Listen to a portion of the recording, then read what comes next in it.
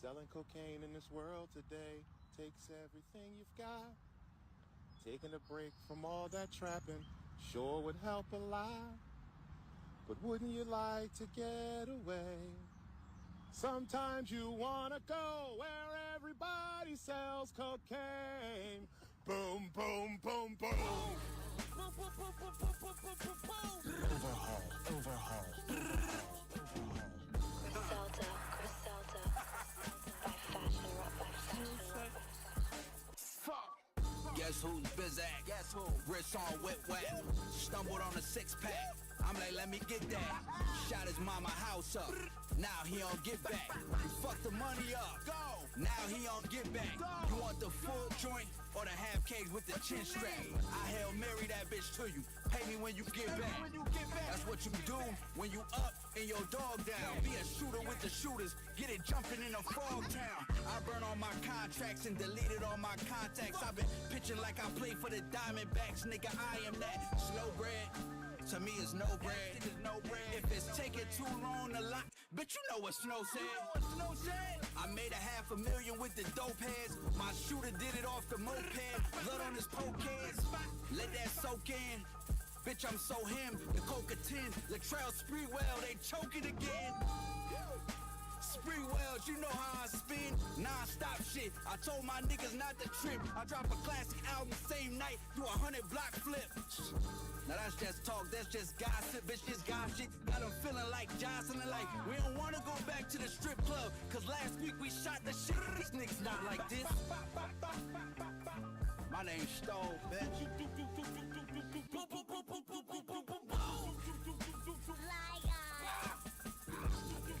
It's not that Okay. Know what I'm saying? I feel like I'm putting the work in and it's being recognized. That's about it. Was your plan always to move slowly, sort of step by step, and have a certain level of patience about it? It seems like hell no. You wanted to get it popping quick. Yeah, I wish it would have got popping 5 years ago.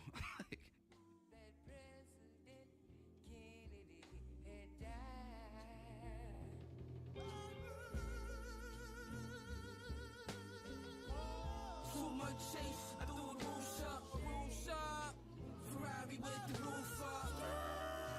You niggas talk too much, fuck em up. 100 bricks got flew up. Too much chase, threw the roof up. Ferrari with the roof up. You niggas talk too much, 100 bricks got flew up. Rick Owens trench, touch the hem. Stove gotta cleanse the kilo of his sins. Hallelujah. Holy water in the pot, spin, I'm locked in. The last blocks that landed, they stamped them with John Lennon face. Only blue nose, my young boy got us up like Tumo. I seen him shoot 7 left-handed Tony Kugo. Cocaine Moses, I parked the ocean, drive a whole brick through in the Lotus. These niggas bogus. Walk hard in the cream soda. Versace cap and gown, I got a water whip diploma. Whatever charges they throw at you, better hold them. Could afford his case, I guess he'd rather fight his way up out of coma. Shoot the building, stash box built in. She said the wrong way forward, but I keep you filled in. Shit, I'm on my way to close the deal. If Columbus could still land, bitch, we could still land. Rock top came with the bees like candy, man. Parked outside the Waldorf Astoria, begging $500,000, counting $500,000 is glorious. Long way from bundles of boys inside of the foreign. Dope fiends, arms tied up like Ultimate Warrior. I put a stove in the studio, whip it, then I know look dish it like Ricky Rubio. I'm about to buy 100 shares of Hulu. Magic with the chickens, we doing voodoo.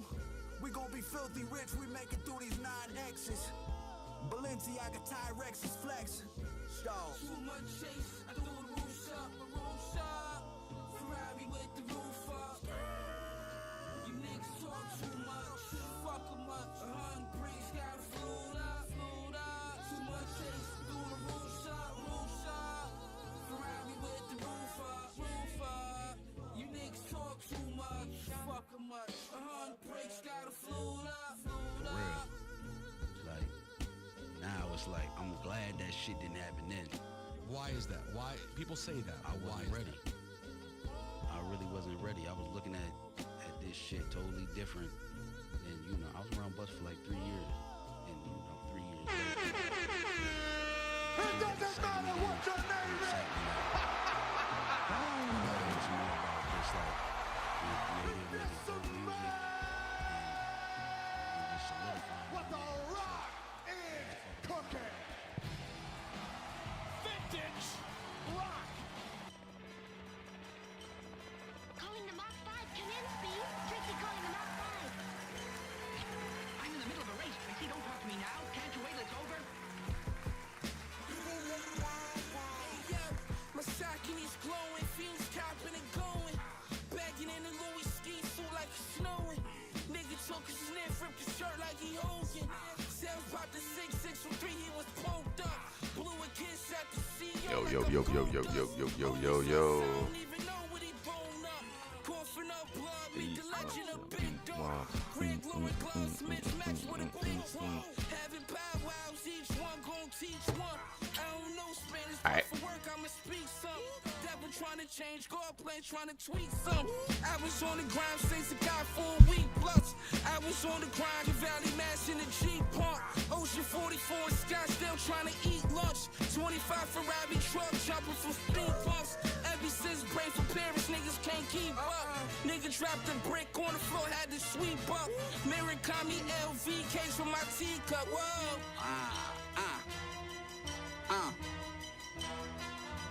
See no evil, third eye covered, but I hear him call me. Wicked ways for the cash, till the demons haunt me. Even Victor off his lab with a kilo on me. If I wasn't rapping, I'd be cooking in your bitch apart. You think she raw, we still treat her like she stepped on. You know the cocaine lexicon is extra long. They throwing rocks at the sky, and here they got a lot to say. But it's quiet when I pull up, I'm the Tesla guy. We dying to crash out, the airbags Louis Vuitton. Before I landed, boy, that shit wasn't doing the job.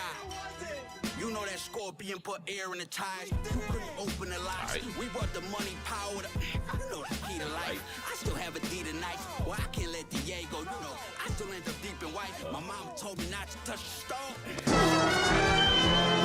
Grand Wizard, glass pop blizzard. Money Bigfoot on the pedal, speed the Benz up.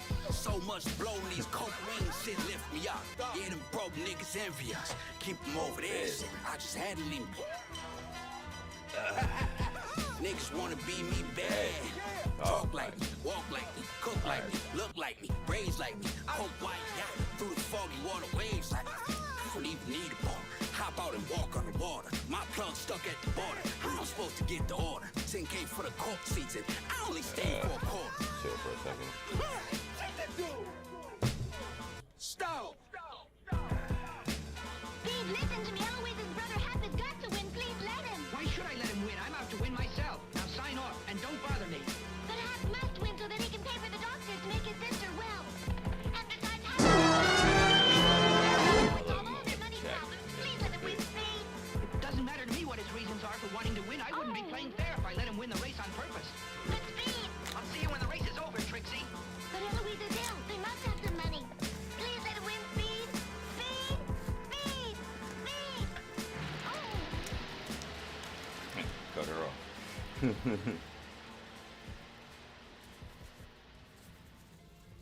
How y'all feeling out there, man? Happy Saturday.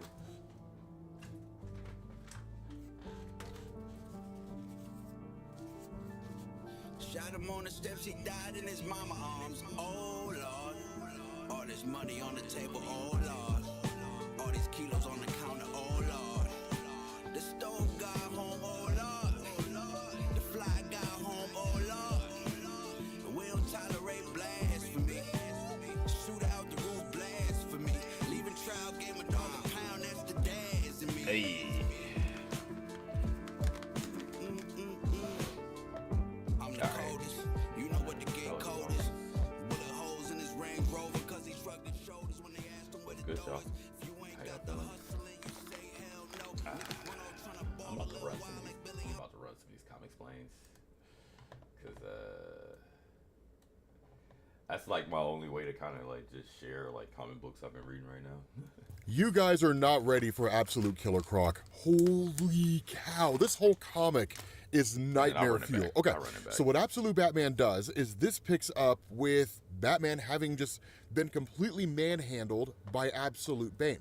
And at this point, he's now a prisoner and a test subject. So what we're told, begin doctor's log, reporting on test subject 27. Sedated male presented at 6. Let me ask you a question. What comics you been reading? Have you checked out Absolute Batman yet? Like, this is something I've been looking at. I've been reading for a little bit. I've been reading this and was it Absolute Superman and Absolute Wonder Woman? Those are three I've been on the Trinity pretty much. Let me show you something though. We're gonna go. I'll just take it from the beginning then, because I don't want to kind of spoil it for a lot of people. He said Rob is dope, fucking love this channel. Yeah, same here, man. He always keeps me, him, Comic Historian, that other guy, rest in peace, I forgot his name. But yeah, there was another guy too that passed away not too long ago that used to do this. I think one of these videos talks about it actually. Damn, I thought he did Absolute Batman. He did. You guys are not ready for Absolute Killer Croc. Holy cow. This whole comic is...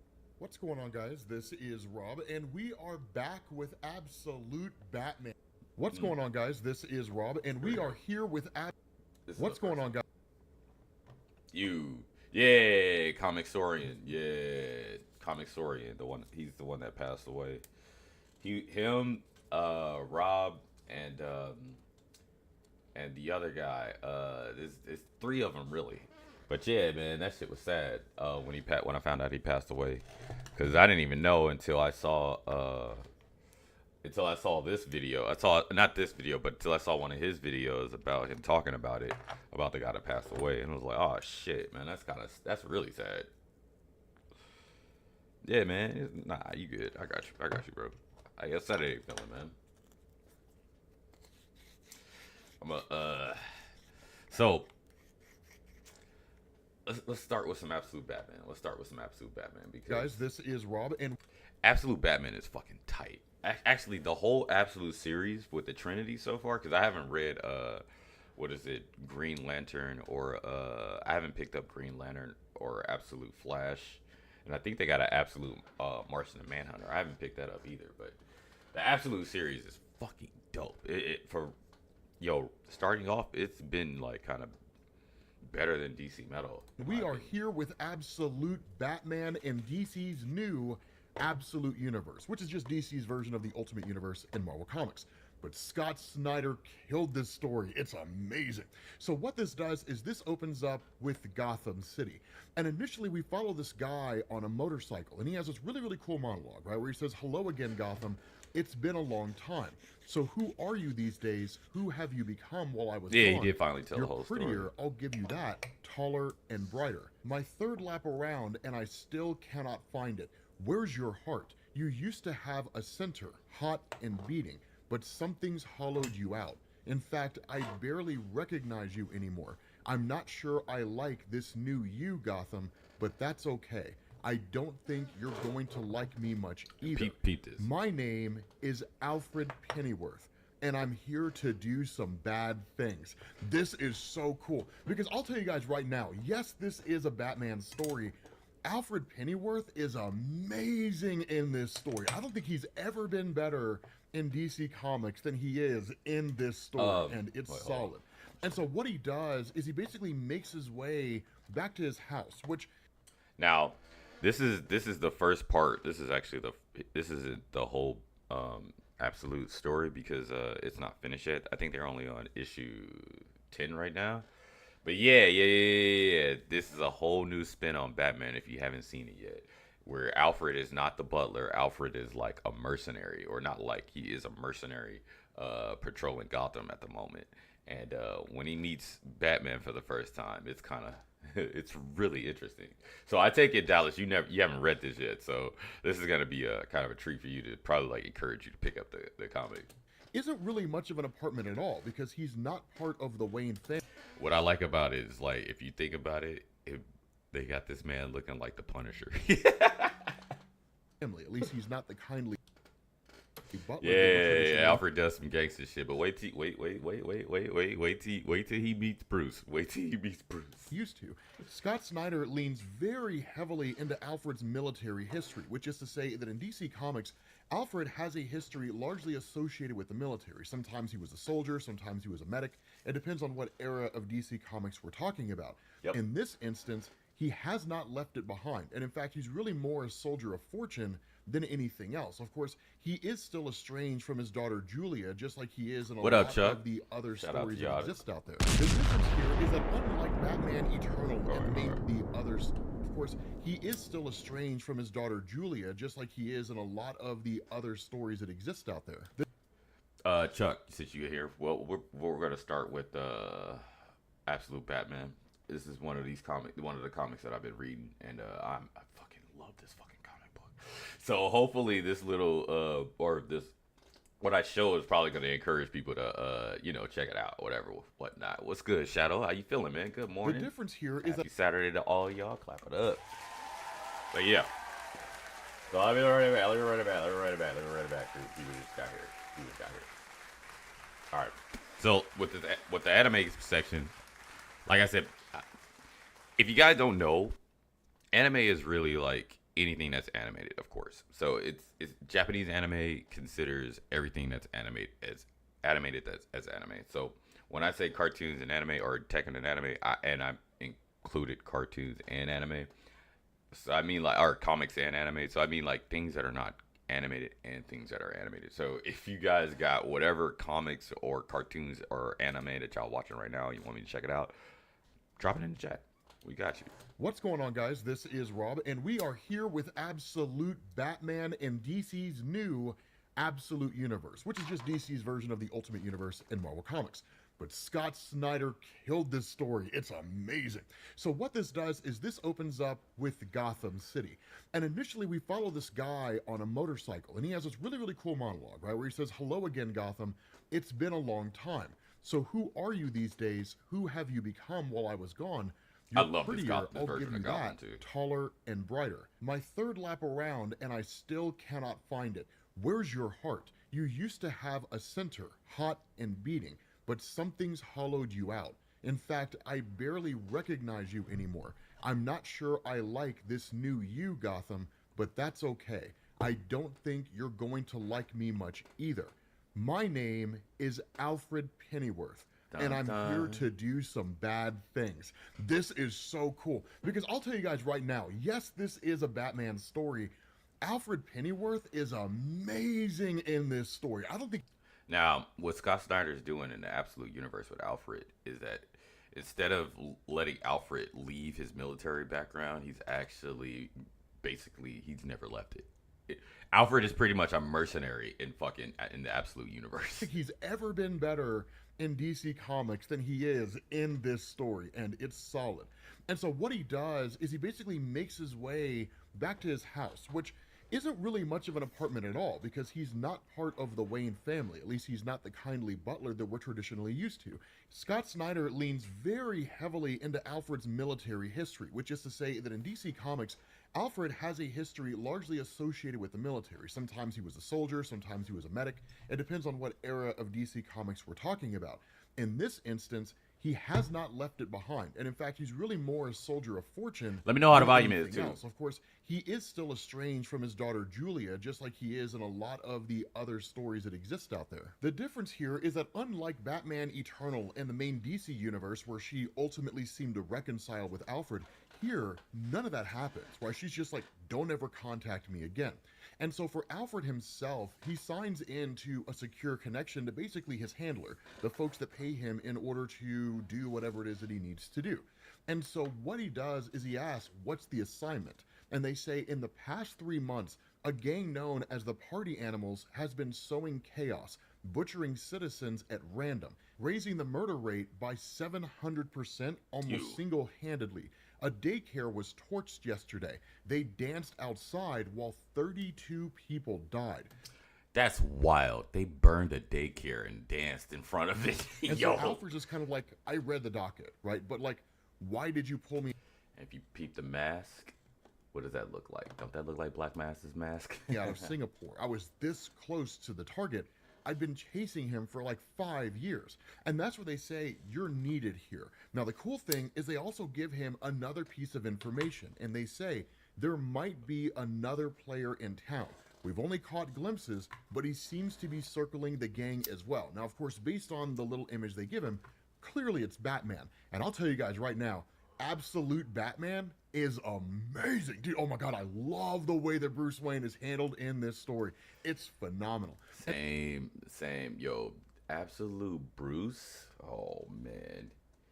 I don't know. He rivals. He I can't say he rivals the main universe Bruce, but he's just like him. He is exactly like him, just without the money. And so what they do is they send him coordinates to do two things. The first is to monitor the Party Animal gang, and the second is to seemingly keep tabs on Batman.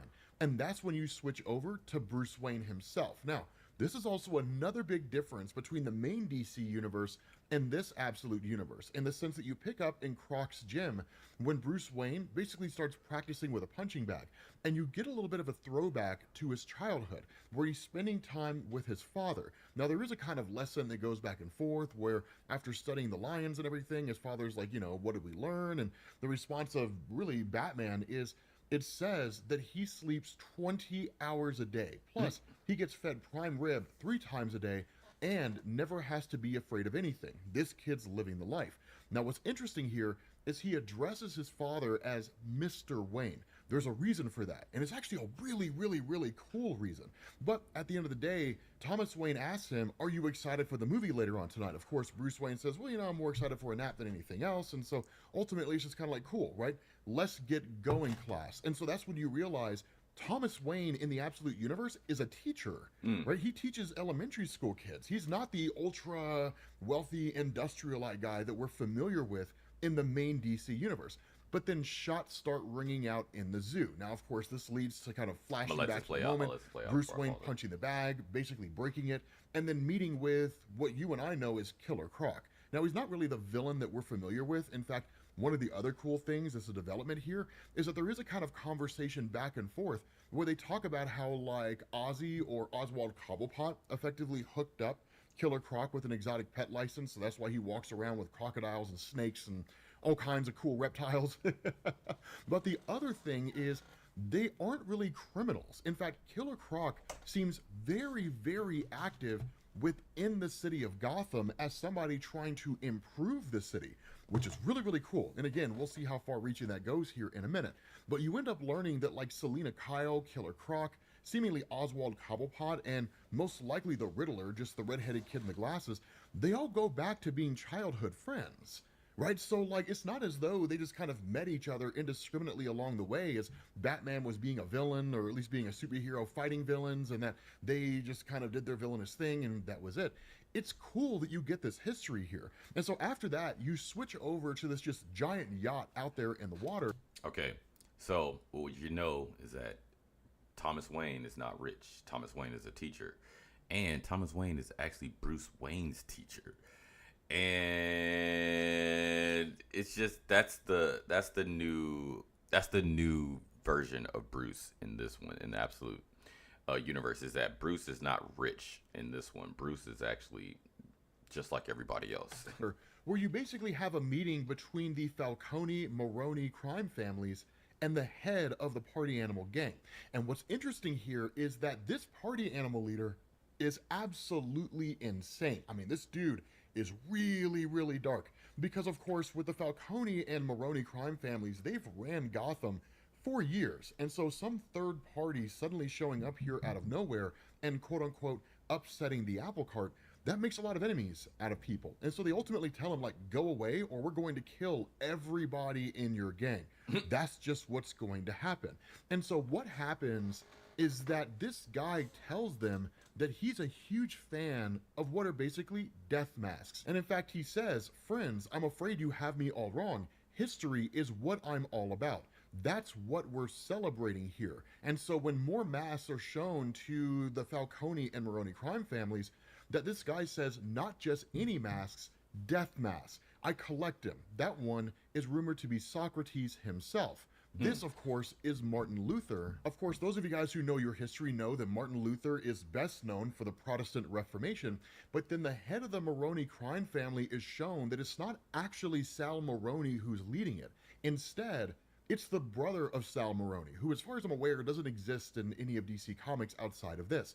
But one of these masks, essentially the head of Sal Maroni, is held by this leader of the Party Animal Gang, along with the cousin of Mr. Falcone. And he's like, and all the rest. So in essence, this guy came into town before the Falcone and Maroni crime families even understood what was going on and started killing everybody, like killing all the other heads of the crime families in Gotham. So by the time these guys come to the seat of the table and say, you need to stop all your criminal activities, it's too late. The demons are at the door. There's no way to stop what's happening. And so these guys are immediately killed on the spot, and their heads are going to be mounted up just like everybody else. I told you, this story is amazing. Like, it's so phenomenal. And so again, following that, you pick up with Bruce Wayne officially donning the Batman mantle. Now, one of the things that had happened during the conversation between Killer Croc and Bruce Wayne is Croc had told him, hey, like, Mayor Gordon is calling a kind of town hall meeting later on tonight to address the concerns of the citizenry in relation to the Party Animal Gang and all the things that are going on. And so again, this demonstrates the fact that Croc is very, very much active in the community. And where one of the citizens speak up and really just kind of chastise Jim Gordon as mayor about how... All right, this is where it's about to get, like, really crazy. So, you know that guy that's leading the Party Animals is Black Mass. If you guys didn't recognize, that's Black Mass of the Absolute version, or Absolute Universe. Now, look at those death masks.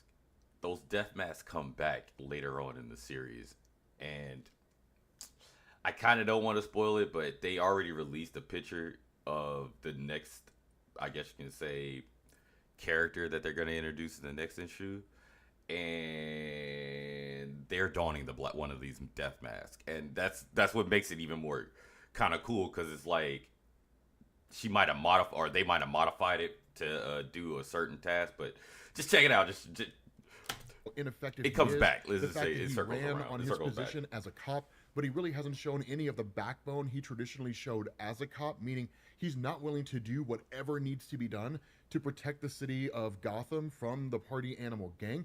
That this guy says at least Mayor Hill did something. And so where Killer Croc stands up and says, like, Hamilton Hill was a crook, the response this guy gives is, yeah, but at least he was tough. And it kind of makes sense, right? The citizens of Gotham are desperate, and in times of desperation, people will believe what they want to believe. It doesn't have to be rational, and it doesn't have to be reasonable. It's just what they choose to think. Wild. And so this is wild. This is wild, because Croc is standing up trying to, like, say, like, hey man, that mayor that you guys are fucking praising, that dude was a crook. And these people are responding, well, if he might have been a crook, but at least he was tough. Like, yo, what the fuck? And you have this other guy who tells a story, and he says, I run Finger Tailors on 27th Street. Every single weekday for 71 years, I've walked to my shop, except the day my son was born and the day my wife died. 18,302 times I've walked there, but I don't walk there anymore. I don't walk anywhere because I'm scared. And that's really what it is when it comes to the citizens of Gotham. Here's the kicker about all of this. While this entire town hall meeting is being conducted by Mayor Jim Gordon, Alfred Pennyworth is staking the whole thing out, and he's watching all of this. And that's when he's basically in contact with his handler and kind of filling them in, and they're giving him information, different things like that. The Party Animal Gang is surrounding Town Hall, and there's dozens of them, because their intention with all these people in one place is to go in here and shoot the place up, kill everybody in one fell swoop. Now, where you transition back to Mayor Jim Gordon, who talks about how he's going to bring these guys to justice and that he's working around the clock with the police, people call him out, right? And they're like, the cops, man, the party animals just torched a police station 2 hours ago. Like, the cops can't do anything because these guys are not afraid of cops. Whenever cops meet someone with an equally capable force, the only real ally that police have on their side is fear. The fact that that person is just either too afraid of authority or has too much respect for authority to challenge cops. But when they have the means to challenge police officers and then they have no fear, that's when cops serve no useful purpose in society. And so that's why a lot of these folks are so terrified. Now, at that point, seemingly Selina Kyle stands up. Of course, most of you guys know her as Catwoman. And she says, look at us, all of us, right? This is what they want. All of us fighting, scared, blaming each other. But Jim Gordon served this city honorably for a long time. I work with his office and I trust him. I also trust us to be better than this. When you got Selina Kyle, aka Catwoman, standing up, yo, speaking for justice. Oh, yo, you know this is a crazy universe, bro. This is a different universe.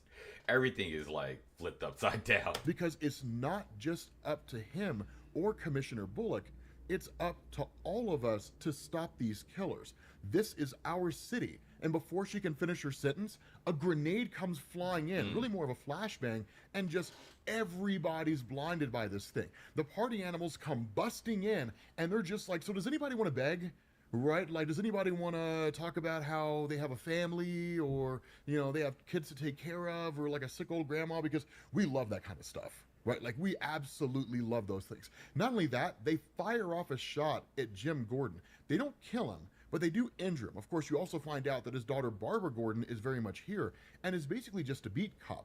But after all this is done, suddenly these guys are yanked back out the door slams shut, and like Barbara Gordon walks up, cracks the door open, and Batman's just waiting there, and he says, whatever you hear, do not open this door. And son. You guys remember that scene in Hellraiser 2 when like everybody was locked in the nightclub and you were on the outside and you could hear them all screaming for their lives as they died? That's basically what happens here, man. Son.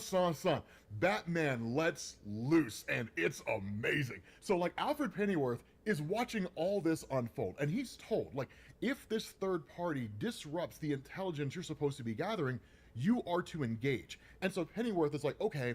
Then he shuts his eyes, right? Because he can't stop what he can't see.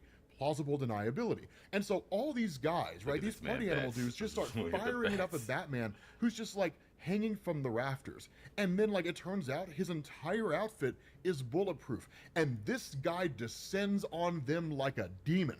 And without saying one word, starts taking out every single one of these guys. Now, while all this is going on, Alfred Pennyworth, who's really more listening to everything than physically watching everything, gives this really cool monologue and this amazing insight into the nature of this version of Batman. And he says, look at you go. Whoever you are, you've got flair. I'll give you that. So let's see what you can really do. And so in watching Batman fight, he says you're fast, you're steady. Above all, you're focused. You've been waiting for this, haven't you? You have. You've trained too. Mixed martial arts, which is your own blend. Muay Thai, Brazilian Jiu-Jitsu, but you're a striker above all else. Brutal, yet precise. You're putting on a show. A leg stomped on so everyone hears the crack. An arm snapped over your knee, sending a message to every single person. You're enjoying it too. And the knife work, my God, so bloody, yet so precise. Each artery is missed by just enough. No fatalities at all, like it even more, not Dallas, one. in a So few minutes. that means you're an idealist. Now this leads to this guy called the Hand, or at least seemingly he just addresses himself and saying, this hand has killed more people than you can count. Now I'm going to give you one chance to get out of our way. Now it's kind of a cool thing because I'd like to think this guy is just called the Hand. Of course, this guy breaks out the biggest meat cleaver I've ever seen. So what does Batman do? He returns in kind, and he brings out the Batman Battle Axe, which is dope, and just cuts this guy's hand clean off. So that Dark Knight Returns style emblem is actually a piece of a battle axe, bro. right? Just like that. And he just tells them, even kind of taunting him, he's like, there's a hospital around here somewhere, but I can't remember which direction it is. So you better start running unless you want to bleed to death. And then he tells the rest of them, which really kind of reveals more, that the party animals kind of rely on numbers and really threat of danger for their schemes than any actual backbone. Batman tells them, like, get out of my way. And like, they all just take off running. Now, Alfred watching this, he says, well done. But if you were a true tactician, you'd have set up a trap for those that were fleeing the scene, only to find out that he did, That right? he did. He Batman did. seemingly activates this whole thing and blows this place to pieces. Now, it's not enough to kill everybody here, but it is enough to get the job done. And so Alfred is told by his contact, right? They said, what's going on there? The satellite makes no sense. Whoever the player is, you are to engage. And Alfred says, okay. So Alfred moves up on Batman, and then he says, this is the sound of a DC-34 automatic shotgun, son. There are only 3 of them in the world. It could blow your brains all over the sidewalk before you even blink. What does Batman say? Man, son, you better come strong. Kicks Alfred, knocks the gun out of his hand, and then takes off with the gun, right? He's just like, it sounds dangerous. And he just leaves. And so after that, you have Alfred, who basically does this huge deep down investigation on who this Batman guy is. And in effect, he gives us the modern day origin of Absolute Batman in the Absolute Universe. And he says, the next day, everyone's talking about it. Who is the Batman? So, who are you really? Bruce Wayne. You hide your tracks well, but it's easy when you're no one. Just some guy, 24 years old. Your mom is a social worker, your dad is a teacher. You grow up in Crime Alley, high friends in low places, a tight group. You're smart, excel in school, your parents have you tested, and you score near genius level. Then, in the 5th grade, you win a student engineering competition, creating a mobile collapsible bridge that can be used to bring aid to locations hit by catastrophic damage from war and cataclysm. The design is origami-like, based on the anatomy of a bat wing. And the prize is a trophy and a trip for your whole class to the Gotham Zoo, where it all starts. Because somebody starts firing into the crowd. People are literally perishing here. And so Thomas Wayne grabs all the kids and takes them into the bat house, where he tells them all to stay safe. But in the midst of it, he's seemingly shot. And so what happens is, Alfred says, after that, you lose yourself for a while. You lash out, you rage at the world, but then you find yourself again. Something inspires you. You straighten out, you go back to school and get a scholarship to the best university in the state. But when you get there, you get injured in the first week, a soft tissue tear. And he says, I've seen the x-rays though, and I've been in command of men who faked injury to escape duty. And I suspect that's exactly what you did. But why? You were good enough to be a star, even go pro, because you were saving your body for last night, for all of this, whatever it is that you've built. You studied applied mechanics, chemistry, criminal psychology, military theory, socio-cultural history, everything to prepare you for when you came home.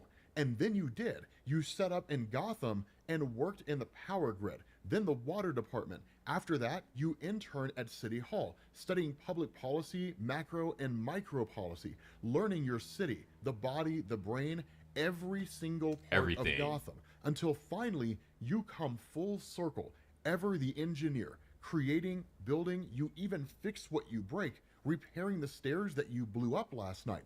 You've built something here, Bruce. I see it now, and it's truly impressive. But it's really awesome, because what it does is it removes Batman from the traditional plot device type character where he's like, I know the city inside and out, because I've been in it for a very long time.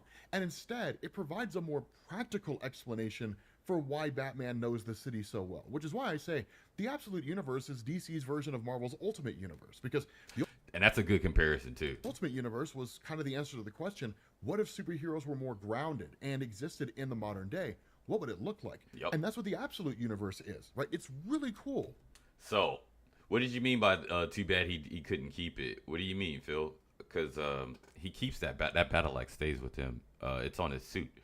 So it's always with him. Even when he later in the issue when he gets captured, like he gets it back. Like I don't know what you mean by too bad he couldn't keep it.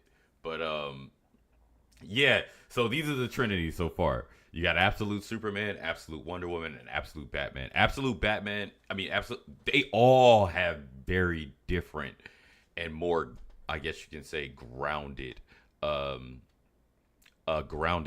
origin stories. Oh, the shotgun. For sure.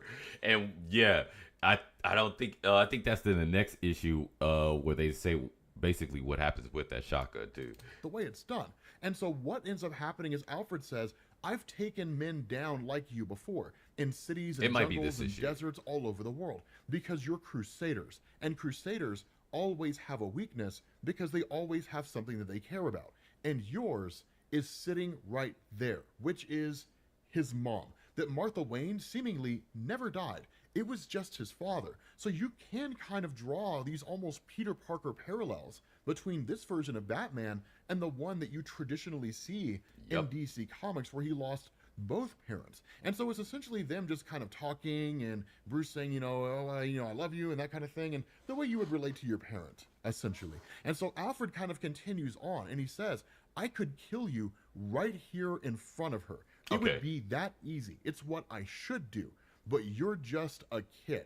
And so at the end of the day, you have Alfred who shows up to Batman in what's effectively his hideout. Here it is. But it's not really down in the Batcave under Wayne Manor because there is no Wayne Manor. It's hard to have a Wayne Manor when your mom's just a social worker and doesn't make billions and billions of dollars. And so where Bruce Wayne resides here is actually on top of these old abandoned buildings almost up in the sky. And so it allows him to operate with no one batting an eye on what he's doing because the buildings are designed to just kind of be like tax fronts, right? That they're really more write-offs than anything else. So the buildings are unoccupied. Nobody actually uses them. And so Alfred showing up here with his pistol is like, I'm shutting you down, right? That's the end of it. And so Batman draws the very gun that he took from Alfred, right? That DC-34 shotgun. And Alfred's like, I thought you were better than this, right? You're non-lethal. You don't kill people, right? And so he's like, give me the gun. And Batman opens fire on Alfred, right? Seemingly blows this guy away. And then he takes his motorcycle and he rides off. Now, here's the cool thing, right? Again, Alfred provides commentary here. He's like, a few things happened very fast. First, I realized that he modified my prize shotgun to be non-lethal. Basically, he ruined it. Second, I hear my very gun clatter by my side as though he's saying, keep it. And third, I hear this roar, the roar of my own motorcycle. And four, his voice says, you're not the only one who follows people. So seemingly, from the first time that Alfred Pennyworth arrived in the city of Gotham, Bruce Wayne's been following him. He's been learning about him, gaining information in the same way that Alfred's been gaining information about him. And so the question that really Alfred asks here is, what does all this mean and where are you going, right? Like when you ride off like this, are you going to get the lay of the land? Is that what this is for? What happens when you basically become the person that you really are intending to be? Not only that, you pick up with this epilogue, which is really, really cool, where Alfred, speaking with his contact, says, I'll take care of Batman the next time he interferes. And his contact says, okay, deal. But for what it's worth, the target that you were previously following in the Philippines before we yanked you out and brought you here, he's in the wind. Nobody knows where he is. We thought you should know. Here's the thing. It's amazing because what happens is Alfred says, 5 years I tracked him while he studied with Henry Ducard in France. Then he killed the guy while he trained with the League of Assassins, and then he killed them. Now this guy's in the wind. And so you pick up in Manila. Trained with the League of Assassins. Keep that in mind. The guy that the target that Alfred has been following, that he was took off of, he trained with the League of Assassins. And basically you have these two pilots, right? Then he killed them. One of them says, or really asks here to be honest, is there nothing else that we call him besides Sir? Like there's no name or anything like that? And the other pilot says, nope, like all the names are fake anyway. Jack Arthur, even I don't know his real name. When you're one of the 30 richest men on the planet, you can be whoever you want to be. And so this other guy says, you think he'd want to be my rich, generous best friend? Get ready. And this guy says, no, right? Don't do that. do not joke. And when the guy asks why, the second pilot says, didn't you hear? The guy never laughs. Here we Not go. at anything ever.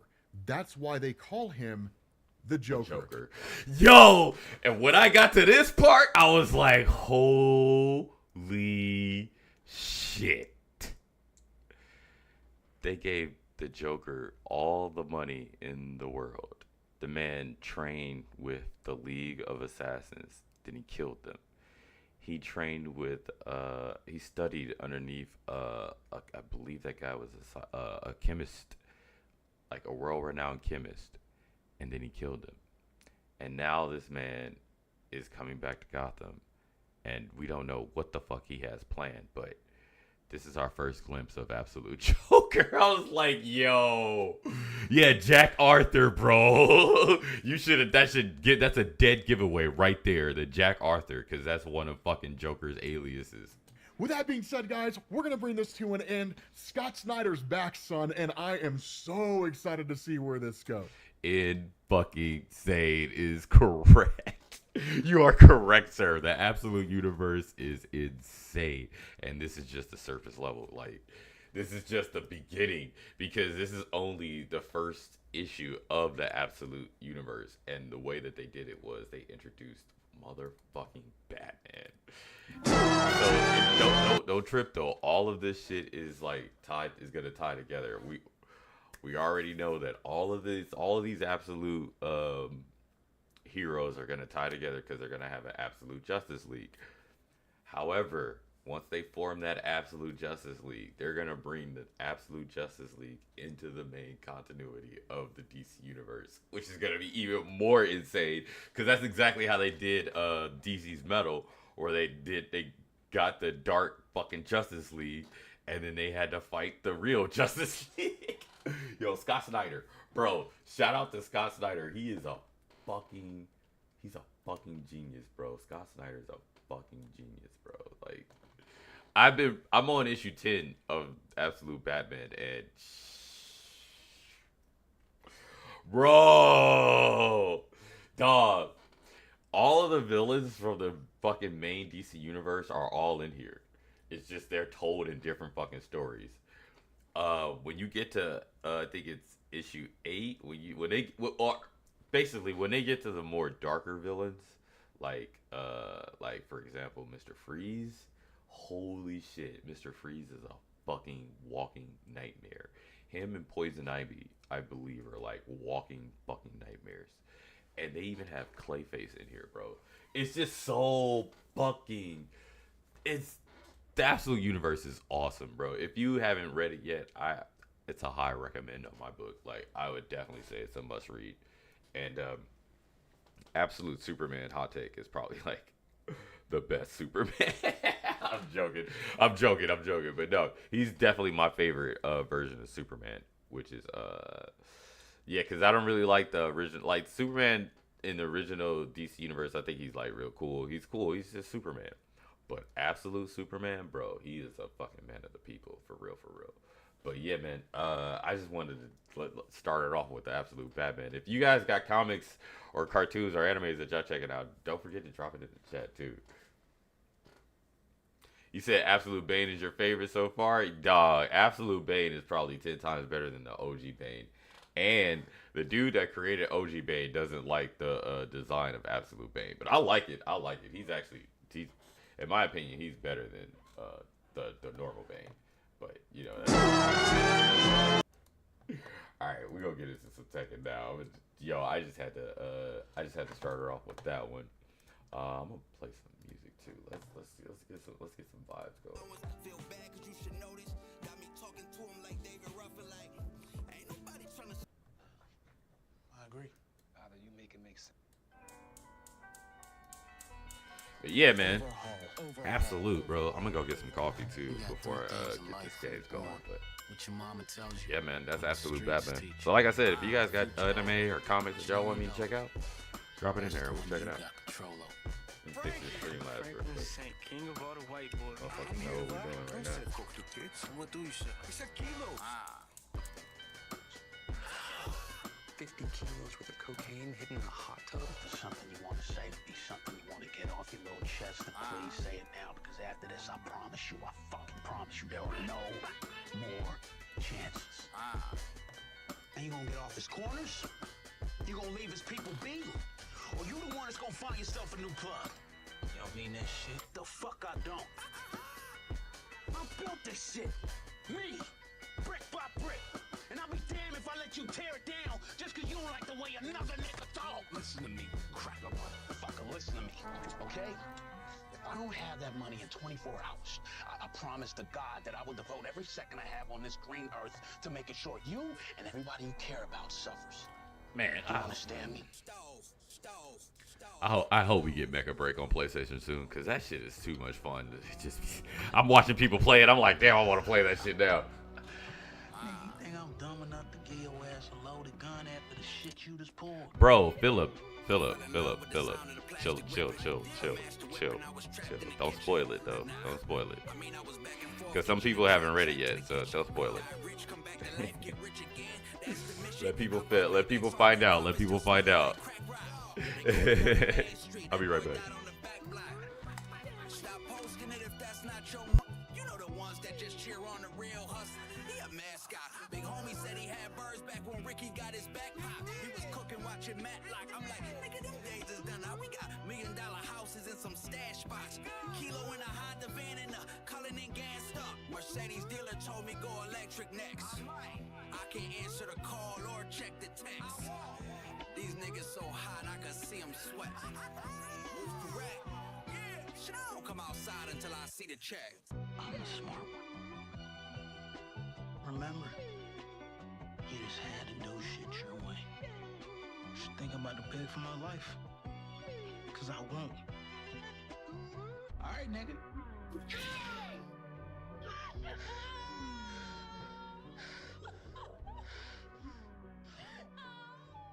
They call me Swim, cause I'm either swimming in some money or swimming in some pussy. Shit don't make no sense, man. I agree. Either you make it make sense to me, or I just gotta simplify. Now you know what I mean, right? I can't tell you if my luck's been running good or bad, man. But y'all doing something here and I'm trying to get in on. But this shot, man, it feels like it's worth taking. I got things I gotta do. Things. I baptize bricks, I pray to pianos. I bought like Gary Payton did in Seattle. Let's see how much this scale can handle. Throw some keys on it, throw some keys. I baptize bricks, I pray to pianos. I bought like Gary Payton did in Seattle. Let's see how much this scale can handle. Throw some keys on it, throw some keys. Yeah, you want a stove right full of shooters. Foot on base, King Griffey Jr. Stove guy, cooking straight through, huh? Oh, you walk on cold water, oh, you Jesus, huh? No, I saw your little faith when we came through, huh? When we sprayed through, huh? Now you can't move, huh? Smell the cocaine on the paper and the raid too, huh? Smell betrayal on that money and the pain too, huh? The bread started falling fast and people came too, huh? When they was all around your crib, legend, why ain't you, huh? 20 in the Hellcat, well wrapped. Feds came sweeping like a tailback. Tell them that we ain't got the pots and the scales back. We ain't bring the flip phone sales back. We ain't step on it 3 times, give them the sale back. Tell them niggas to rail back. Tell them niggas the real is back. I baptize bricks, I pray to pianos. I bought like Gary Payton did in Seattle. Let's see how much this scale can handle. Throw some keys on it, throw some keys. I baptize bricks, I pray to pianos. I bought like Gary Payton did in Seattle. Let's see how much this scale can handle. Throw some keys on it, throw some keys. There's cocaine paste at the bottom of that barrel. When you take this Bosse, you roll it into a cigarette, that shit get you fucked up, Jack. I had some of my boy, they smoke this Bosse with some bitches, and they love it. Bitches love it too. It keeps going in their head. Bosse, boss. And that Bosse was more than what it was. About the chemistry sets, even know what the fuck they was doing. Nah, you good, Phil. Nah, you good. No, cause no, that's why I think Bane, dog. That's why his dialogue. That's why I think he's 10 times better than your OG Bane. But That's why I didn't say a lot. That's why I don't want to say a lot, because I know people haven't read it yet. And when I read it, when I read his dialogue, I was fucking surprised. I was like, not surprised. I was just like, who is this one? Like, now I'm like thinking like this might not be who we think Bane is from the OG Bane. Wait, hold on. I got keys in my pocket. I don't need to be there. Hold on, I'll be right back. But yeah. You good, Phil? You good, Phil? I'll be right back. And I can't respect it. Song to the Sopranos. Plays in the Cullinan came from cooking butter now. Pull up like the Dutter Man. They say what's done in the dog gets you done in the end. I say if you done it right, you won't have to done it again. What's 1,000 grams to me now? These hating niggas residue in the pen to me now. I was getting money places that they can't be around. We was balling with the Wolves, Carl Anthony Towns. Got the coke water splashing again. Got the K9 sniffing on the Ashton again. Plugged out, all I had was my stash in the bins. Shit, he probably had a kilo in the casket. Ashes to ashes, 1,000-gram dances. Ballerina in the pot, we took it elastic. We ain't think we last long. We don't win classic. Shot him off the T-Rex. He don't win. See, the thing about it, the man never. Oh, this is profound. Tries to be the man because he is the man. The dude that tries to be the man validates that he's not him, because you can't try to be who you already are. So all the way through. What's good, Jay? High school, I was always that dude.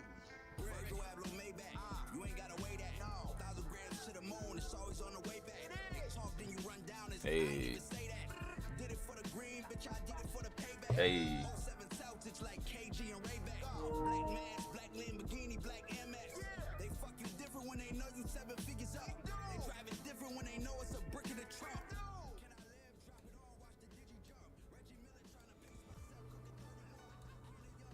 Alright, let me know how that volume is.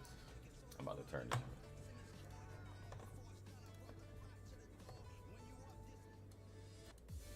Alright, let's get this going, because we've been having a lot of fun with Mr. Bakaram. What'd you say, Jay? Oh yeah, everything's cool. How are things with you, bro? Thanks for stopping by. You said anything else, world you'll read for sure. You have Earth 1 Superman Volume 1 through 3. That's what's up. Yeah, Earth 1 Superman was real cool. It was a cool one. Who was the other one? Ultimate Wolverine is another one that I'm like checking out for Marvel, because Ultimate Wolverine kind of got like a Winter Soldier kind of story, and so it's kind of really tight.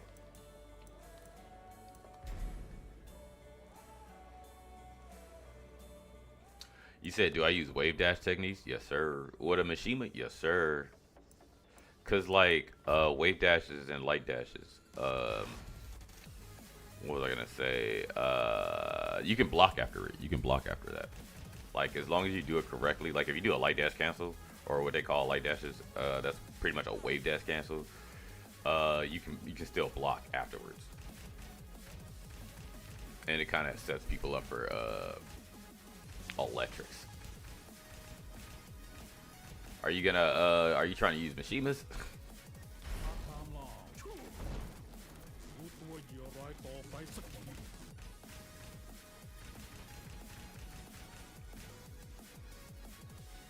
Alright, I'll pull that up too after run some matches. I'll pull it up after this.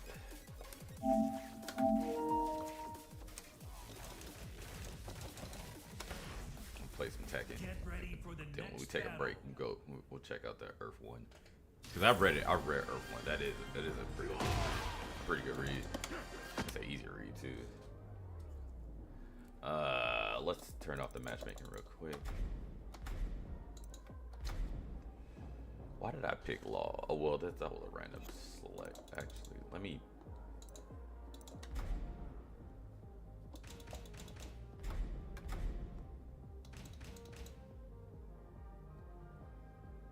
Who is it?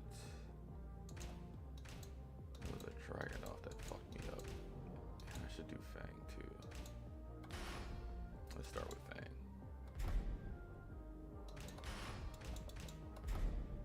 Get ready for the next battle.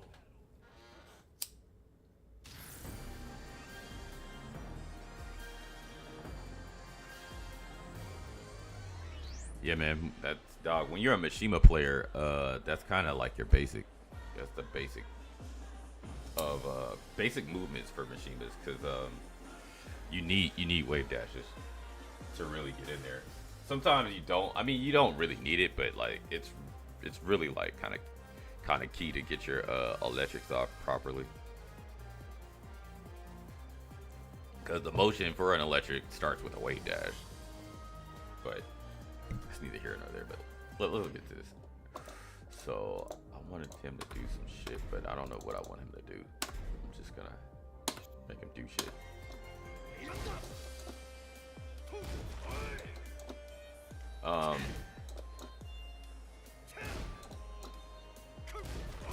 Actually, you know what? Let me here. I'll do this. Since you brought up wave dashes. Uh-oh. Let's go to Reina.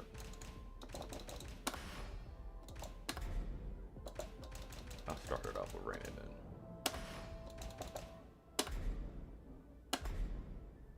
Oh. Get ready for the next battle. Since you brought up the wave dashes. Alright. So yeah. Sometimes I'm in here just and doing that. And then lately I've been doing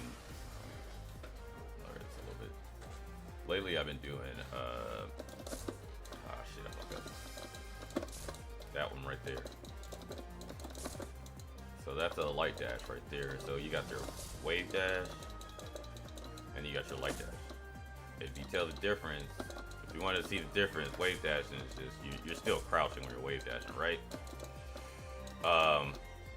This is good. That's good for when like they go low, because you can get a low parry after that because you're already ducking. But the light dash is really cool because you see I'm already standing up. So it's like when you're already standing up, that part right there, you're safe. Like even if they do something, that you can still block it. And in some cases, you can get. Oh, where is it? Oh, my bad.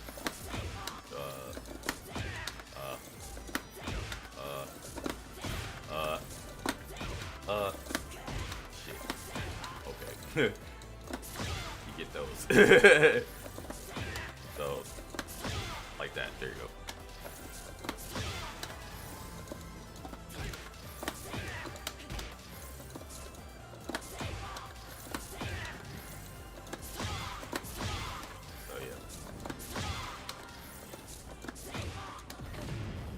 Pretty much like your bread and butter Mishima wave dashing is like you kind of want to know how to do it. You kind of want to know how to do it. You want to get your wavos because it's like for example, you're right here, right, and you're trying to get in there. She the thing about Reina, she's like what is it? She's like Heihachi and Kazuya. She got a misstep, so you could just press forward and you're like misstepping already. So you're kind of like closing the distance a little more, and she has moves from it too. So you can kind of just misstep and just do some shit and be kind of safe, or not safe, but like kind of B plus. And then so when you're like here and you want to get there, she has an option to do 442, or she can light dash. So she has options.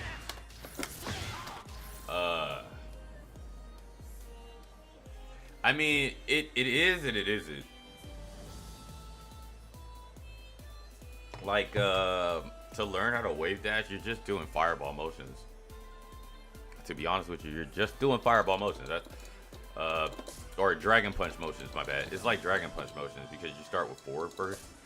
Well, I start with forward first, but yeah, it's not that difficult because look, I'm just doing it right now. And if you ever go to like locals and shit, and you see people that play on arcade sticks, you'll see them just, and they're Mishima players, you'll see them just practicing that shit over and over again, like the motions on the arcade stick, and that's just it. And they're not even playing. When you play like on leverless, it's kind of a little bit easier because you can shortcut it with their wave dashes and shit. And then on pad is a little difficult. That's probably where you'll find more of the difficulty is when you're trying to learn it on pad, because pad you gotta really input that shit on the D-pad and your thumbs can start hurting after a while. Like when I first played pad, I was like, nah, my thumbs, I got calluses and shit. I was like, nah, man, that shit hurts. I can't do it. It getting cramps in your wrist too. Like, nah, man, I'm good. I'm good. I'll stick with the arcade stick.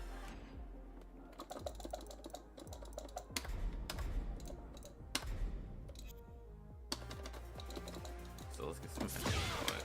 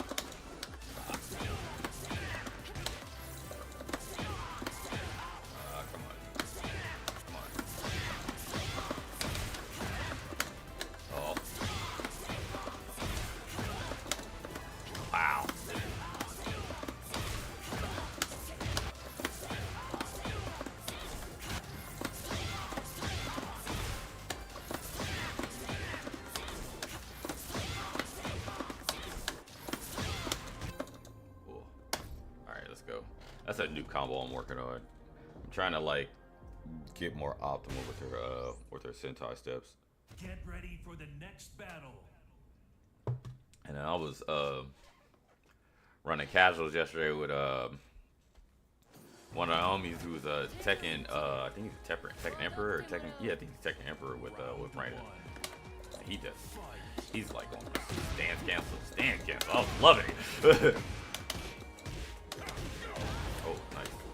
Freddy Cougar. What the hell is this? I didn't.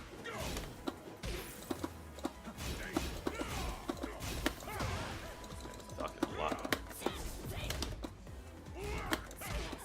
He's talking a hell of a lot. Round 2. Fight.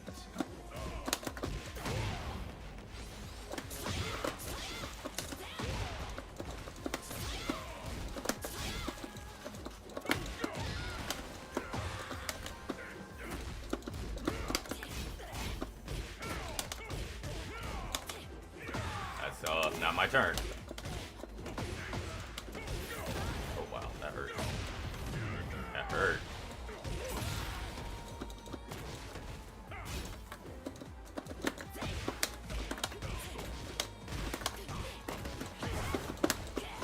I might not get another chance to do this.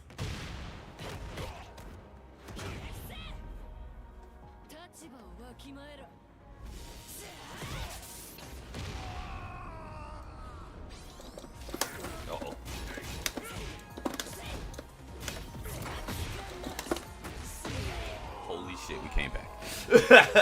Let's go. Oh, nice.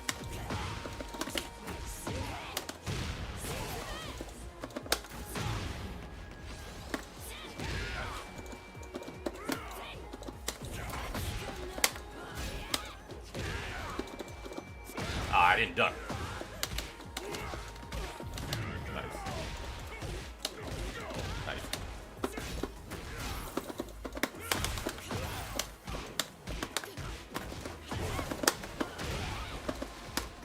I didn't mean to do that one. No, fucked up. I'm hit. Oh no. Yeah, I forgot they nerfed that. They nerfed that. They nerfed it. I think he forgot too. Oh shit. Thank you.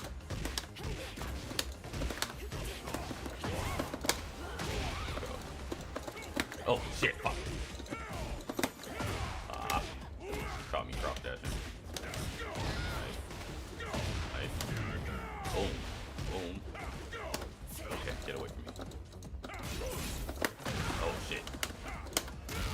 Stop pressing buttons. We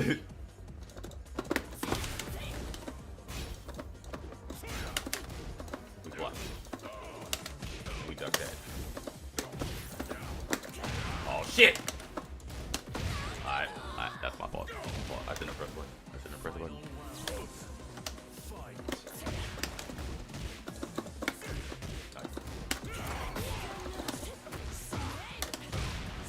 We hit by that. Stop it.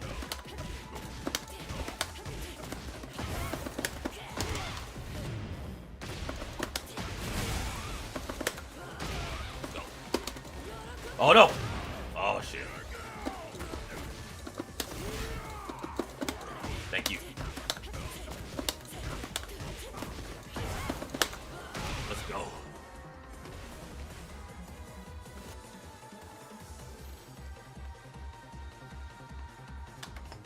Small Tekken. I play a lot of Small Tekken with her.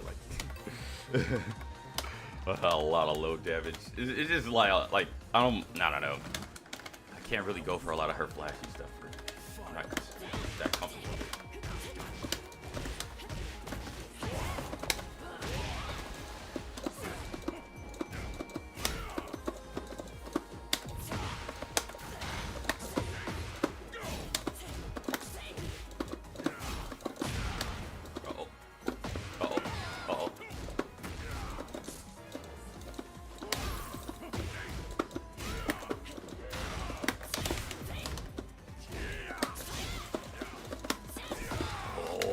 He caught me. He's got a lot of cross dash moves too.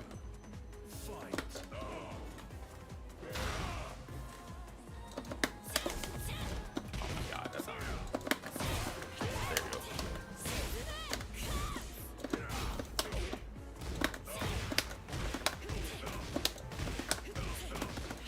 Oh shit. Good shit. I'm hit.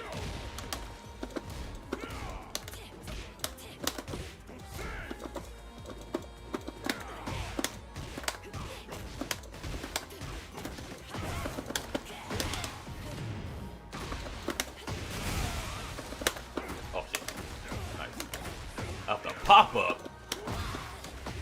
Oh my god. Oh, we got you on a back grab. Look at that life. No, sir.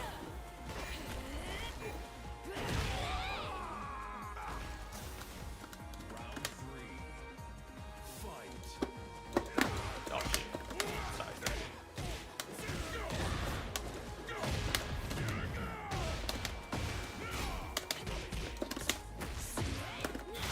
He didn't duck.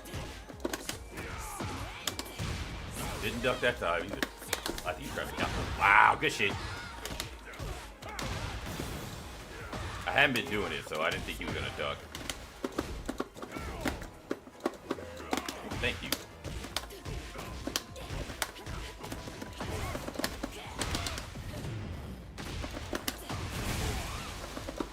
Thank you. Oh shit.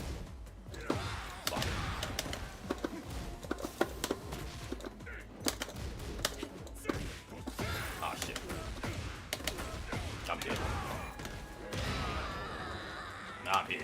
That, yeah.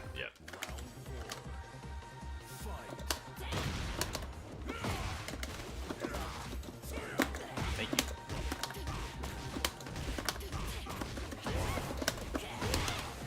I'm using it now.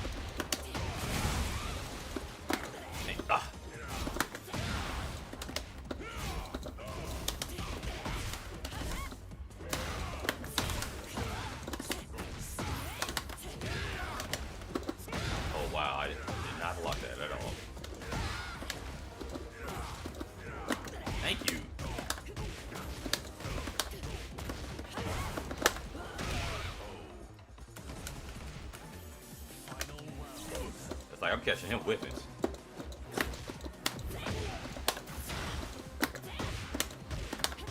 We're now running into shit.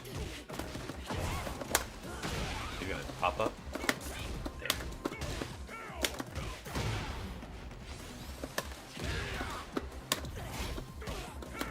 Oh, nice. Nice. Definitely ducked that. Definitely ducked my face into that. Oh, he missed. Oh, sir. Stop pressing buttons, please. Pop up. Oh, no. Don't pop up. Oh. Oh, we got it. Been sneaking them hell sweeps in today. Oh shit, was that 2 in a row? That was 2 in a row. It just takes practice, Jake. You just gotta keep practicing. And don't be afraid to try out a leverless or arcade stick. Don't be afraid. Might change your life. It might change your fighting game experience.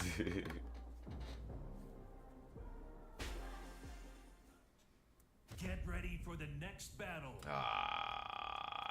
Here we go. Doc Strange. Let's see what madness you're about to show me today.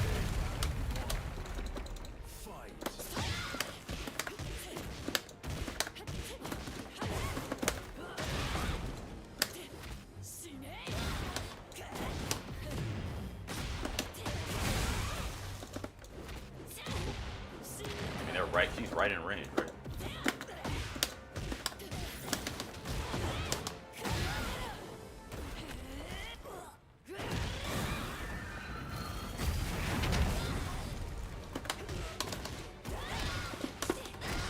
Let's go.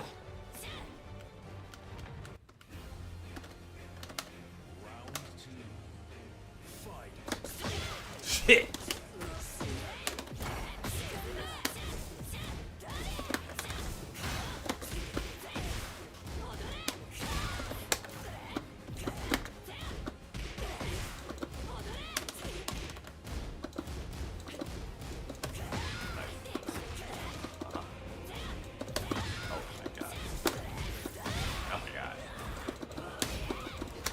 I pressed one.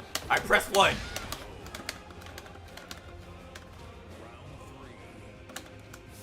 You can block after. After a light dash cancel, you can block.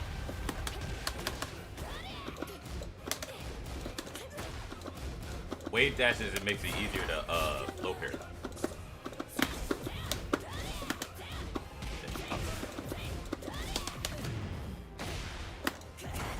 Damn it. Thank you.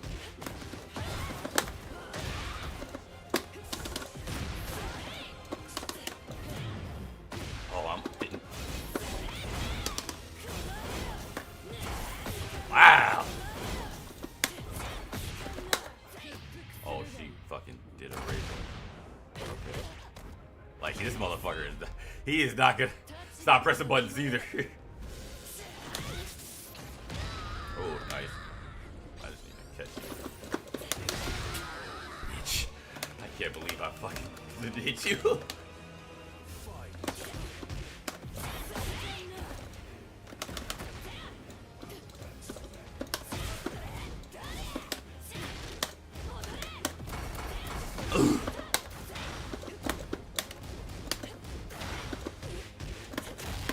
I pressed the wrong button. Oh my god, I'm letting her catch me with that. Maybe not.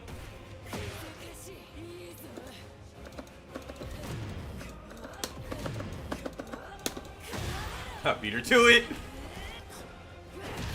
I don't know what you're gonna do it. Oh, fuck. I fucked up. I fucked up. I fucked up. I fucked up. I fucked up. I fucked up. I fucked up. Because I definitely had to mix. I could have fucking grabbed her or something. Get ready for the next battle. Yo.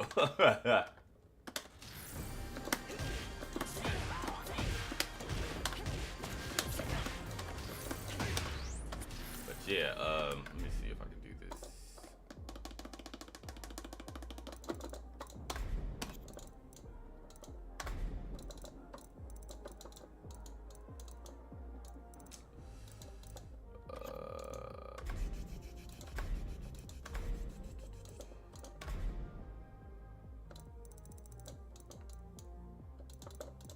No, he has like a one.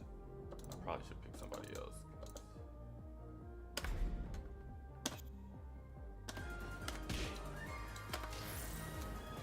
I think I did it wrong.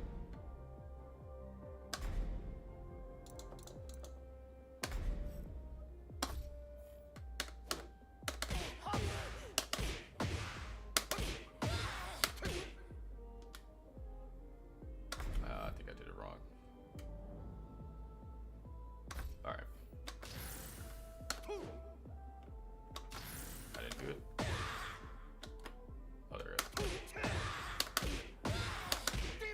Alright.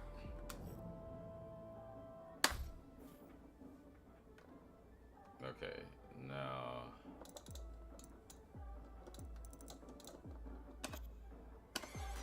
He should do it. Okay, here we go. There it goes. Alright, you see he's punching, right? See?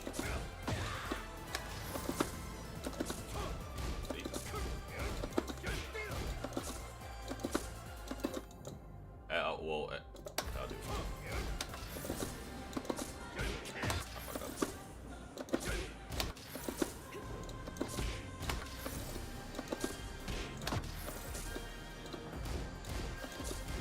See?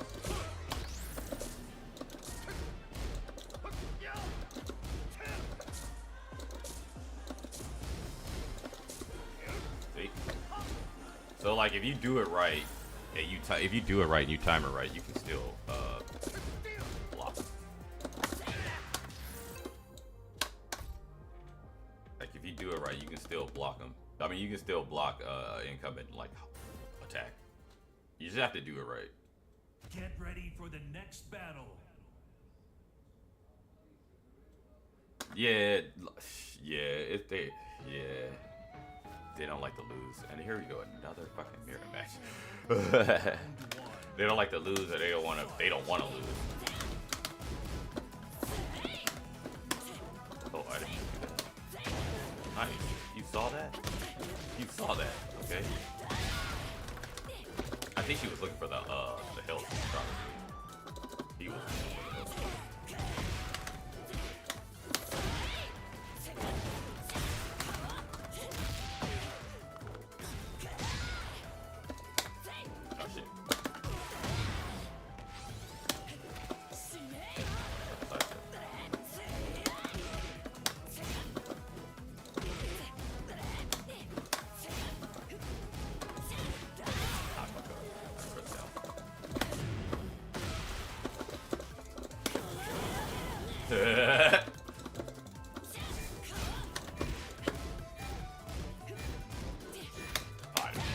I didn't duck.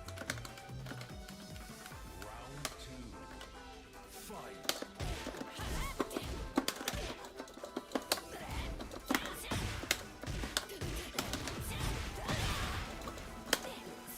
Oh, you did that? Okay.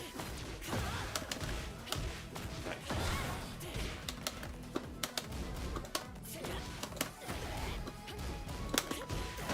Got it.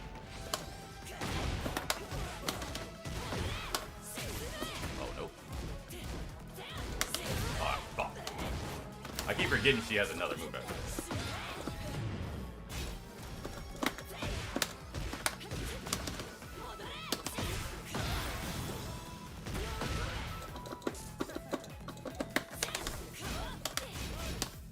Why are you ducking?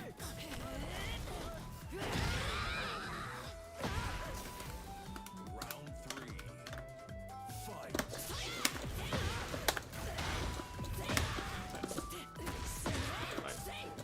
Oh, Jesus.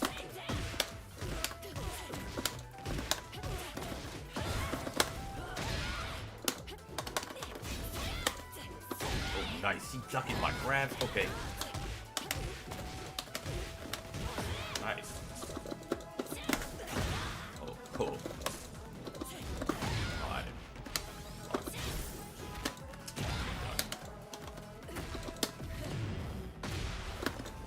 shit.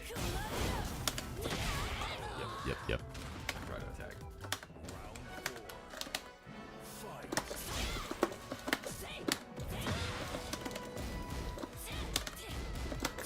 I missed the punish. Nice.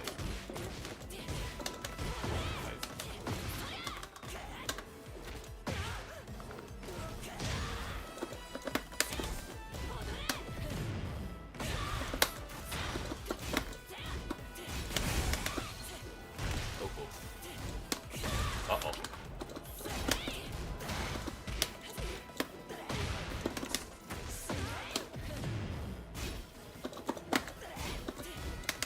Oh shit. Let's go.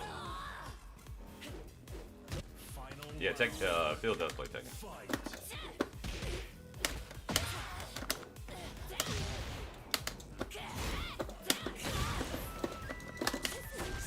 Got it.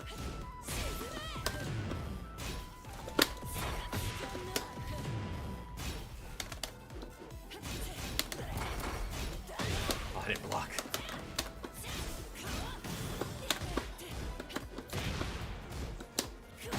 Oh, we got her.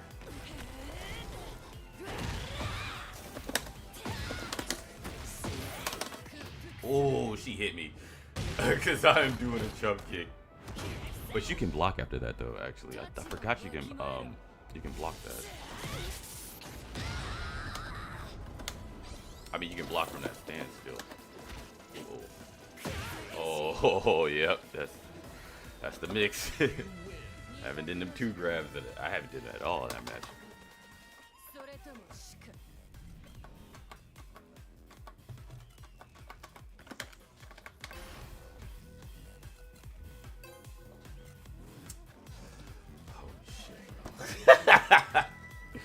We got 2 in a row, man. 2 in a row.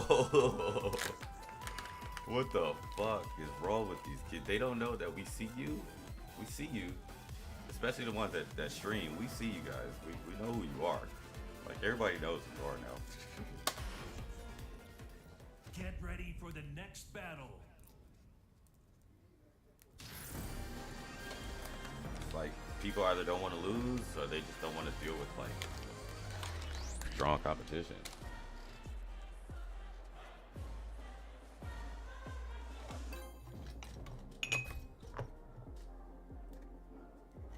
It's like, finish the damn set, man. I had somebody last week fucking he rage quit mid-match when I was about to win. I didn't even get the points, man. I was so mad because I was about to get promoted too. And he basically left, and I didn't get the promotion, and we both got penalties. Or he got the penalty, but still, though.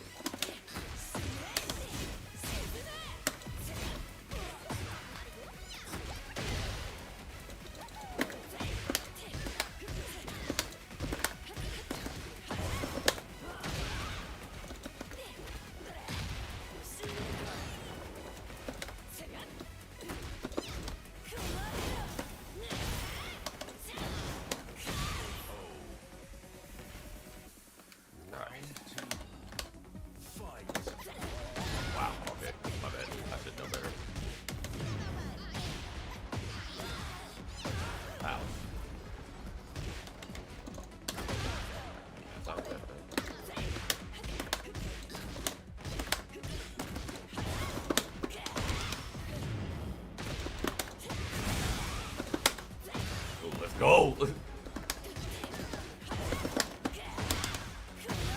Get all this damage. Wall to wall. Wall to wall!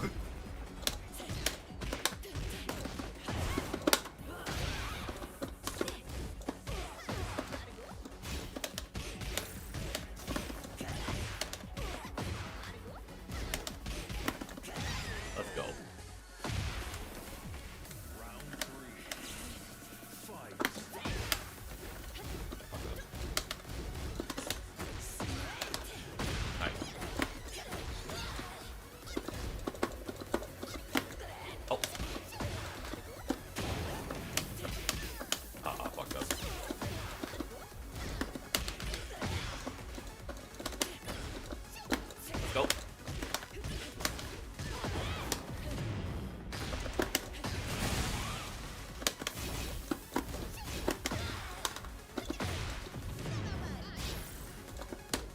Oh, I didn't mean to do that, but I might hit her.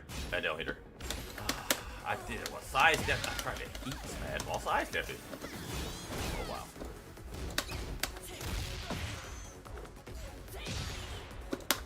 Oh, shit. Did he duck?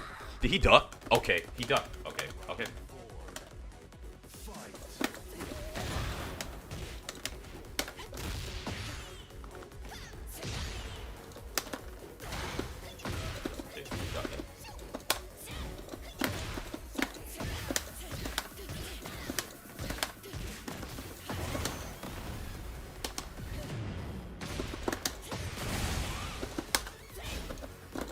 Oh shit.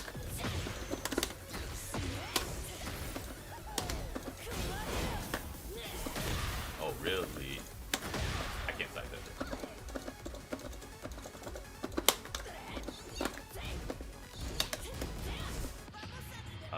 No.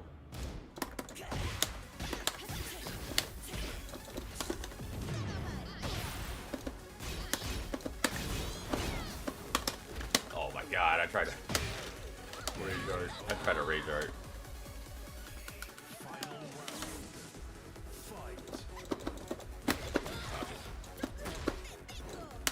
But you hop over it.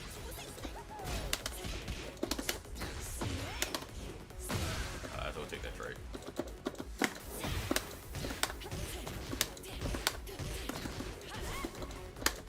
Oh, let's go.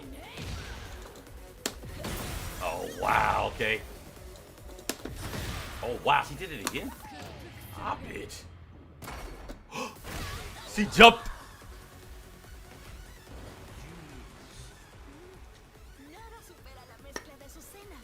She jumped over me.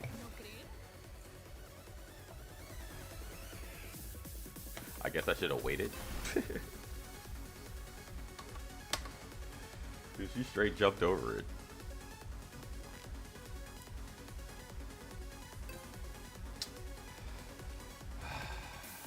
Happy Saturday, guys. This is what it is. You win, they duck. You lose, they duck.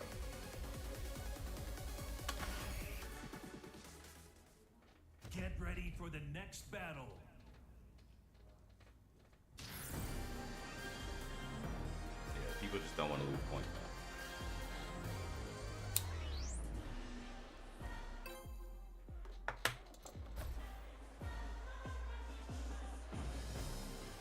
Ah, man.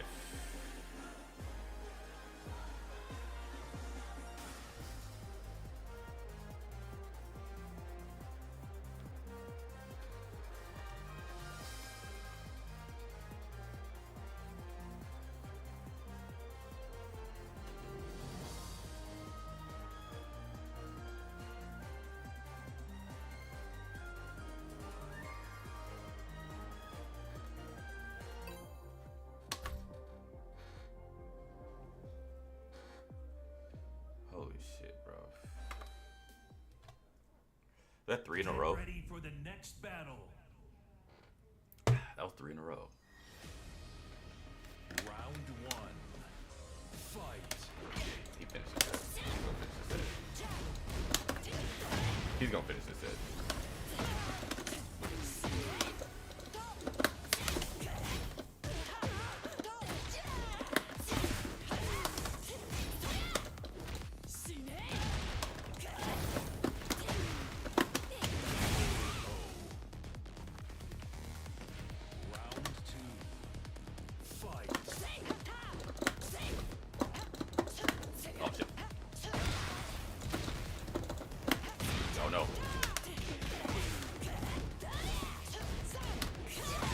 He goes underneath the demon ball.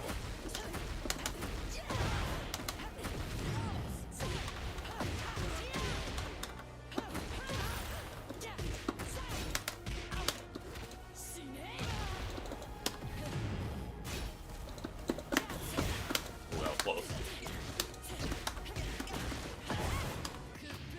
That was close.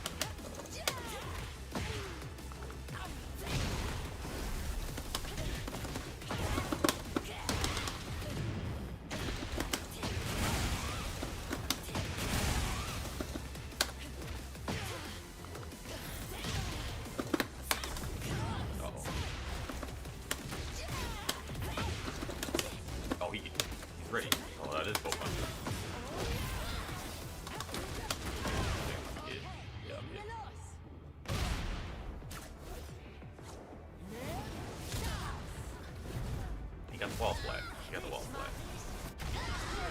It does. It looks weird with the Mokujin accessory.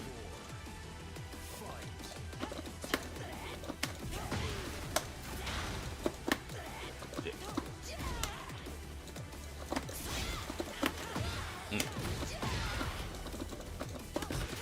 Oh, he's catching me running out. Wow.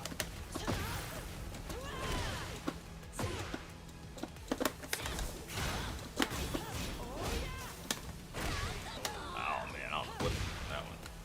Final round. Fight. Yeah, we've delayed it.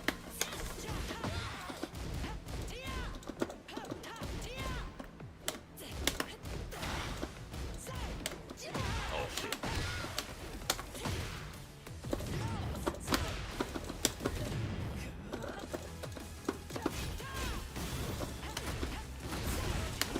Damn it.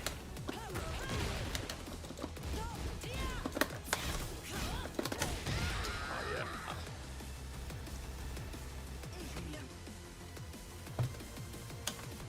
I do not know what to do with Leo.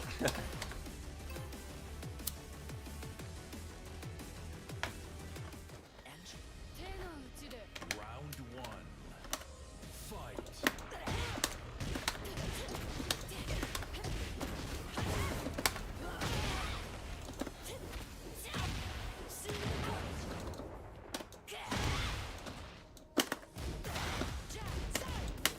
Oh no.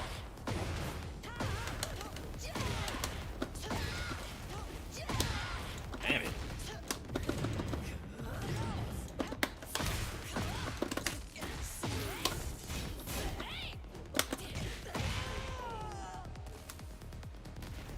Round two. Fight.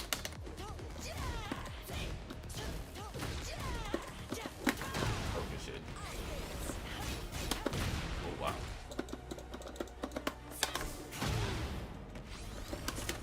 Oh, he would.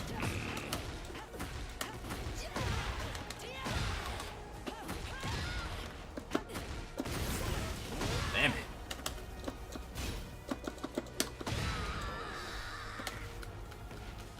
Round three. Fight. Looking for it. Okay.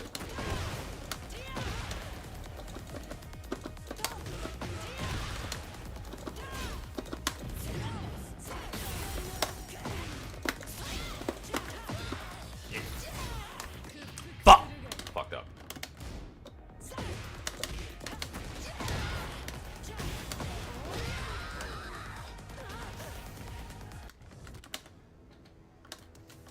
Round four.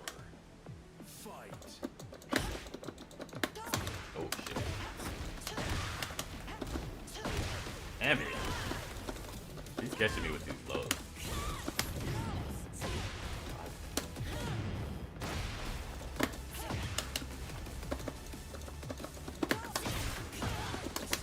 Oh my god.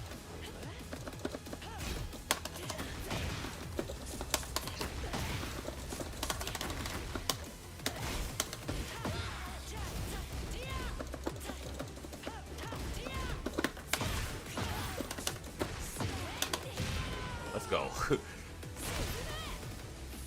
round. Fight.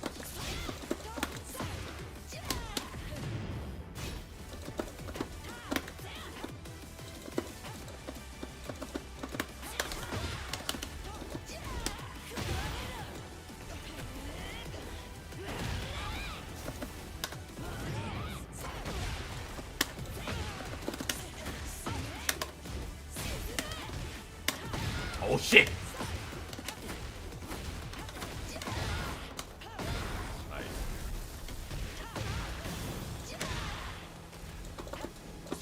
Oh my god. My god, what is that?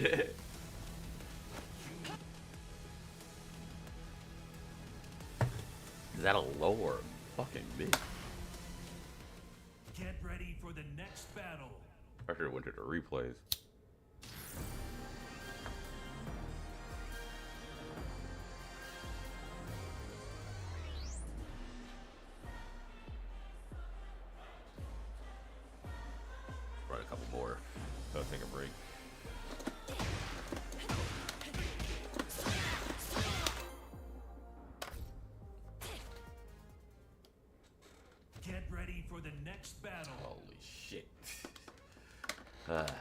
Irvin's probably not gonna finish the set. He's definitely not gonna finish. Round one. Oh wait, no, I'm tripping. Fight.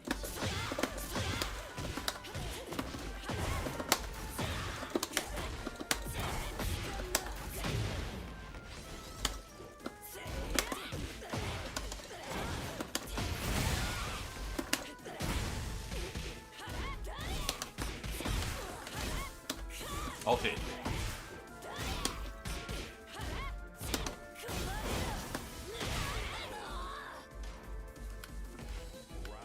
It's a Wednesday right now.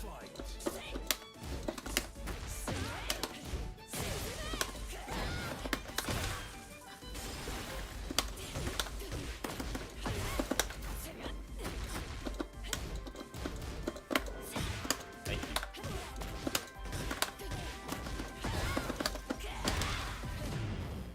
Oh shit.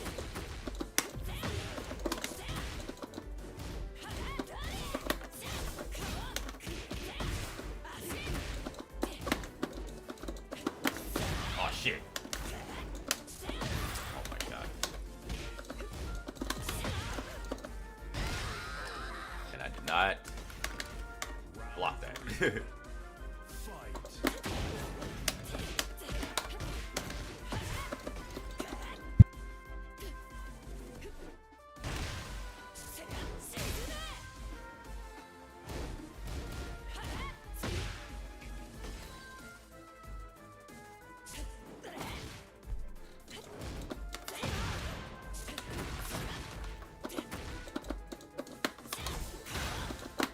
Oh shit.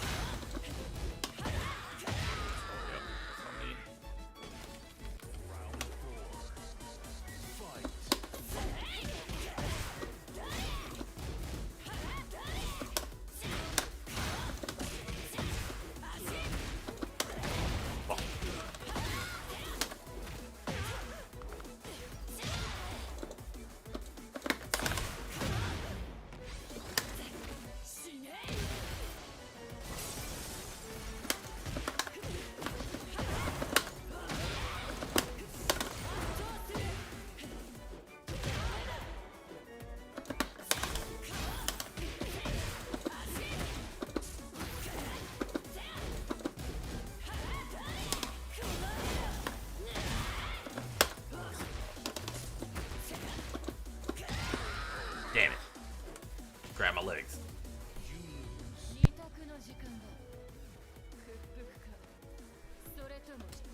Oh yeah, we need to win, otherwise we're gonna get demoted.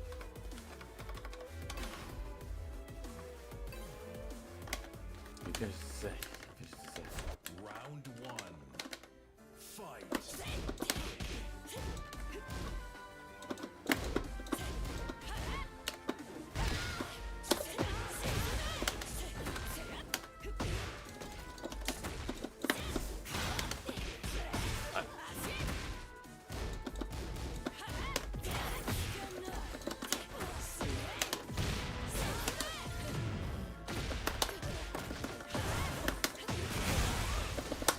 Oh shit.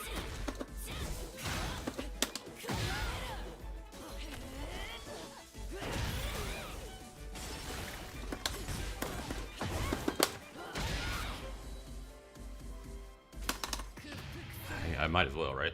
It might, damn, it might get scaled. It's getting scaled.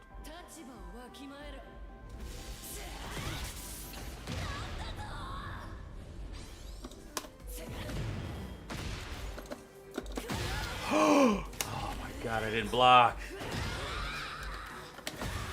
Fuck.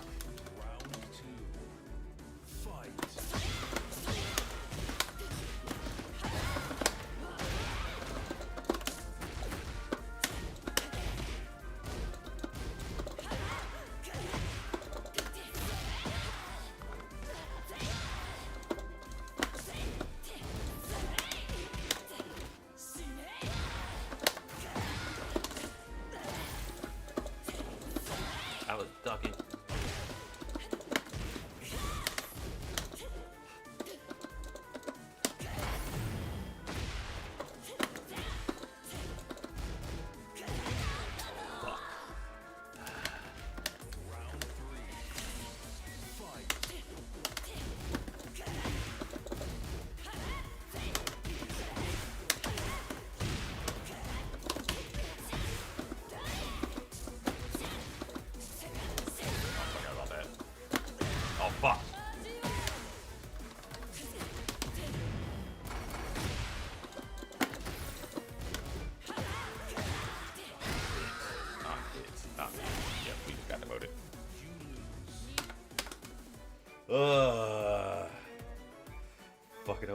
good job, Marquis.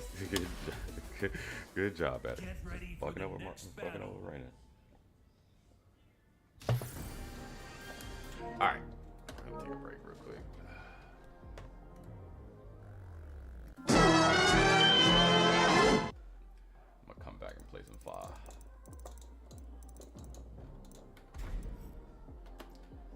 Maybe we have some better luck. But that was crazy, hitting like 3 people in a row that did not finish the set, though. That's fucking crazy. Second. Alright. Now, Phil was talking about Earth 1.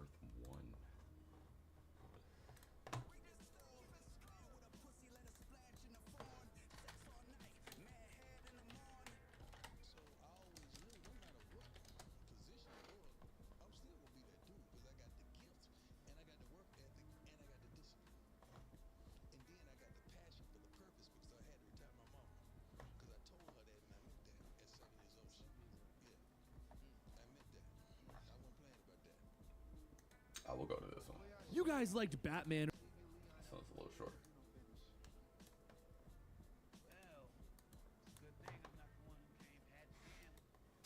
Alright, check this out. Here's Earth 1, didn't you? Well, the Earth 1 universe is rather vast. There's multiple superheroes in this universe from the main DC universe. You have Batman, you have Superman, you have the Teen Titans, you have Wonder Woman, and I believe there's a Green Lantern coming out soon. Don't hold me to that, but we're gonna keep giving you some of these Earth 1 storylines on a maybe weekly basis. So let's give you the origins of Superman in Earth 1. A story begins with young Clark Kent boarding a train to the big city of Metropolis. In the back of his head, he thinks about his mother, Martha, asking, why not just fly there? As Clark steps out into the city, he thinks, because this is different. This is more real.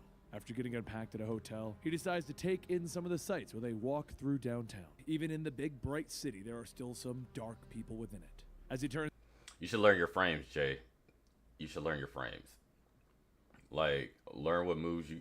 First, pick a character you enjoy to play with, and then learn the basics, like learn their poke moves, and then learn what's the frames on those poke moves. Once you get that down, do the combo challenge, and then in that combo challenge, after you finish all of the combo challenges, find that one combo that you feel real comfortable doing, or that's like really easy for you to do, and just start incorporating more Tekken. Just start developing your game, but you need to learn how to determine what's safe, what's not safe, when it's your turn, when it's not your turn, with your characters. So you got to learn your frames.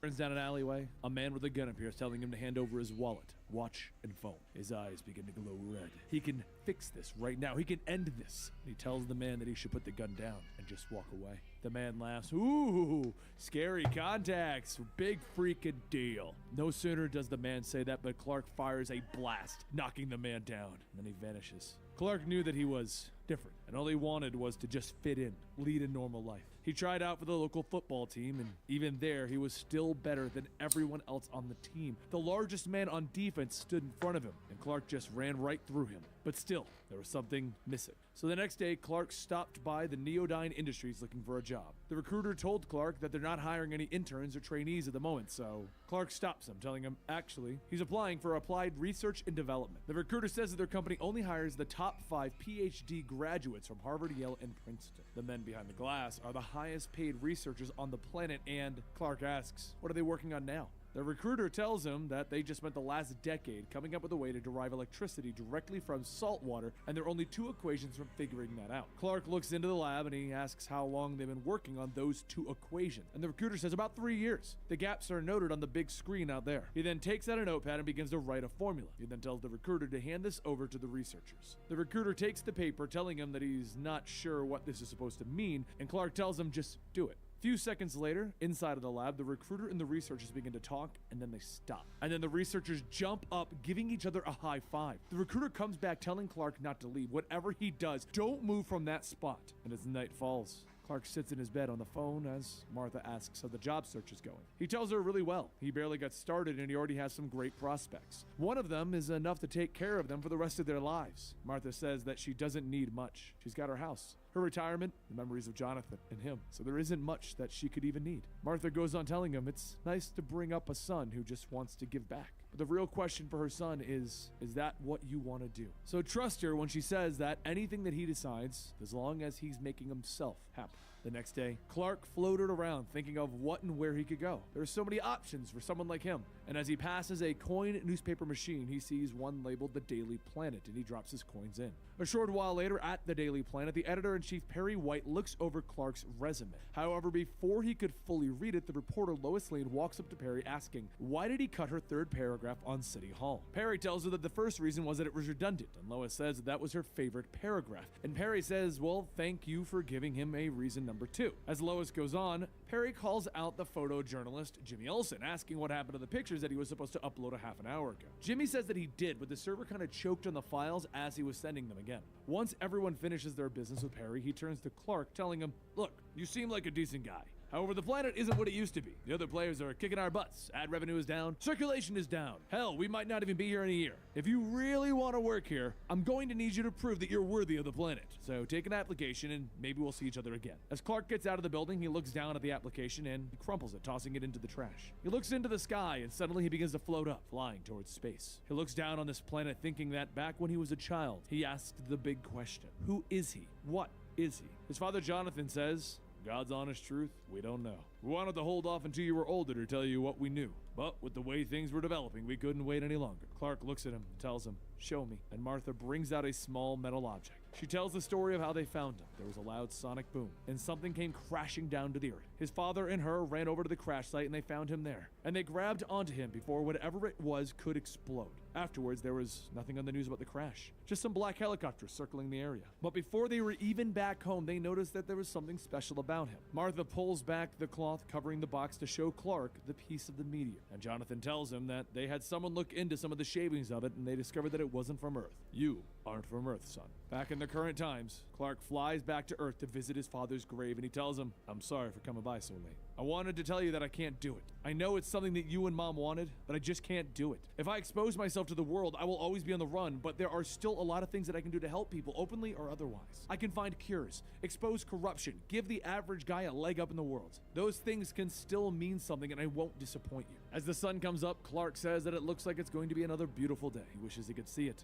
but they'll talk again. Meanwhile, over at the 2nd Army Advanced Technology Division, Major Sandra Lee heads into work on their biggest project yet, figuring out what the hell it is that they're putting together. Unbeknownst to them, however, is the ship that Clark crash landed in. Back with Clark, he walks over to the hotel and he sees fire trucks speeding by. He looks up and he sees a fire, and that fire is his room. He rushes past the police and the firefighters into it to grab what he can, which is his costume that his mother had sewn for him, and a piece of the ship debris. Clark speeds back out without being seen, and he floats in the sky looking at the piece of metal. The metal is giving off a weird kind of energy, and then it shocks Clark. He yells, ouch, and then says, so that's what pain is. And then he looks closer at the metal. As he looks, he sees something written on it, something written across the molecules that make up the metal. And then the piece gives him another shock, hitting Clark right in the head. As his body crashes into the ground, he clutches that piece of metal and that costume that his mother made for him. Over at the planet, Perry goes over some of the information with Lois and Jimmy when they start to hear tick, tick. And the three look out the window, and Perry says, Mother of God. Before him are a swarm of alien ships hovering over the city. The alien invaders begin to fire on the U.S. military, and the first person to run outside is Jimmy to take pictures. However, this invasion is not just happening in the U.S., but it's also happening in Rome, Hong Kong, and other major parts of the world. Over with Clark, the part of the ship that he was holding begins to play back some things, and he can see and hear things. Two people discussing something about him,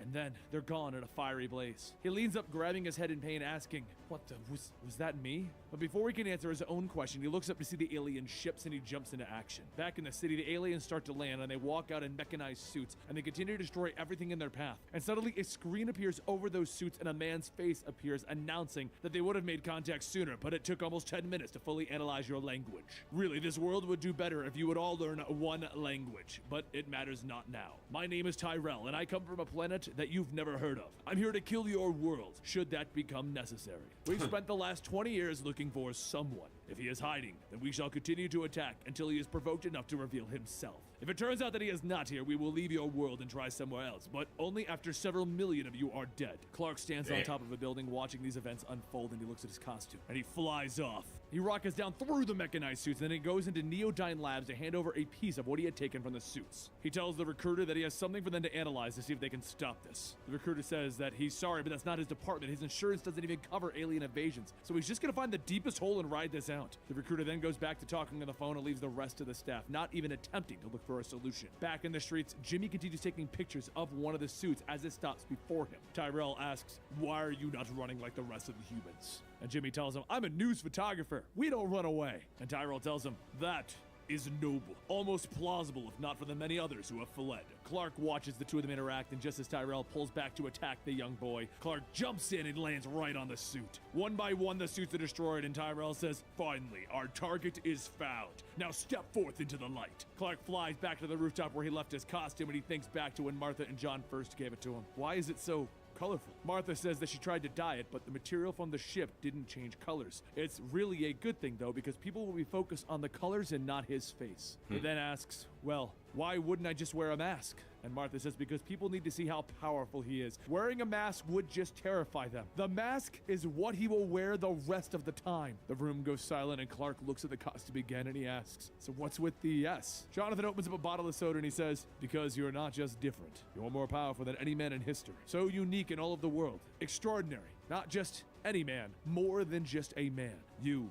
are a Superman." So Clark put on the costume, and he floats above the city as Superman. Clark flies down to the ground, crushing the ground beneath his feet, and with one punch, he takes out an entire group of mechanized suits. More alien ships appear, and they begin to fire as the jets pass by, and Clark leaps up, grabbing one of those ships, and rips it in half. But before he can continue protecting everyone, Tyrell himself shows up, knocking Clark through a building. Clark catches himself, telling him, "That won't happen again," and he blasts back to the ground into Tyrell. While he gets a few punches in, Tyrell punches back into his throat, and then he slashes into his neck. Tyrell tells Clark, "I was hoping that you would have some idea of the troubles that you've caused, but I can see from the blank look in your eyes that you are blind to the truth, as all but a few of your ancestors were. The death of Krypton was not an accident. It was an assassination. My people shared the same star as Krypton, but while Krypton was the 4th planet from the sun, ours was the 5th. Though the two planets evolved in a similar path, my planet was much harder as our resources were far fewer. Every 20 years, when our planets became close enough for space travel, there was a war. All of the things that Krypton had that they didn't. Things that they had that Krypton did not. This went on until someone appeared before them and came to them with a proposition. With his cooperation, he will provide the means to destroy Krypton. Probes that will penetrate the planet's surface and create an energy field, locking in the heat from the planet's core. The heat will build up, and before they realize what is happening, it'll be too late for them.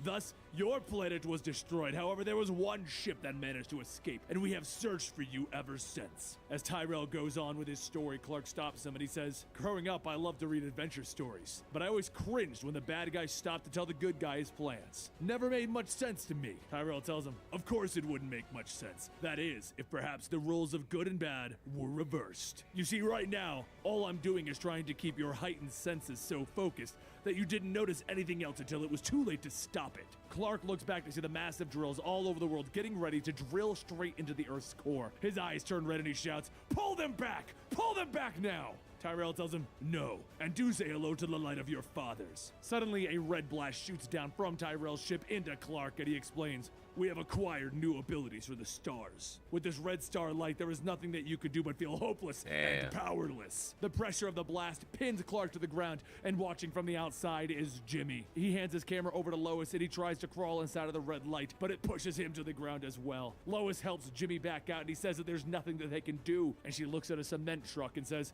"Like hell there isn't." She hops into the truck, and she begins to drive into that light. A chain is dangling from the back, and Clark grabs onto it as Lois continues to drive, pulling him out of the light. Jimmy asks, "Did we get him?" And Clark stands back up, so Lois tells him, "Yeah, we got him." With no words, Clark jumps into the skies to face Tyrell, and the two forces collide, shattering the windows around them. But this time, Clark doesn't let up his attacks. He punches into Tyrell, and then he fires a heat blast straight into Tyrell's eyes. However, Clark begins to feel something calling to him. Back at the 2nd Army Advanced Technology Division, the scientists report that they've completed rebuilding the ship, but something is going on with it. The ship begins to turn on, and then it rockets out of the facility into the sky. Tyrell grabs at his face, shouting, "Making a stand against me will not stop the destruction of this world. Is there any final words to the billions who will die for sheltering you?" Clark thinks on it and he says, Duck? Tyrell asks him, what? And then Clark's old ship smacks right into Tyrell. As it comes back around, Clark looks at it and he says that he's seen this before. He gets into the ship and he flies it straight into Tyrell's ship. Tyrell screams, no! And he flies into the ship only to see Clark around, destroying it from the inside. The computers announce that the fusion reactor has been breached. And Tyrell shouts that with the red starlight, both of our powers will be neutralized. We'll both be killed in the ship's explosions. And Clark cracks his knuckles and says, then we stay here. And he punches into Tyrell. Clark beats down on him and some of the ship's parts fall and collapse right on top of him. Through his bloody mouth, he shouts, you have won nothing. Others like me will come and finish this. And Clark tells him, maybe so, and maybe they will come, but not today. And he flies off. Tyrell begins to laugh. You still don't know. You don't know about the... But before he can finish his words, the ship explodes. Clark thinks back to what Martha has told him, that there will be a time when he doesn't have to hide himself. He will be able to live his life and show the world what he can do, and then he can fly. He hurries back to the ground as the emergency crews begin to help everyone. And when there's a yell from behind, the recruiter from Neodyne runs up to him telling him, look, I wanted to come and find you and offer you a job. You know, we can make boatloads of money here. Clark asks, how can I even think about that when all of this just happened? And the recruiter says, yeah, it's a real shame, but they're okay. The company's okay. No point in looking back, right? Clark turns back to the recruiter and he tells him, sorry, not my department. With the city slowly returning to normal, Clark gets out to get himself some new clothes and his new mask. Later at the Daily Planet, Lois and Jimmy go over what they got from the invasion, and they see that they were the only news outlet that got pictures of Clark that were clear. Perry asks, what are they supposed to call this guy? And then Clark's voice in the background says, Superman, because that's the name his parents gave him. Perry looks at Clark walking into the office and he asks, how would you know? And Clark tells him, I got it all in this interview that I just had with him an hour ago. Within seconds, Perry clears a desk for Clark and tells him, get to it and write. Clark sits at his new desk smiling, and Lois asks, why here? You could have gone to any place with that. And Clark tells him, well, when I was out there with everyone, I saw the two of you, and you didn't back down. You didn't walk away. As if you were saying to the world, stay and die for the truth. Lois says, well, that at least proves you were out there. There's no way that you would have heard me say that, but I never saw you out there. She shrugs it off, telling him, oh well. So long as you're telling the truth, you'll fit right in. Jimmy pats him on the shoulder, telling him, welcome to the asylum. As the news stations report on this new super guy, the world seems to have mixed feelings about the new hero. Some are happy, some are scared, but overall, they're pretty positive. Meanwhile, in the Arctic, two researchers complain that maybe coming here for research wasn't such a good idea. While they talk, something shoots down, and one of the researchers asks if that was just a sound or something else. The other tells him, nah, must have been the wind. Nothing ever happens up here. And inside the hole that was just made, Clark takes his ship to hide underground, and he says that he can sense intelligence coming out of it. There's a sentience to it. So teach him.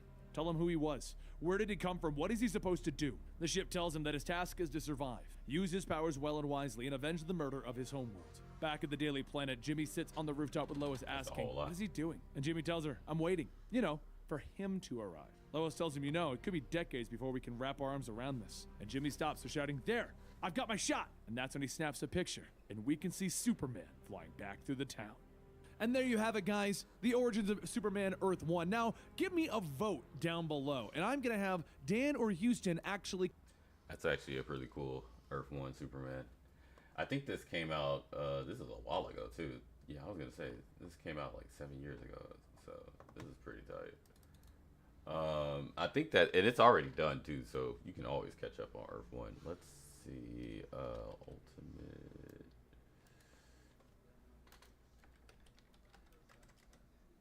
Spell.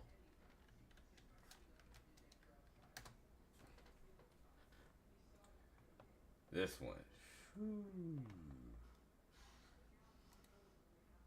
Okay, so I'm gonna run this last one for Ultimate Wolverine. This is another one I've been checking out too. And then we'll get back to some Tekken.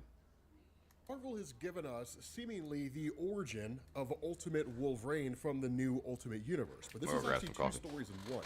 There is the origin of Ultimate Wolverine, which is incredibly short. It's more of a prologue for Wolverine #1. Then there is the whole of Ultimate Universe 1 year in, which we're going to start with Wolverine and then jump into that. So the cool thing about Ultimate Wolverine's origin is that Marvel pulls from a bunch of different things within like the regular Marvel universe and brings it over to the Ultimate Universe. And I'll make all that make sense as we go on. But this is all kind of done as really more notes. There's not much in the way of like character to character dialogue here. And so it says, from the private dictation logs of Dr. Alanya Prostovich, Director of Science and Technology for the Eurasian Republic, right? And she says the task was handed down to us from the maker himself. The Eurasian Republic was to be centralized home to mutant kind, though its primary motive was control. And who better to control the mutant problem than mutants themselves? Now, you guys are also going to notice here, it is kind of spoken in incomplete English because, of course, as somebody who has seemingly lived her entire life in Russia, English is not her first language. But she says what the maker did not know, however, was what Eurasian Republic chose to do with those mutants. It was not to provide them with sanctuary, nor was it to imprison them. Despite their genetic similarities, they were not viewed as brother and sister, but as tools. Their unique abilities made them, shall we say, useful. Although there was peace between territories as established under the Maker's watchful eye, our leaders grew fearful of incursions, insurrections, and reactionary reprisals. Thus was created Directorate X. We worked in secret, a ghost operation, no paper trail, known to less than a dozen individuals. We were bureaucratic phantoms. To the world at large, I was Director of Science and Technology under Eurasian Republic. To my superiors, I was asset. To my subjects, I was God. Now, here's the cool thing about this, right? Most of you guys are aware of like Weapons Plus and Weapon X in Marvel Comics. We don't have to go into the details as much as I would love to. I love talking about Weapons Plus and Weapon X. But in effect, most of you guys know Weapon X as the project that created Wolverine, right? One of many projects under the umbrella of Weapons Plus. Well, the bigger part of this was that the government couldn't just come out and say, yeah, we have Weapons Plus and we have Weapon X and they're creating super soldiers. Instead, it was very clandestine. It operated under the Department of Agriculture. So for any kind of government oversight committee, it's how much money is the Department of Agriculture spending? Well, they're spending, this much money over here. And we're working with Canada on this project, which is, this and this and that and that. And they could just kind of make it look like a normal governmental agency. And that was it, right? Just a normal government department, and nobody ever bothered to ask any question. See the old man in there. You see Logan in there. In reality, they were creating Wolverine. They were creating Frank Simpson. They were creating the Stepford Cuckoos off the DNA of Emma Frost and creating Phantom. And I think that's They're creating all these super soldiers, or these incredibly powerful beings that existed out there. It's awesome that they're carrying them over into this, right? And just saying, like, sure, it's Eurasia's own version, but at the end of the day, it's all effectively the same thing. Now, we'll also do a little bit of catch up here for those of you guys who are unfamiliar with why things are referred to Eurasia, what the Maker's doing here, and all that kind of cool stuff, because Ultimate Universe 1 year in kind of fills all the gaps with all this information. So I'm not going to leave you guys hanging. But continuing on here, right, she says, strength inevitably breeds resistance. Led by coalition of humans and mutants, the opposition rose. They fought Eurasian forces time and again, only to deliver us unexpected victory, one that had evaded us and the Maker alike. We called it, as we did others, simply Specimen. Now, here's the interesting thing.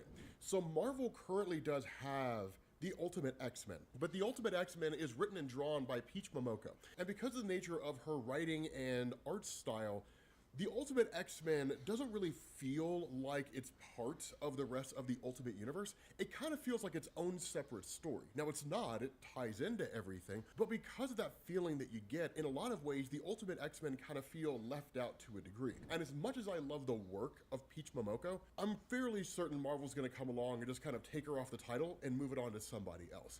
I think Peach Momoko is better suited when it comes to writing stories that are kind of out there doing their own thing, like Demon Days and all that kind of stuff. That was amazing. Demon Days was phenomenal. But the bigger part here is this. What Peach Momoko isn't necessarily covering, and what we didn't really know up to this point, was what was going on with the larger mutant landscape. And so by coming along and giving us this information and saying like Colossus and seemingly Omega Red, right, Arkady Rostovich, who's just working with everybody, Magic, Illyana Rasputin, the younger sister of Colossus, because they lead the entire section of Europe and Asia kind of combined into a single area under their control. That in turn Wolverine and what effectively seemed to be the rest of the X-Men were kind of vying for freedom, right? Facing off against the Maker's forces and different things like that, the forces of Colossus and so on. Again, they're kind of part of the Illuminati. We'll make sense of all that here in a minute. But the cool thing here is this. What this does is it kind of pulls from like the Days of Future Past type scenario that we saw in the main Marvel Universe. Most of you guys are familiar with the character of Bishop. Well, Bishop came from a timeline that was very similar to Days of Future Past. Yep. The difference is that unlike Days of Future Past, where the mind of Kitty Pryde was sent into the past to prevent everything, there wasn't really a whole lot that could be done to stop the control of Sentinels out there. And so what actually ended up happening is what remained of the mutant population and the human population united and overthrew the Sentinel threat. And that's how you ended up with the Xavier Security Enforcers, the kind of police force for the mutant population themselves, which Bishop and his sister Shard were a part of. But when it comes to something like this, it's very similar, right? Humans and mutants working together to try to overthrow this seemingly omnipotent force. And so what's awesome is that they brought Wolverine in. Now, one doesn't just drag Logan into this situation and force him to do something. Most of you guys know that he would fight kicking and screaming. So they ended up using an Omega level telepath in order to force his will. Now, what it looks like is the Omega level telepath was Charles Xavier, but we don't really get a good enough look at the person to understand. I mean, it's a bald white dude, so how many bald white Omega level telepaths do you know in Marvel Comics? So it's probably Xavier, right? Or potentially Cassandra Nova in this universe. But the bigger point is they ultimately end up brainwashing Wolverine, and then they turn him into the guy that we all know and love. The difference is that instead of him going by the codename Weapon X or Wolverine, he becomes the Winter Soldier in the Ultimate Universe, which is amazing. I absolutely love that. So, without further ado, let's kind of get into year one, because for a lot of you guys who are curious about what's happening in this universe and how everything went sideways and all that kind of stuff, this is all basically told to us from the perspective of Nick Fury, which is really cool because we didn't know that Nick Fury existed in this new Ultimate Universe. And so what this does is it kicks off with a family barbecue, right? And he says, this man is a terrorist. Can you tell? And what Nick Fury does is kind of go through all these little lists of things that this guy's known for, right? That he's seemingly a great husband and he's a great father, that he helps everybody out in the neighborhood, changes tires, all kinds of different things. And he says, throw away the sworn affidavits from friends and neighbors attesting to changing tires, shovel driveways, cats saved from trees, the Christmas Eves and soup kitchens, the charitable giving, the summers building houses for the poor. Ignore all of it. Because last Tuesday, after one too many drinks, Keith turned to someone he shouldn't have and said, do you ever wonder if these Ultimates people might have a point? And for that, he was killed. Now, the reason for that and the way it was done actually comes from what's called HAND, which in the Ultimate Universe is referred to as Heroic Anomaly Neutralization Directorate. Now, most of you guys who are familiar with Marvel Comics know the HAND in the main Marvel Universe as a mystical ninja organization. They can resurrect each other from the dead, and basically when the HAND comes after you, they'll send like 400 ninjas after you, or they'll send one, right, depending on the level of threat that you represent. But by and large, the HAND is unknown to anybody who's out there outside of the superhero community. Maybe some high-level government officials, but it's incredibly secretive. And so much like this, right, this is kind of a combination of what we would consider to be S.H.I.E.L.D. and the HAND. But it's kind of a perversion of S.H.I.E.L.D. as we know it, because S.H.I.E.L.D. protects the Earth from various threats within in the main Marvel Universe, right? They kind of accompany superheroes on major, campaigns. If it's like Doctor Doom or something like that, if S.H.I.E.L.D. is needed. And they also kind of carry out the role as well. Here, HAND works the exact same way, but the threats they neutralize are individuals who basically question the kind of information that's been provided to them. And again, what kind of makes sense of all that? Because when Nick Fury turns to his guys, he's like, okay, so like, we're sending people in there to find some kind of information on this guy, because what we do is we take out threats, basically people that, given the nature of the questions they ask or the attitudes they carry, what they post online, that we kind of determine through an algorithm whether or not they're going to be a threat, right? So it's very similar to like Hydra's Project Insight from the Marvel Cinematic Universe. And so with that being the case, it's like, well, they're not going to find anything, so okay, cool. Let's just fabricate something. But through all of this, one of the things this establishes is that Nick Fury really questions what he's doing, right? Hand agents are now crawling like shadows across every inch of Keith Kincaid's home office looking for terrorist links. A super suit, a holographic message, a Stark Tech Catalyst container box. They won't find anything. There's nothing to find.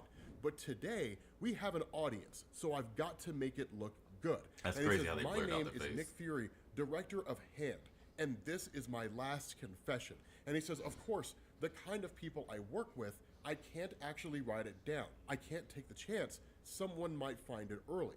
Even that's no guarantee. Hell, psychic interrogation is page 43 of the Hand training manual. But I wrote that manual. If I fail, I imagine it'll be easy to pluck it out of whatever's left of my head. And if I succeed, well, if you're reading this, whoever you are, you've got me at a rare disadvantage. You know how it all turns out. And what Nick Fury does is he actually activates essentially a countdown timer on his watch. And then at that point, he meets with the Illuminati. Now, this is kind of a clarification for a lot of the things that we've talked about so far. So most of you guys are aware of like Reed Richards in the main Marvel Universe, right? He's a superhero and they explore and Fantastic Four and all that kind of good stuff. This is Maker The Reed. Maker was basically a version of Reed Richards who started out as a good guy in the original Ultimate Universe. Ultimately, there was a story that was, Ultimate Mystery? I think it was by Brian Michael Bendis. It was a trilogy. At the end of that, Reed Richards re-emerges as the Maker, mostly because of the fact that Susan Storm hated the person he'd become. She broke his heart. He also did some really crappy things to her, and ultimately he just kind of became toxic. But the bigger point is, this is the original Ultimate Universe version of Reed Richards. Now, as most of you guys may also know, the original Ultimate Universe was destroyed in the Incursions, going to Secret Wars 2015. And so what the Maker did is he started traveling around the multiverse trying to find a universe that was very similar to his own. And he ultimately found this one, Earth 6160. So he started going through into the past and making changes so certain things didn't happen. So Peter Parker crazy. never became Spider-Man, yada, yada, yada. Hence, that's why the Ultimate Spider-Man comic is unfolding the way that it is. But he also brought together the Illuminati, basically a gigantic council of various individuals, and behind the scenes, with a kind of hidden hand, they started slicing up the world and then controlling various sections of it. And so that's why a lot of what you're going to be seeing here is going to be subterfuge, espionage, media control, different things like that. It's what they've been doing this entire time. Now, ultimately, the Maker was seemingly defeated, but was actually locked away in this gigantic dome that he calls the City. But in effect, what this comic does is it's 1 year in after the Maker has been locked up. We've got like 1 or 2 more years before the Maker comes back. And that's kind of the big event that the Ultimate Comics are building up to. And so with all that out of the way, right, Nick Fury says, I bet you have questions. I bet number one with a bullet is, why'd he do it? Why did the Maker do what he did? Well, number one, I just explained it to you. And number two, they don't even fully know, because the Maker didn't give them any of the answers. In order to maintain control, everybody got one little piece of the puzzle, but they never got the whole puzzle, right? So they can't like take all their pieces, bring them together, and get the full picture, because ultimately it would allow them to turn on the Maker and kind of control everything without his influence whatsoever. But what Nick Fury says is, I've had a bullet in my brain since 1944. Used to say that I survived, but my conscience didn't make it. Up until a year ago, I answered directly to the Maker. In his absence, I answer to the Council. For those of you reading who might not know, and then he just kind of runs over these various individuals. Now, some of them are worth talking about, some of them are not. For example, Captain Britain is Henry Duggery, but he's actually a French guy, and he rules over a huge section of North America and Britain, right? He rules the entire east coast of the United States, and then he controls England, which in this universe is kind of referred to as the Kingdom of Avalon, but effectively the guy's a prick. Right now, the DaCostas are really interesting. Most of you guys know DaCosta as Sunspot, right? He's a very, very powerful character. His father actually controls him. And instead of Robert DaCosta being a heroic character that we all know and love, he's actually just kind of a subjugate to his dad. And what his dad does is he stays connected via IV to his son and just slowly feeds on his son's powers all the time to keep himself youthful. So it's pretty twisted and toxic. Of course, the that's fucked Rasputins up. we already talked about kind of control Eurasia with an iron fist. You've got Sunfire that effectively controls the Asian territories. And then you've got Ra and Khonshu that control all of Africa with the exception of Wakanda. We actually covered that when we went through the first volume of Ultimate Black Panther. We do have an Ultimate Universe playlist. I'll leave it all there. And then, of course, there's the Ultimate Incredible Hulk, right? You know, the strongest one on Earth and that kind of a thing. But one of the things Nick Fury says is they are the council, they rule the world, at least for now, because he's plotting, right? Plotting to eliminate them, destroy them, and get rid of them. And so as he is kind of explaining things to the council, which ultimately isn't really all that interesting, it'll become kind of interesting here in a little while, he just kind of reflects on the things that he's done. At some point he met with the Maker, and the Maker told him, hey, like, you are an incredibly important person, there are things that I need you to do. And so you kind of get a flashback to really the events of the Ultimates comic itself, when you saw the Ultimates face off against the Incredible Hulk, and seemingly Tony Stark was killed. Of course, we covered that. That'll also be in the Ultimate Universe playlist. But the big question that Nick Fury has is, do you know that Tony Stark is dead? Because if he's not dead, this guy's access to technology and him working alongside Doctor Doom, that it will lead to the ruin of all. So I hear you talking about having absolute authority, and I hear you talking about controlling things, but ultimately Tony Stark may very well have escaped your grasp when it was believed that you destroyed him. And he says, that guy's not the only one.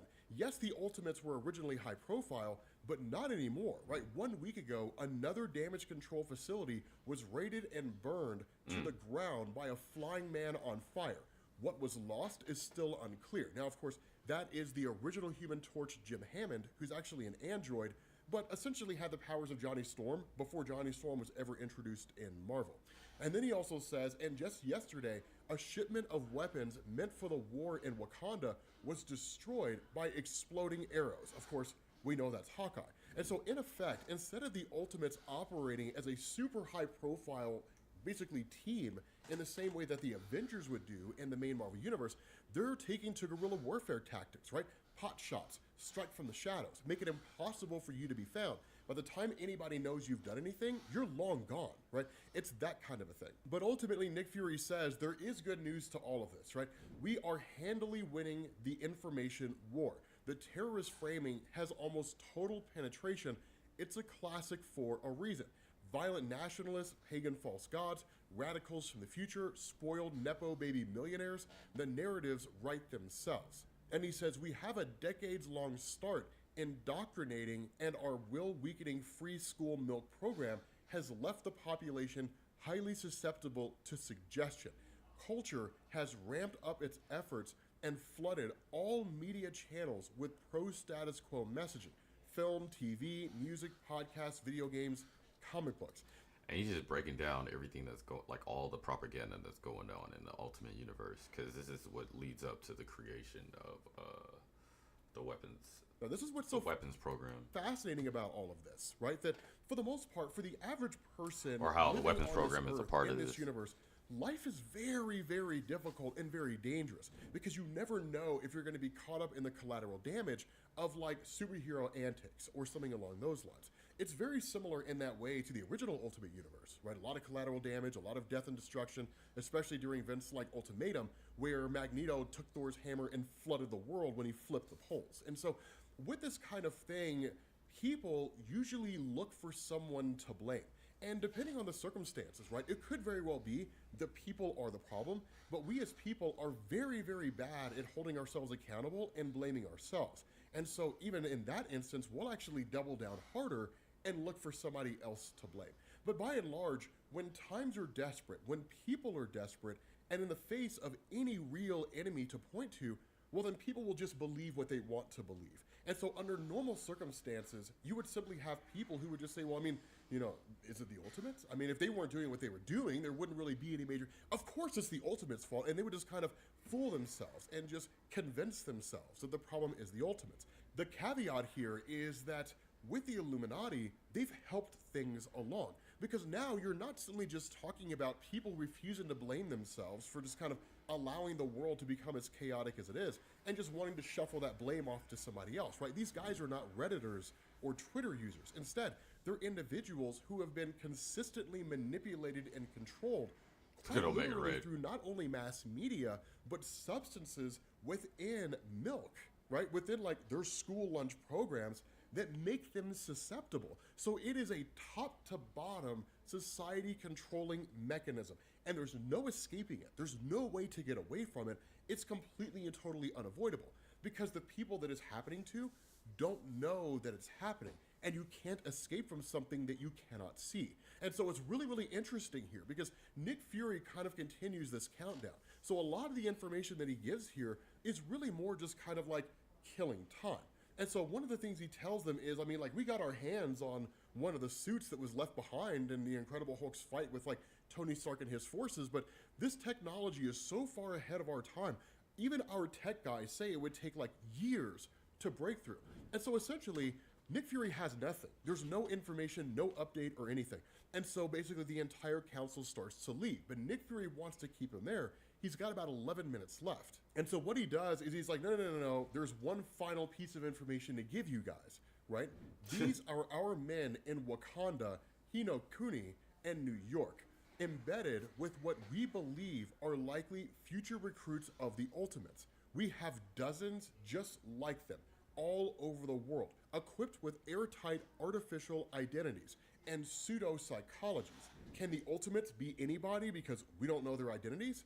Yeah, but so can we. And that's where the Illuminati freaks out because they're like, wait, you have put sleeper agents in our own territories.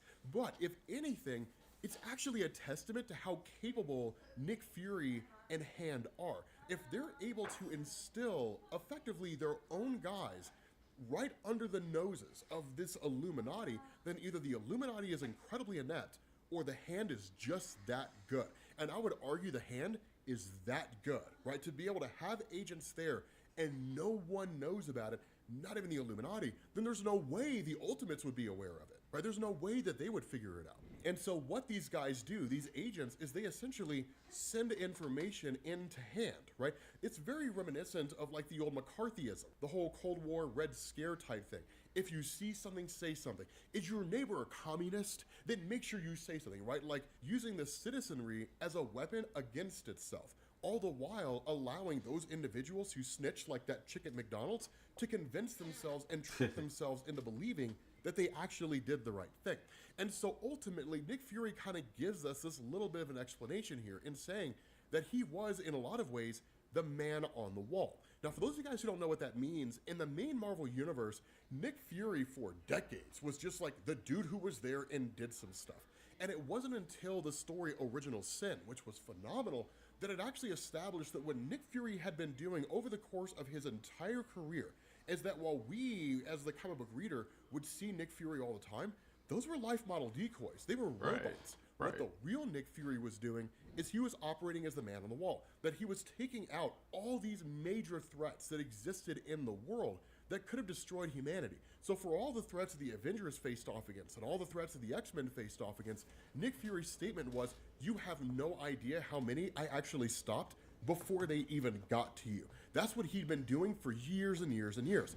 And that's what he's been doing here. The difference is that instead of being the man on the wall and protecting the Earth from credible threats, at the direction of basically the Maker, he was taking out various threats that Yeah, not one cell in Nick Fury's blood is bitch. actually could have been helpful. Basically threats that would have gotten in the way of the Maker's plan. So Nick Fury was the one who killed Mantis, for example. Nick Fury killed Dum Dum Dugan. Nick Fury, of course, killed the Inhumans, but in reality, he was doing us all a favor by doing that. But like all these different threats over the years, Nick Fury went after and took all of them out. So he's really been the lone instrument and the weapon behind the Maker's rise to fame. Because it was kind of a big question that we had here, right? For all the capabilities of the Maker, surely he didn't go through and stop every single character from ever coming into existence. There had to be some that slipped through the cracks somewhere along the line, or if they existed out in other parts of the universe, they kind of came into their own on their own, right? So how did the Maker account for those? And this is how. It's a genius idea from Dennis Camp. I love the way that it's done here, right? I love the way that Camp does this. It's a phenomenal idea. And so as the clock strikes down, Nick Fury says, whatever I did, I believed I was doing for the greater good. I gave my life to the greater good, which would make me a dead man, wouldn't it? And so at that point, in front of the entire council, he executes a self-destruct program, right? It just starts counting down from 15 seconds. And he's like, everybody here is gonna die. I have done some horrible things over the course of my life. I have done terrible things. I have wiped out entire groups. I have allowed genocides to happen. I've been active in those campaigns. Because of me, the loss of life is astronomical, but I am not looking to die without redemption. And so even if humanity may very well be too far gone, even if there is no saving them, destroying you would give me some measure of redemption, because without you in this world, humanity can figure out how to make it on its own. And so finally, the countdown reaches 0 and nothing happens. The entire council starts laughing, right? And they're like, his face, right? The look on his face, it gets me every single time. And they're like, I suppose it's that time again. They barely last a year now. Damn. This has been a gigantic ruse, right? This is how far along the curve the Illuminati is, right? This is how smart they are.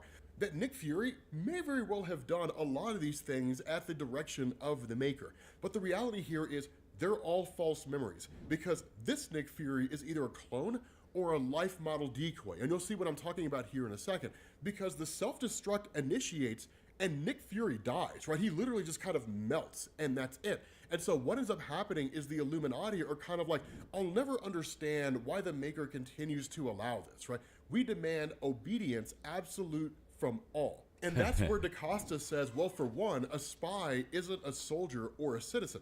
A spy who will not betray you is not much of a spy.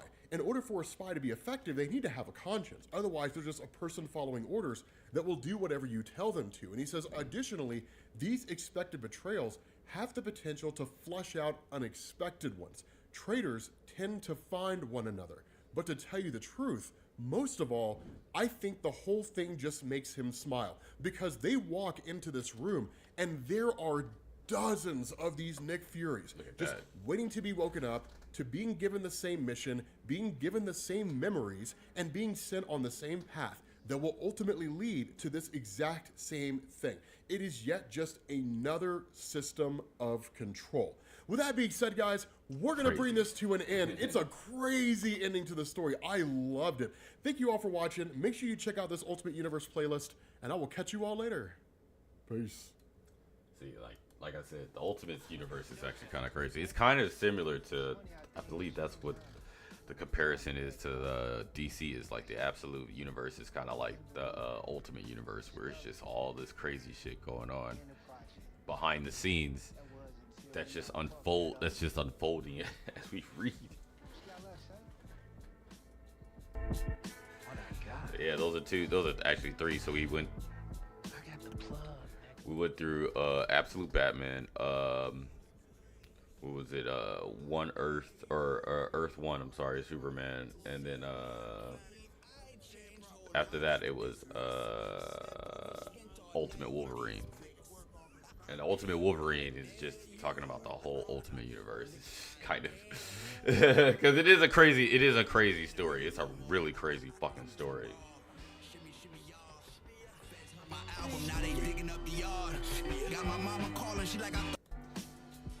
Alright, we're gonna get back into this second.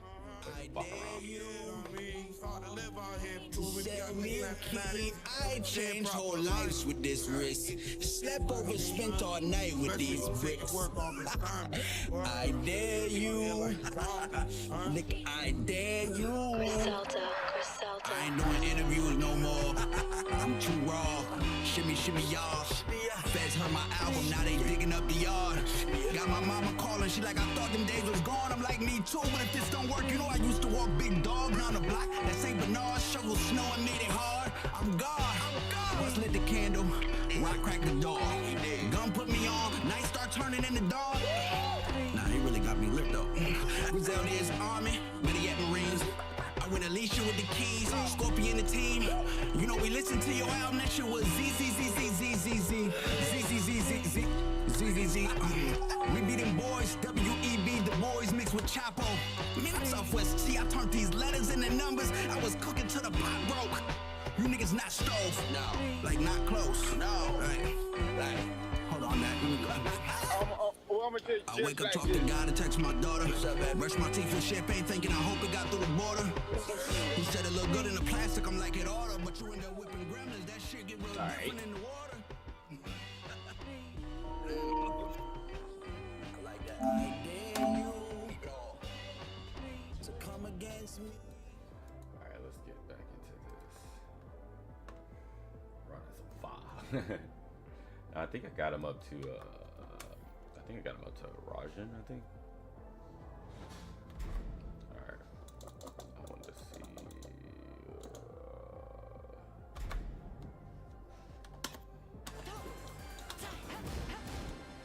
Okay, and then.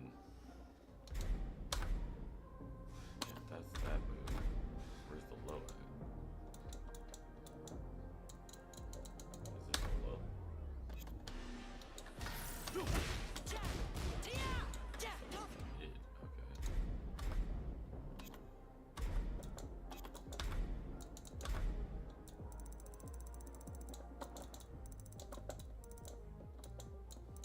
What are these?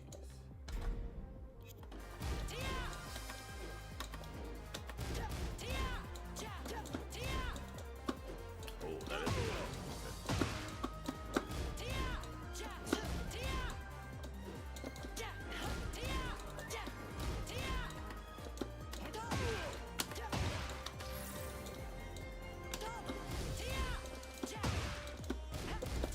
What's good, Josh?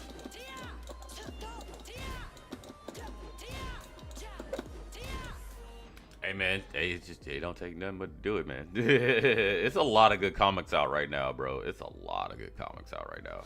As far as like the DC Absolute Universe comic series run and the Ultimate Universe. I think the Ultimate Universe has been out for a little bit now. I just been catching up with Wolverine because that's my favorite Marvel character. So. And I like the fact that they're doing like they did like a Winter Soldier kind of Wolverine, but they already like. I want to say he's already out of that program, and it's like basically it's like a revamping of Wolverine in this universe. So it's like a different version of his origin. So it's pretty tight. It's really tight. I just haven't seen when they bring the X-Men back, or when they introduce the X-Men.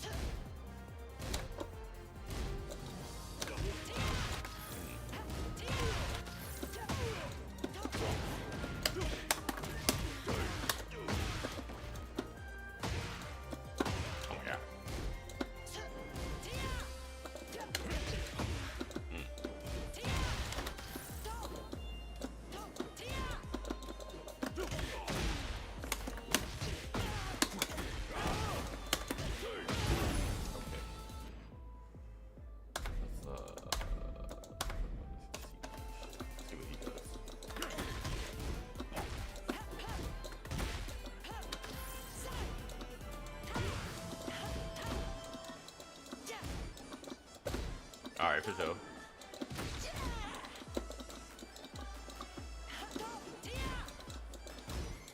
I haven't even read Ultimate Black Panther. I've just been reading Ultimate Wolverine. Because like the Absolute Universe has been taking up a lot of my attention. Ultimate Wolverine is the only one out of the Ultimate Verse I've been reading.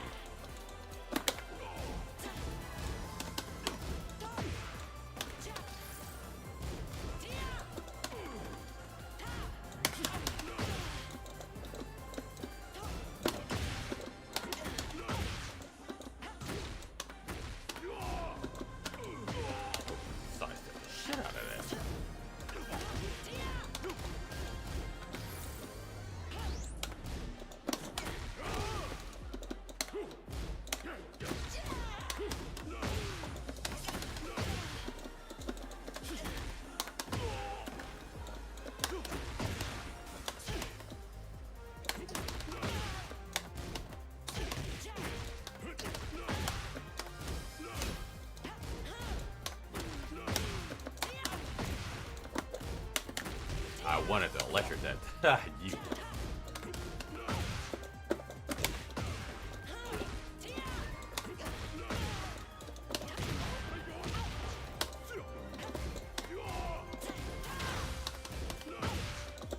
Oh wow, I don't even. Was that a parry?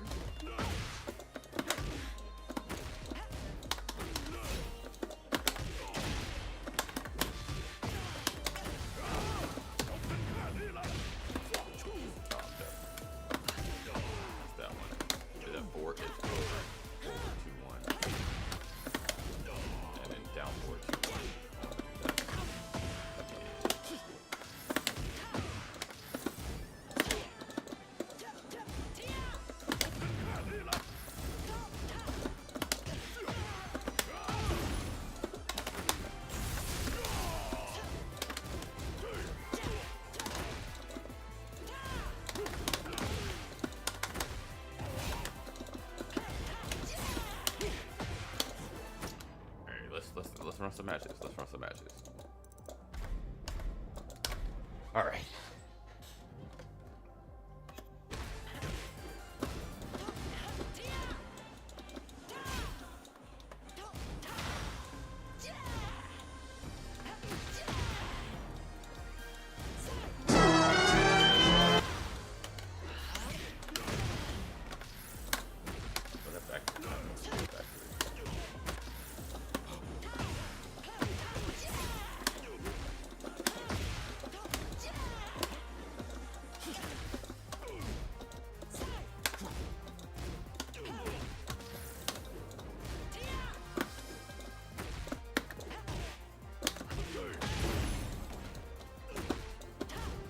Try to like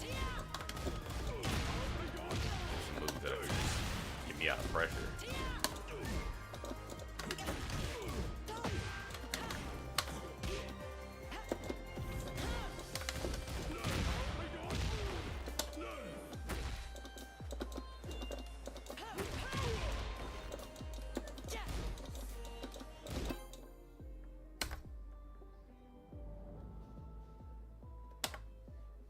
Yeah. Like I said, I've only been reading up on Wolverine, but yeah, I know the Ultimate Universe is actually it is pretty good. It's a whole lot of fucking propaganda and espionage.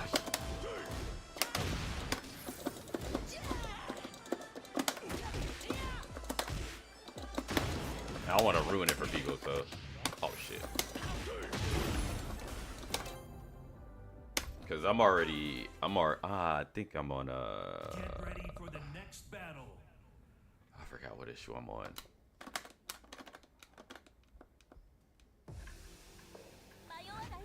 But the issue I'm on is like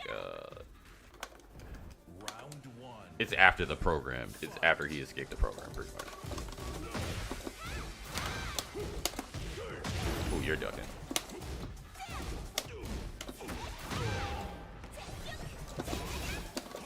That's a cool bit. That's a cool bit.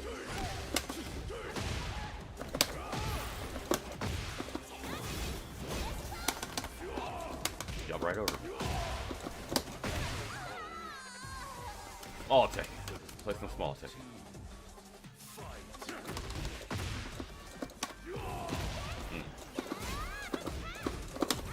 Oh, that's Xiao Yu. I thought that was June.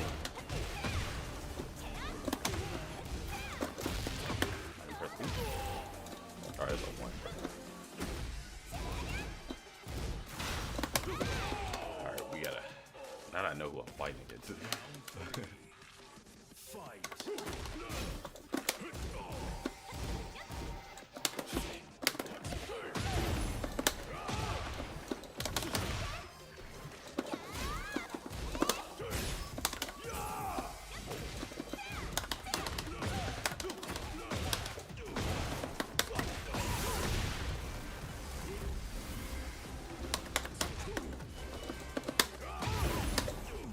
I fucked it up.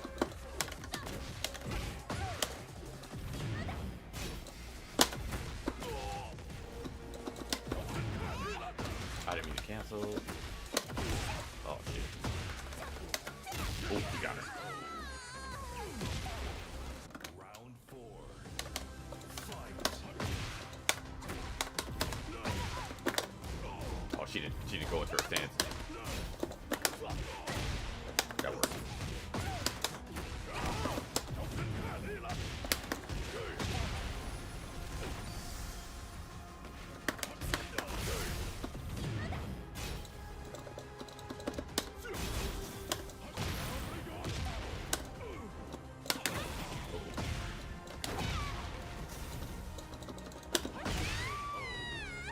getting those off.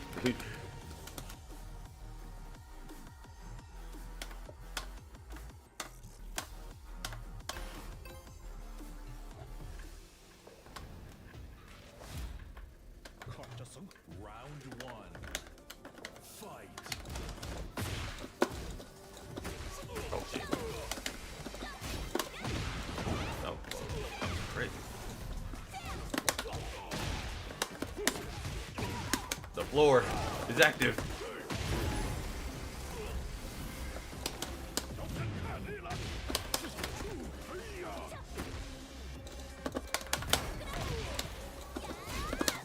Oh shit, nice.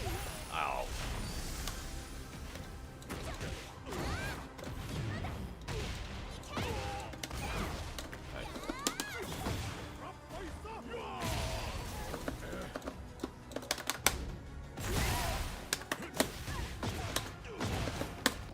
Oh, we got that. Round two.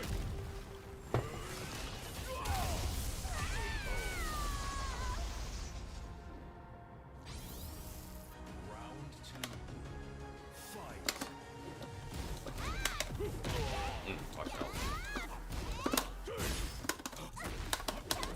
Watch me parry the shit out of me.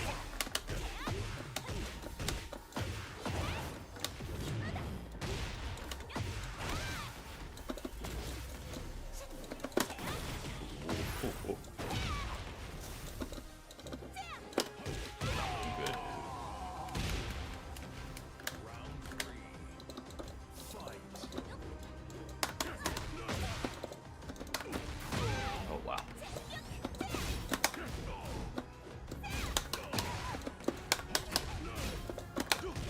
She tried to duck.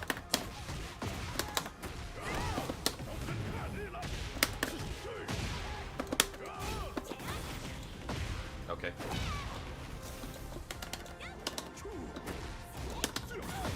She tried to duck it. She went into her stance actually that time. Oh shit. Oh shit. Okay. She does it right. Oh shit.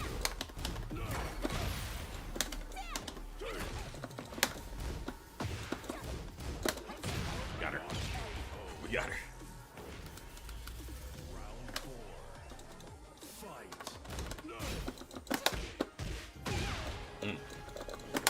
Oh wow. Not impressed more.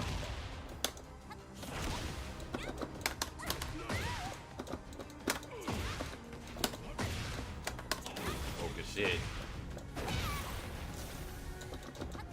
Oh, that's on me.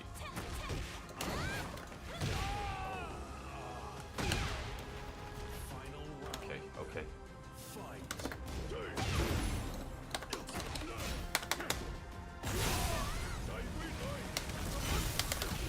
Oh man.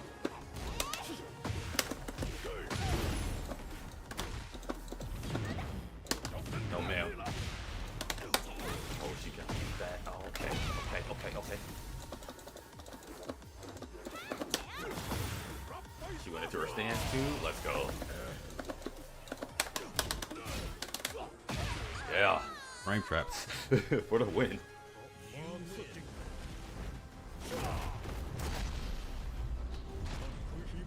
Oh shit, we might get the Kenshin on a stream, bro. Oh shit.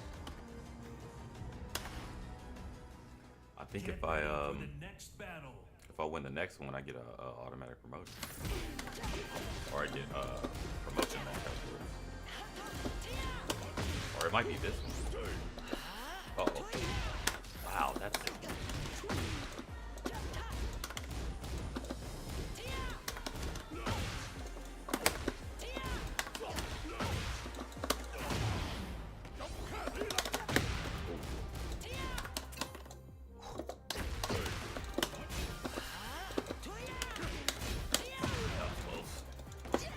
Oh wow, I dumped it.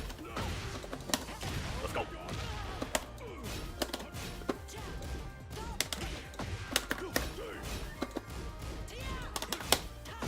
Oh, okay, my bad. Practice. This is all it is. Practice. Oh wow, okay. I gotta be careful with that.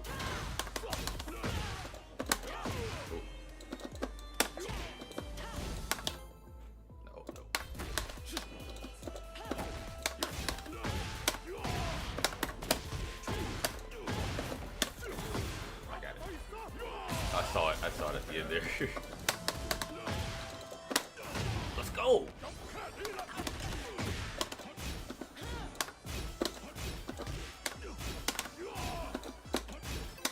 Let's go.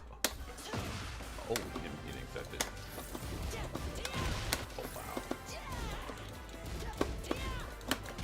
Oh wow.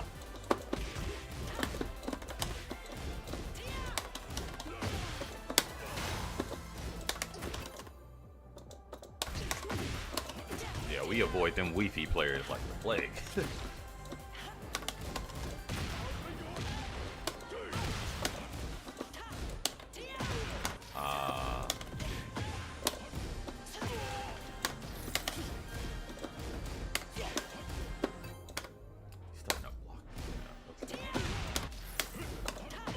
Oh wow.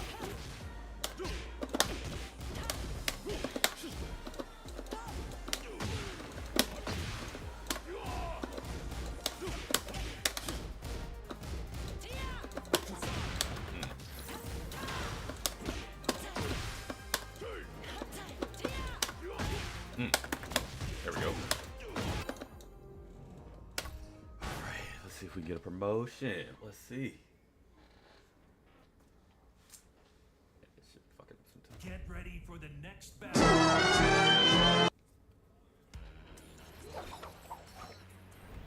This man got the Joker with the nunchucks.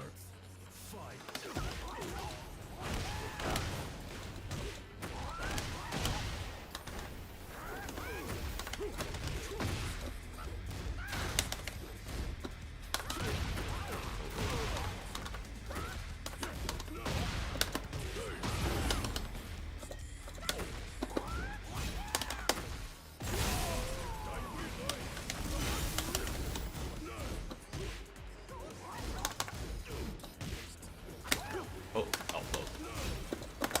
Ah, shit.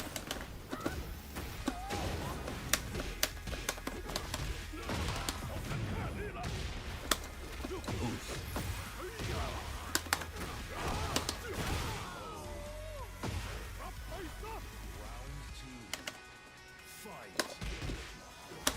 Stop it.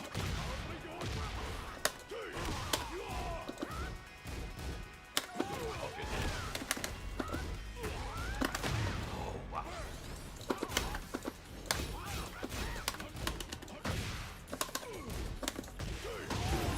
Get off that corner. Stop it.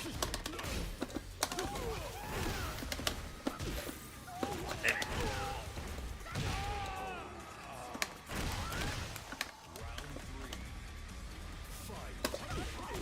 Nice.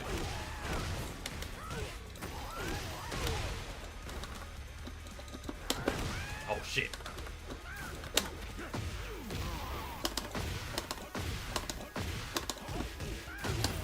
Yeah, I was doing it. I was gonna do it until he got out of it.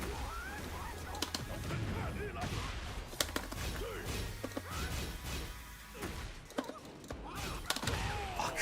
Should have blocked. Alright, come on. Round 4.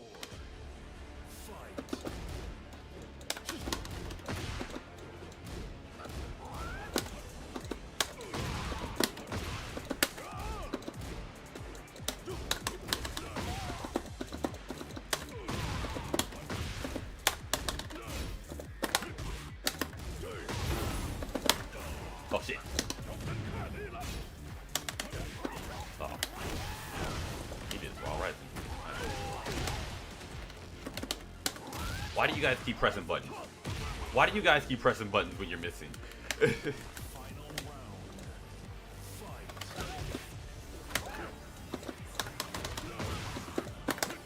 Oh shit.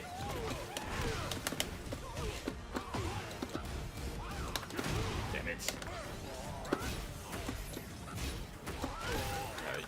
You always gonna duck.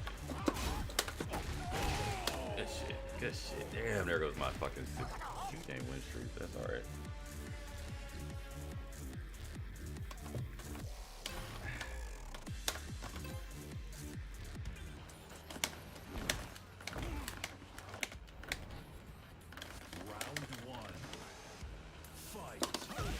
Damn it.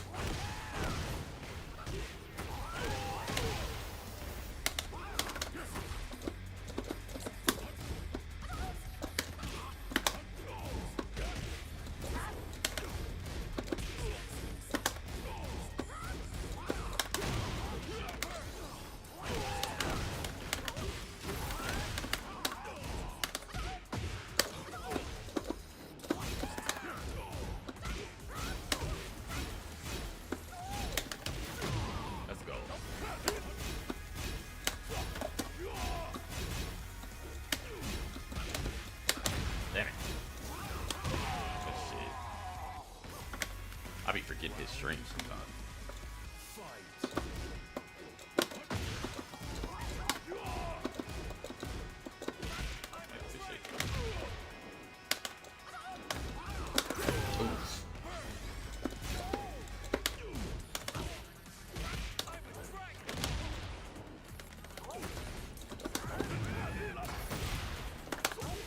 Damn.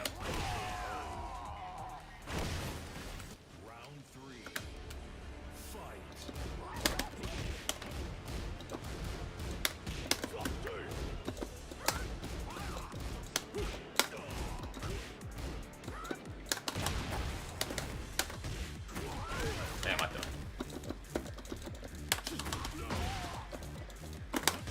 Let's go.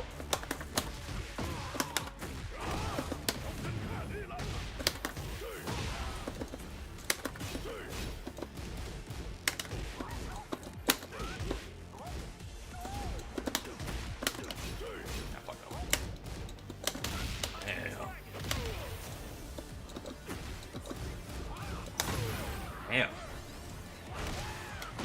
Oh my god, I was ducking.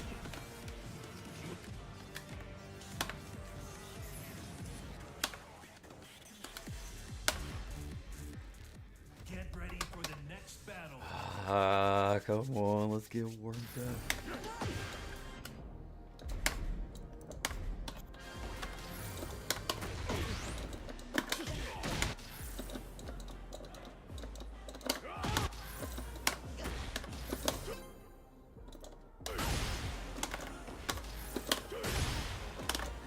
What?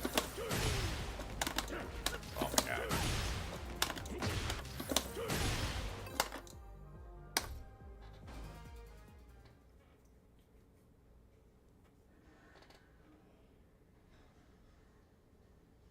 Get ready for the next battle.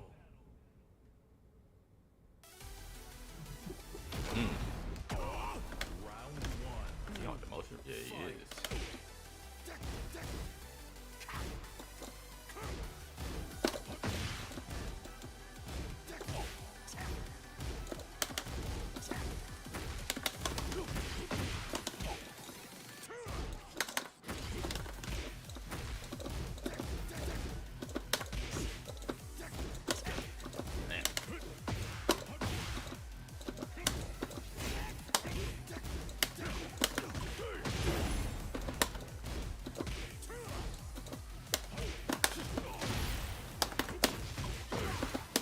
Oh, I fucked up.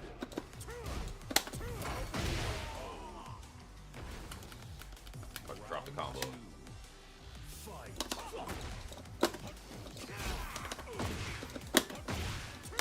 I fucking dropped it. Oh, it's neutral, but still.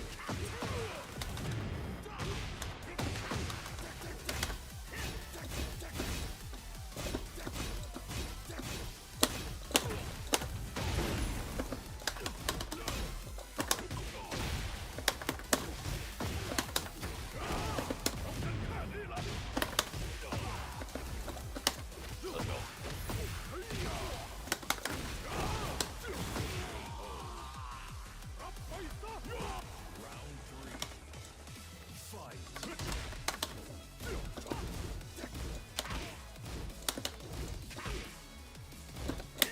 Oh shit, one time I ducked.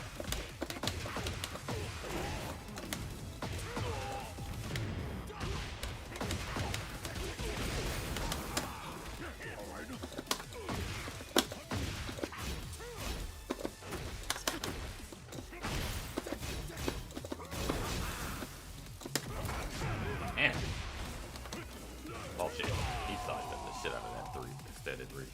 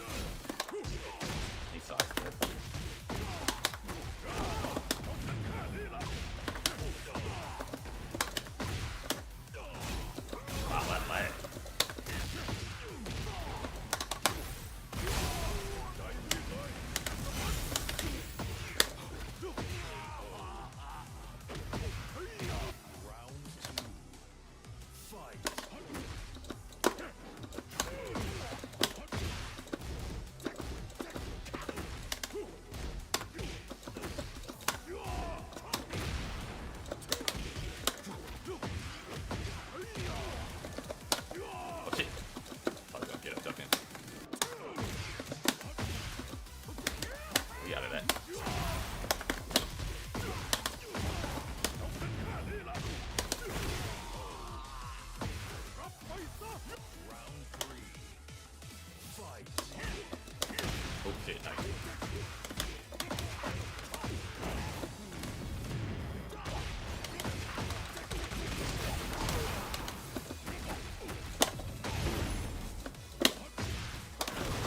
Ooh, ouch.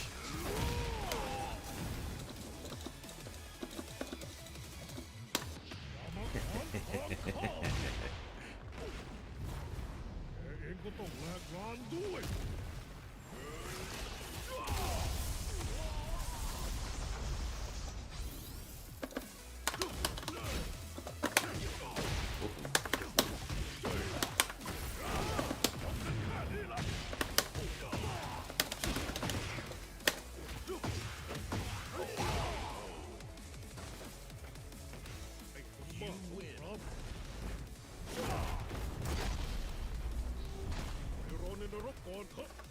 A small Tekken.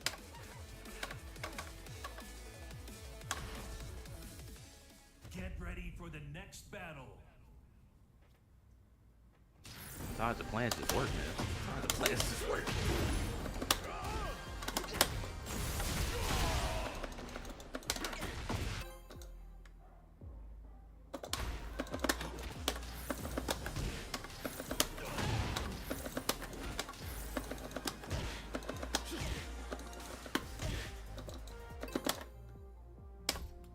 He said that was 4-4-2-4, but that doesn't.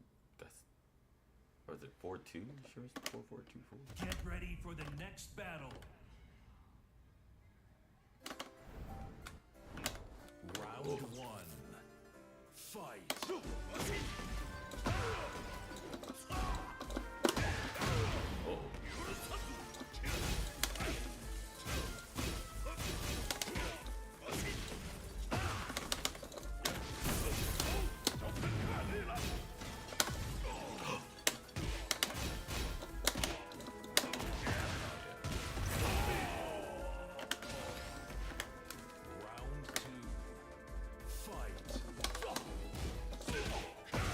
Damn, the knee sucks. Oh, my brother loves it.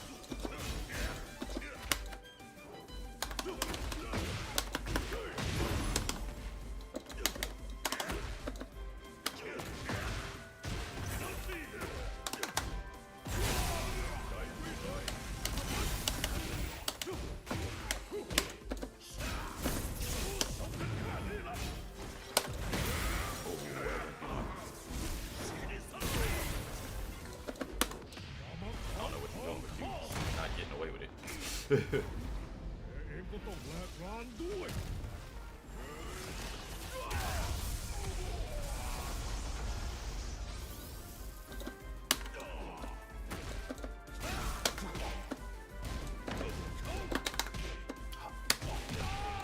Wow!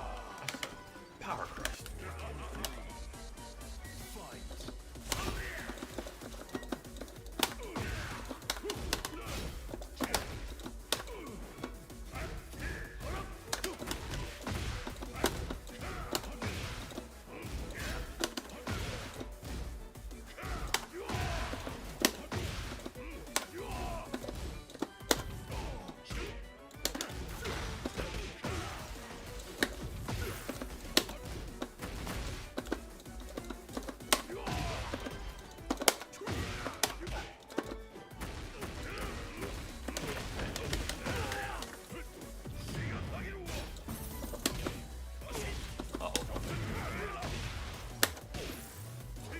Damn it, I thought. Let's go. Ooh, that was close. You almost grabbed me. Well, what?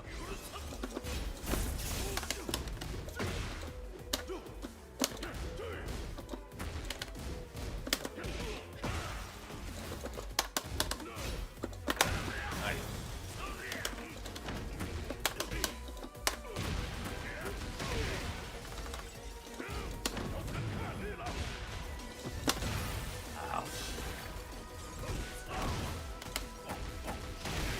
Ooh.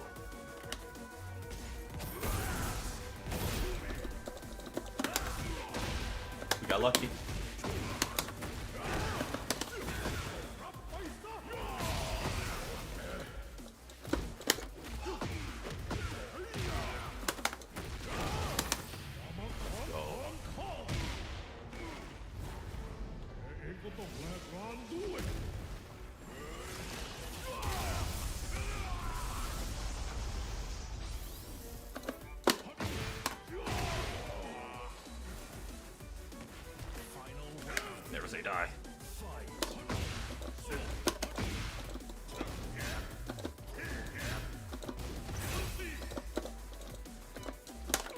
Oh shit.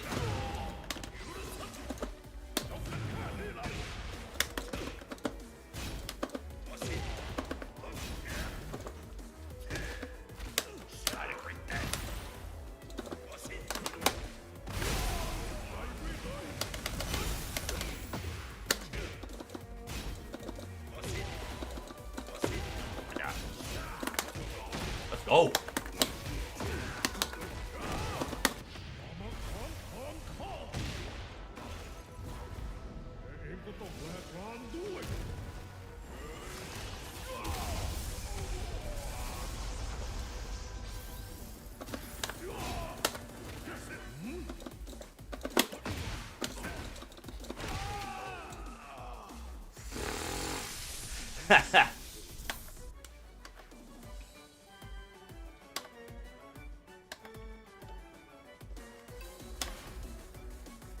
I be wanting a little parry them things. Want a little parry them things. Round one. Fight. Uh-oh.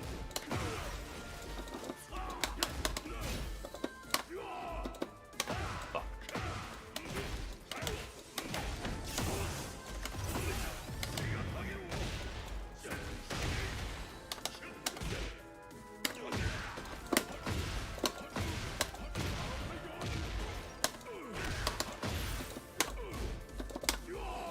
Shit. Why am I short?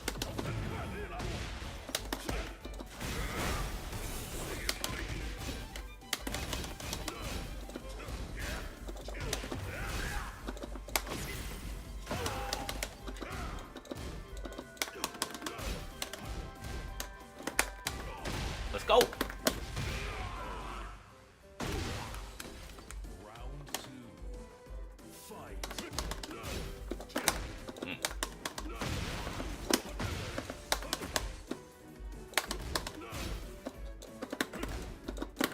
Let's go.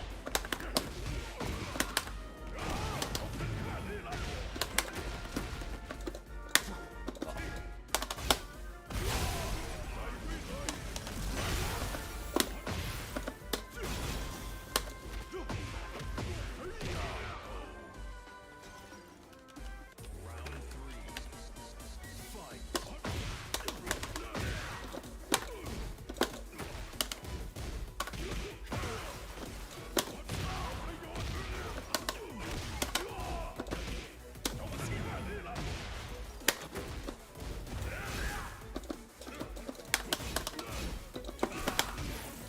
Oh, I messed up. It's alright though. Oh, this man has a Genshin. Okay, let's go. We get some extra points.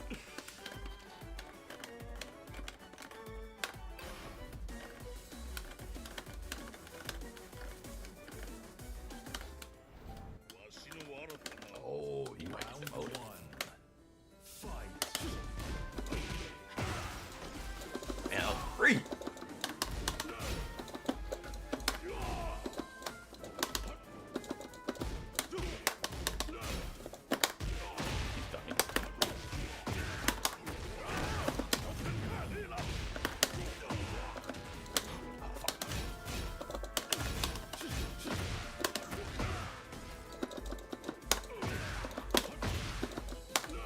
Shit. Oh, okay. My bad. Press the B button. You're right.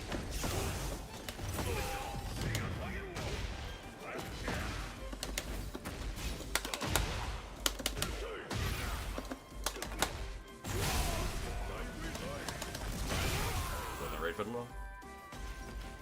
Round two. Fight.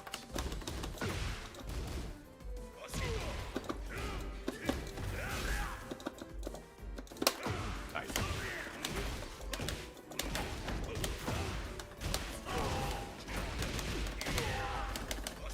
Oh, let's go.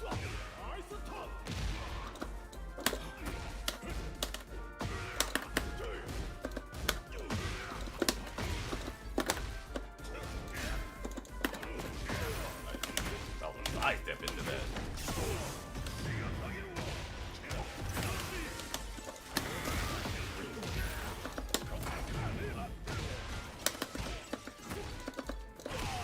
Ah.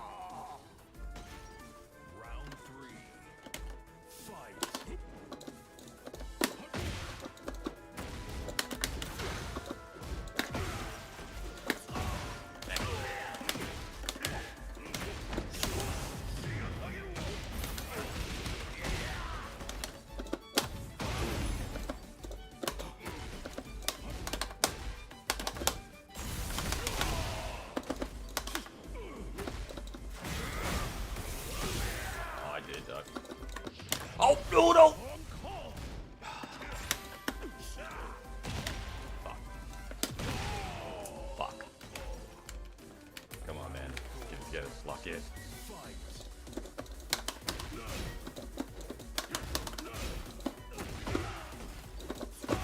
Oh no. Oh dang.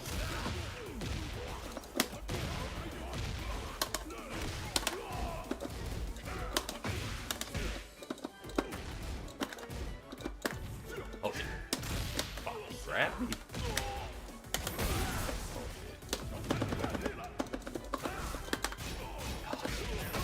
Fucked up. Let's go. Let's go.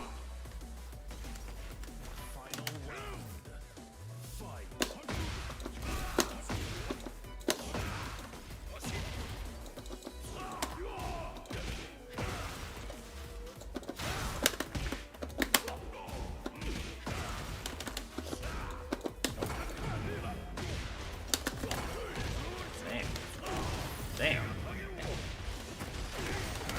Damn. Ducked. I ducked. I ducked.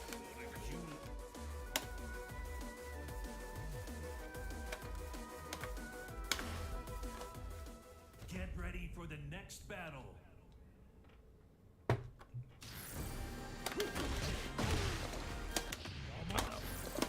Why do I keep trying to do electrics?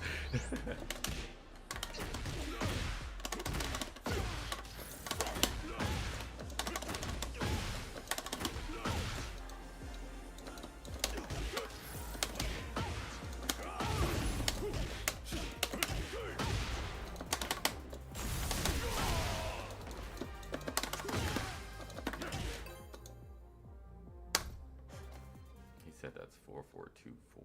Get ready for the next battle.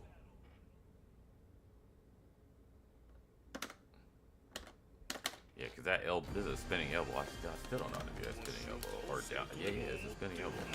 Overhead. Round one. Fight. Oh, wow.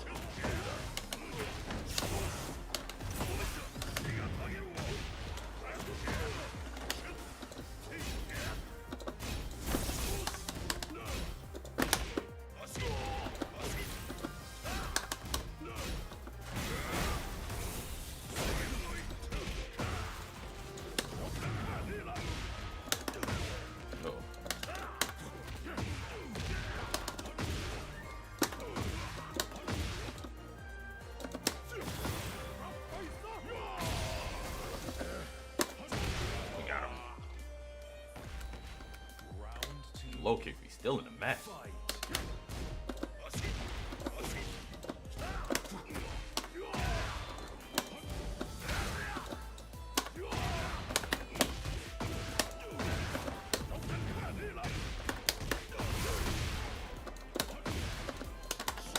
Oh, watch out.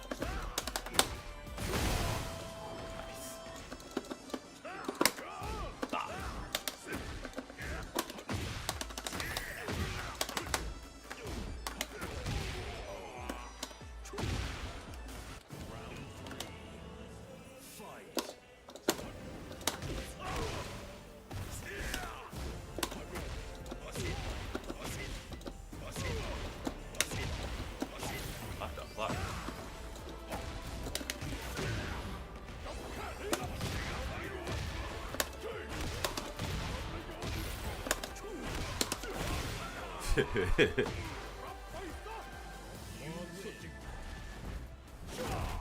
He just kept pressing buttons.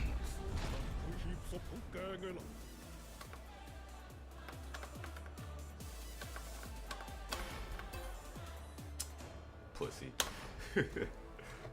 Stop mashing. For the next battle. Fucking block. That's so tight though. I got that.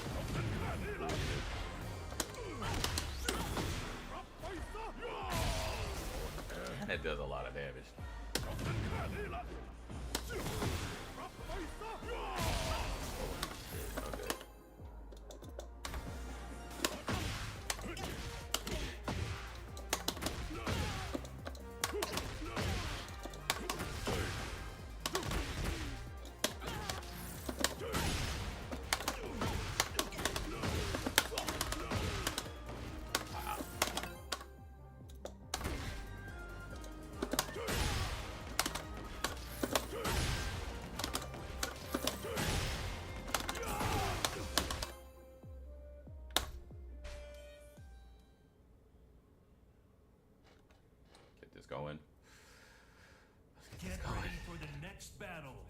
I want to see if I can get to Kenshin. I want to see if I can get him to Kenshin.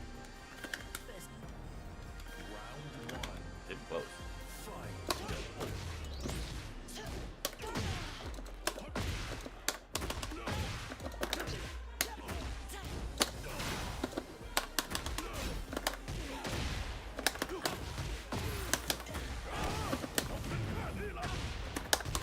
Ah, fuck.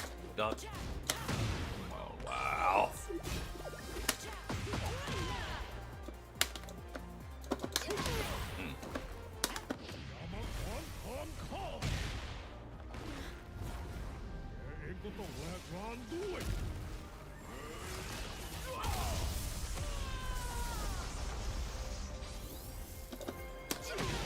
Damn. Still got it. Round two. Fight.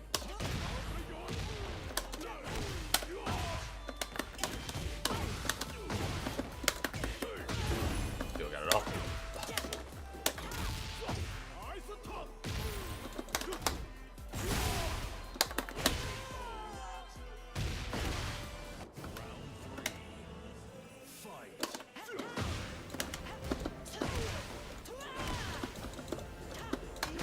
Oh, wow.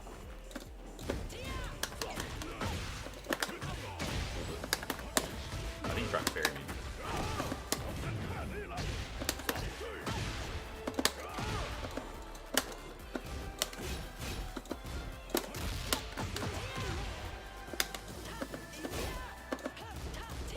Oh, wow.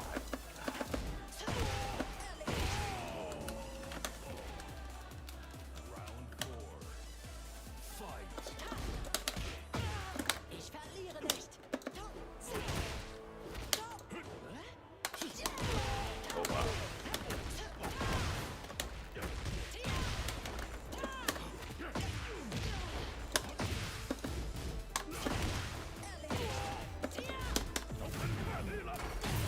Doing the same thing, I guess.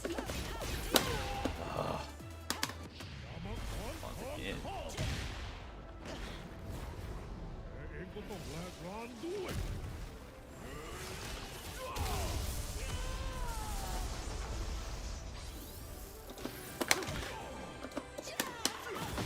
Oof.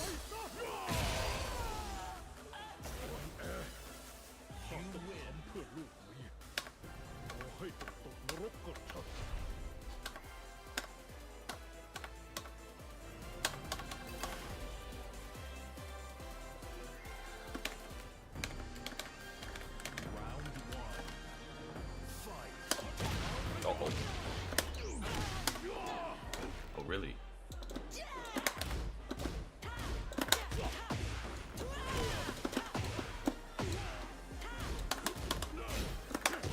Stop it.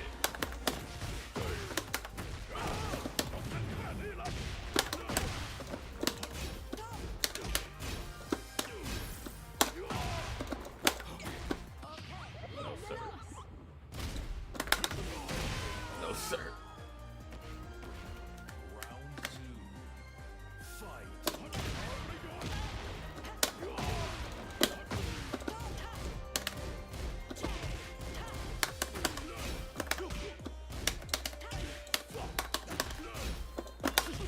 Go.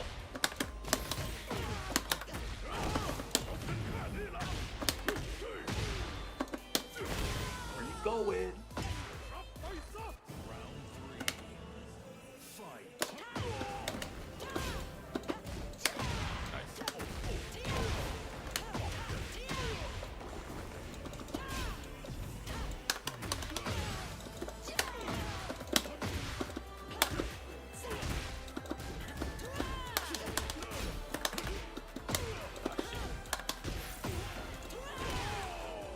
Is that a mid?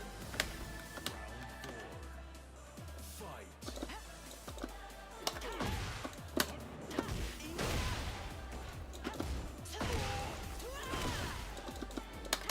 Oh shit.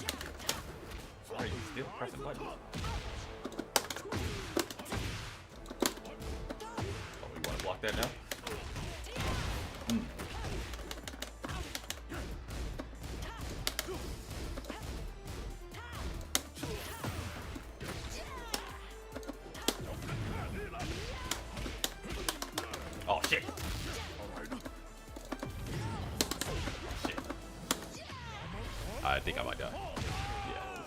Yeah.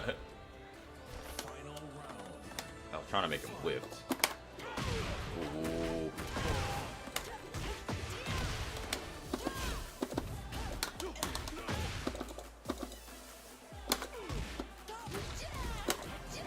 Nice.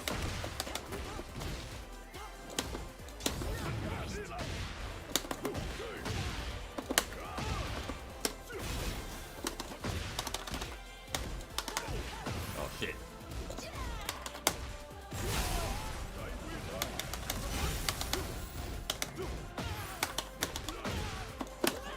Oh!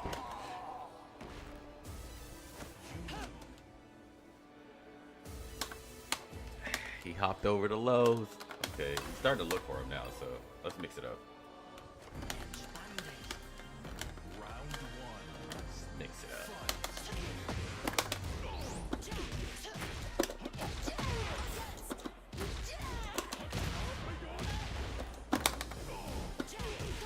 I don't know how that didn't hit him. He parried.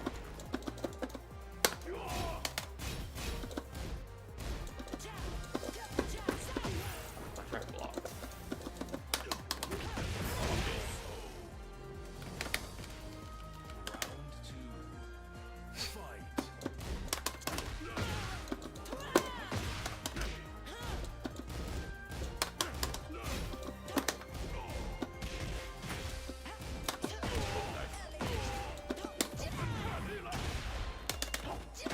Get that. Oh.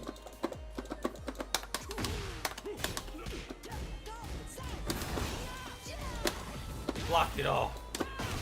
Not that. And he tried to grab. Trying to make a comeback. I ain't got no more resources though.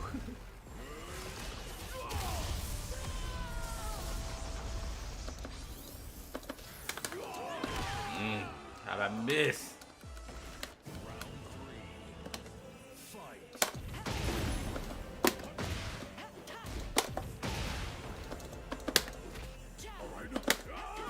Ah.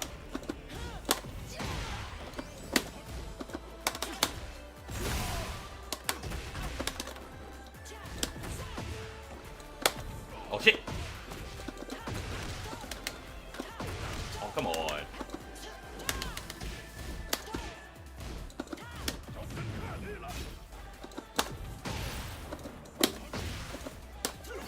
Let's go.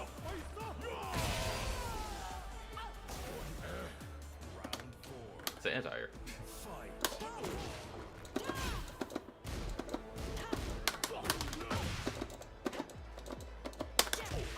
Oh, I should have forced it.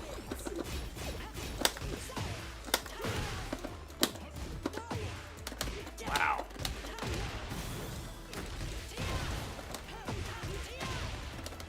That broke. Oh shit.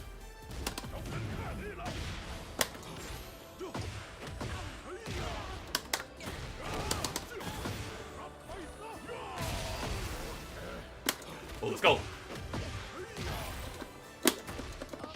Oh no.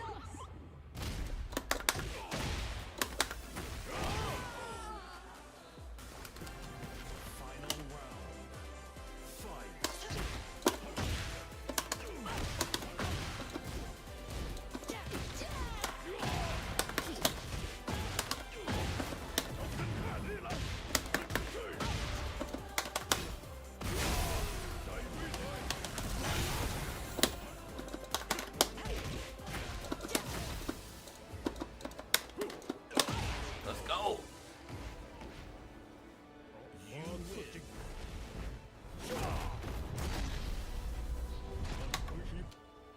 We're getting close.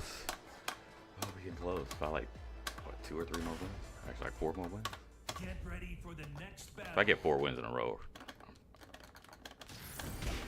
if I get 2 more wins in a row, I should close.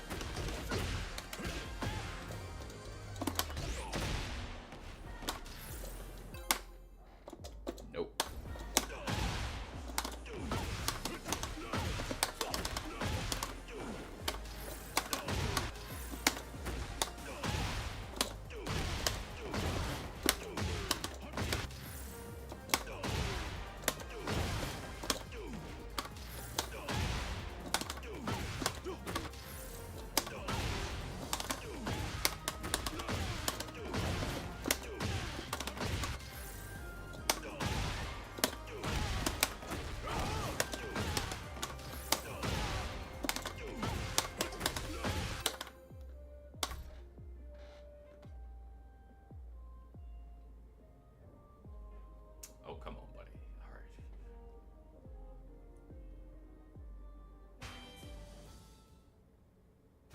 ready for the next battle.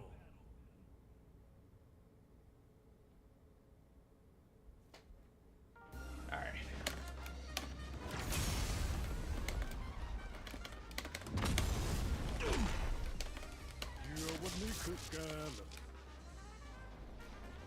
Round one. Fight. Okay.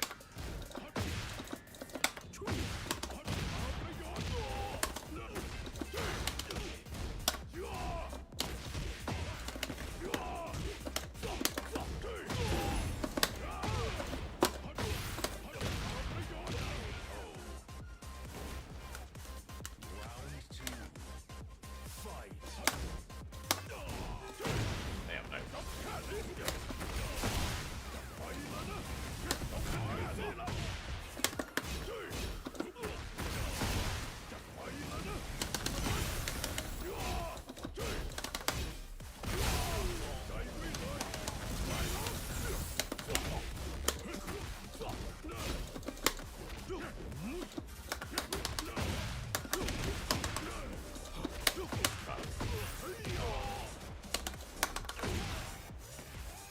Oh, I did not block that at all. Round three. Fight.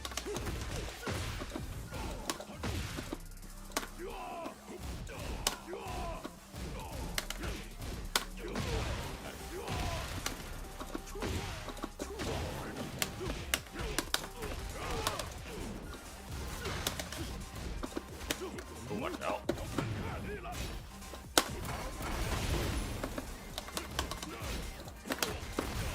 Did that? He did that.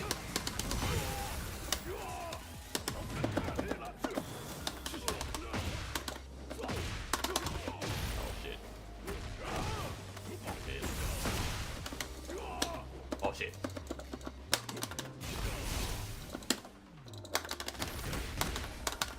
Let's go!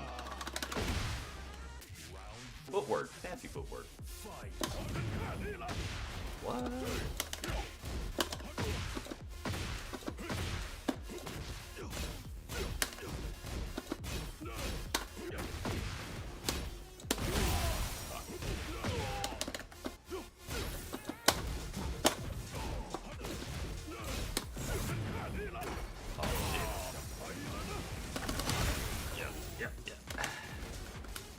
Final round. Fight.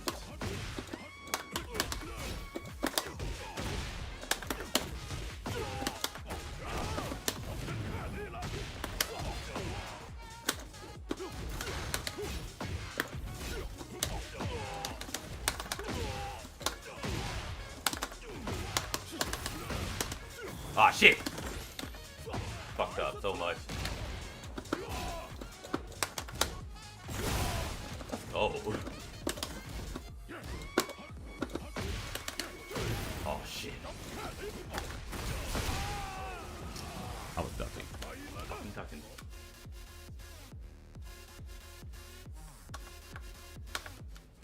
Boy.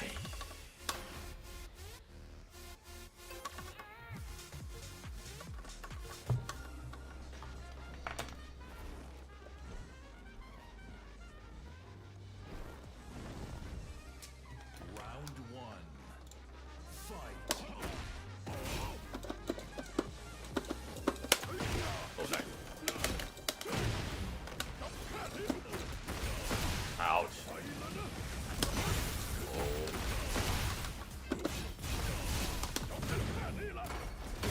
Damn.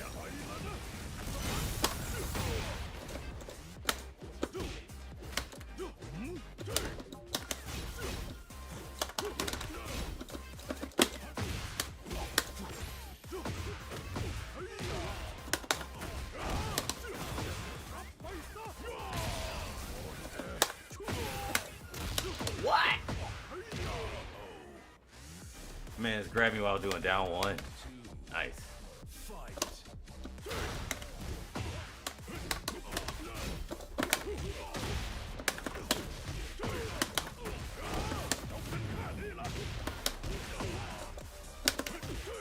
Have you been ducking? Oh, shit.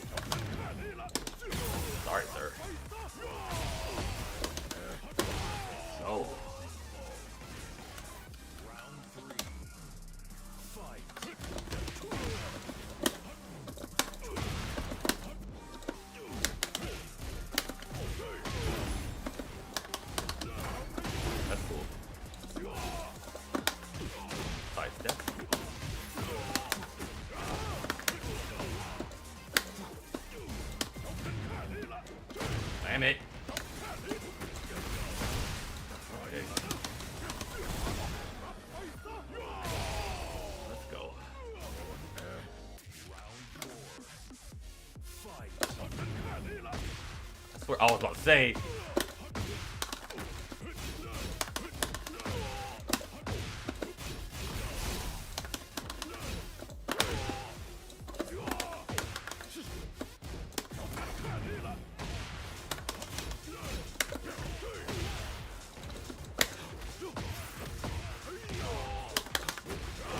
Let's go.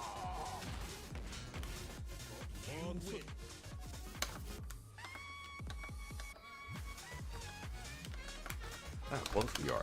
Look how close we are. Come on, man. Get a win. Let's get this win.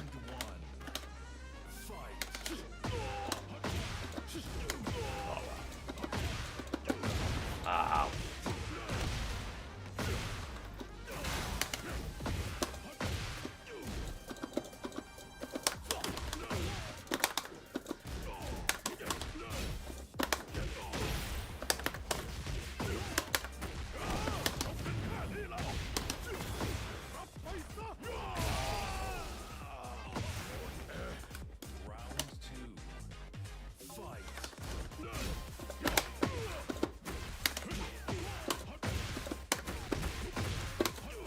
Nice.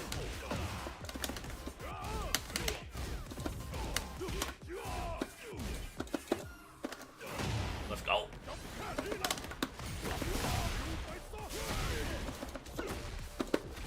Oh, watch out.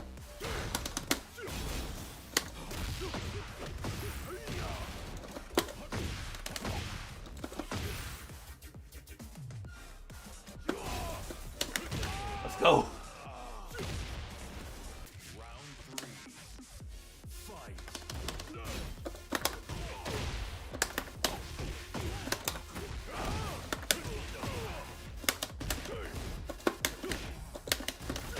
Ooh.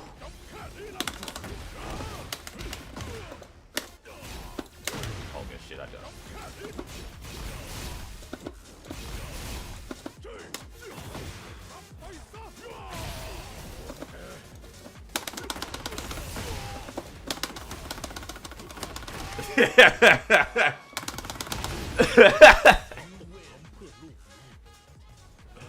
Oh shit, y'all just be an asshole right there.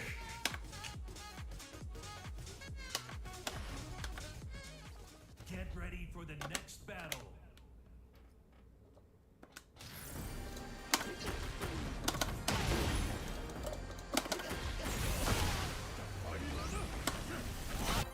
What? I did the grab.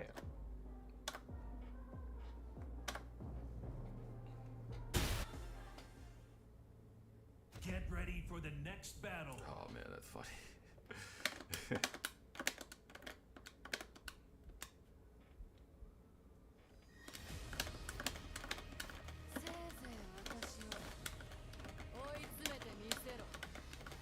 Round one. Fight.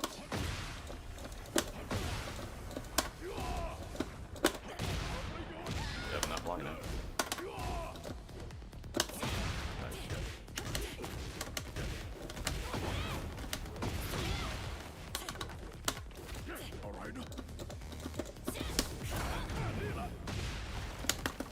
Oh wow.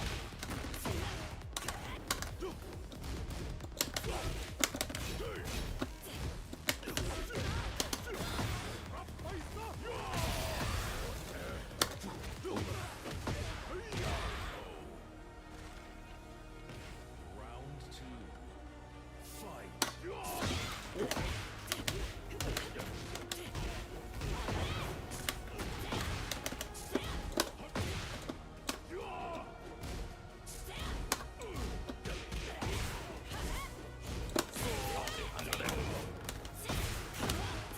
I know what's coming.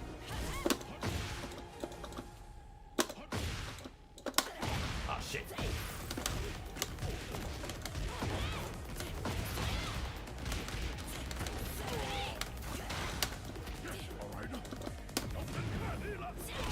Yes, he sidestepped. Nice. Round three. Fight.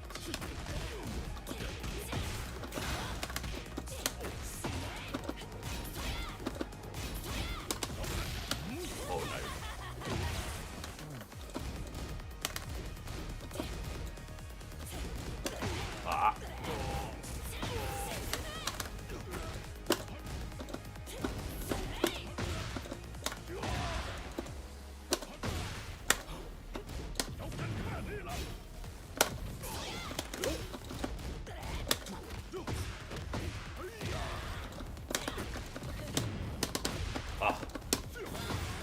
close.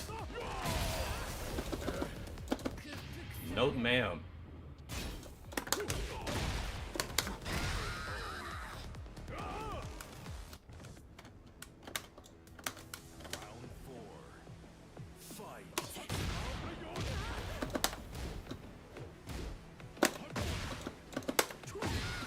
Damn, it's got range on it. Oh shit. That just caught me right now. Engage. Oof. Oof.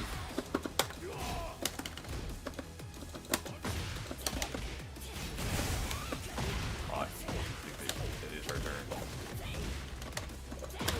Oh.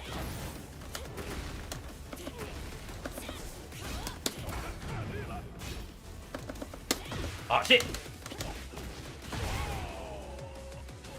I should have waited. I should have blocked. That's negative on block. Oh god.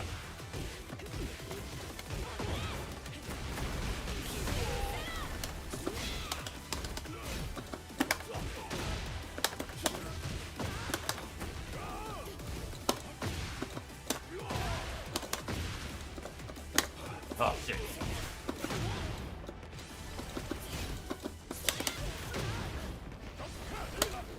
He ducked again.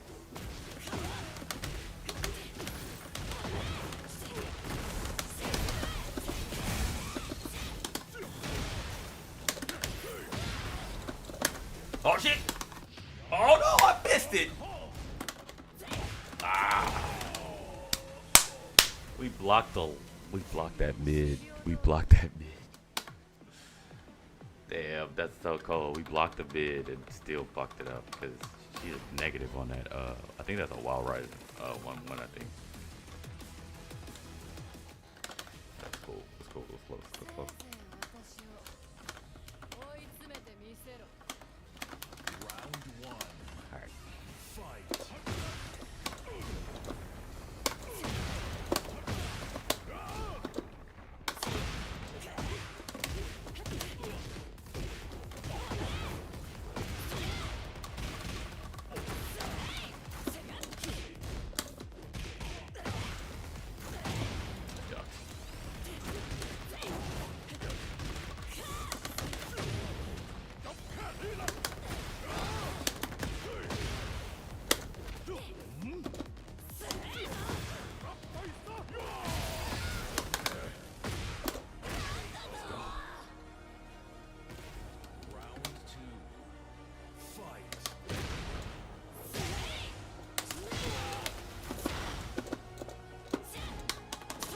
Oh no.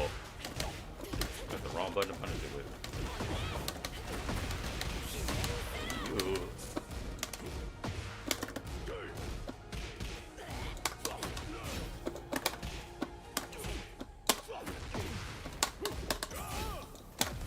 Oh no! Oh no.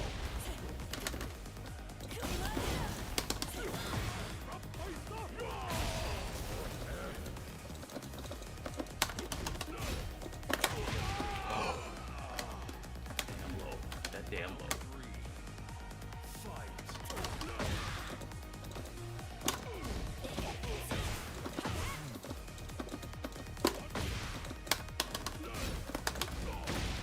Let's go.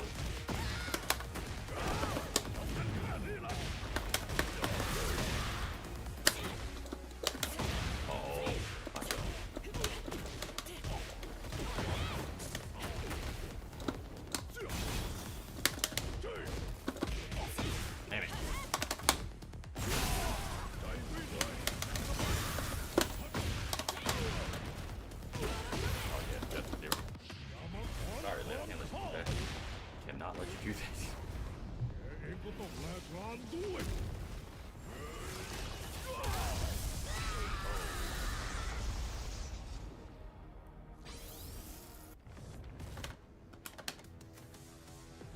Almost got me too.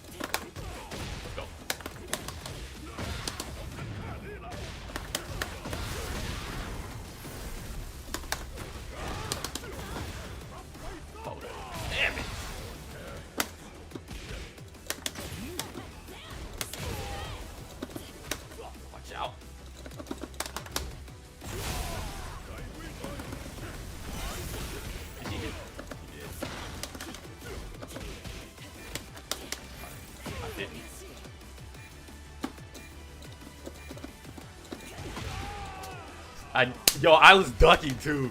Every time I was ducking. Oh man. Oh man.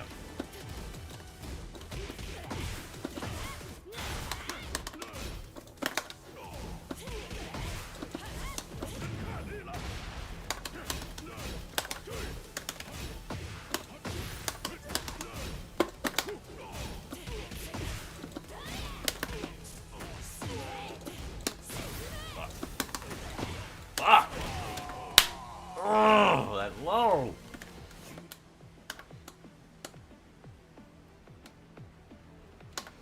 Good shit, lady. Good shit. Not a lady, but Get good ready shit. for the next battle. So close to tension. So fucking close.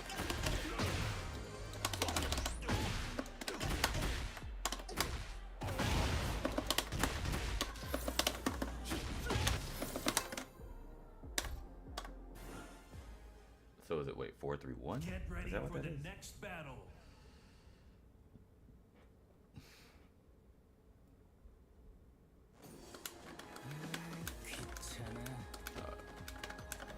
Round one. Alright.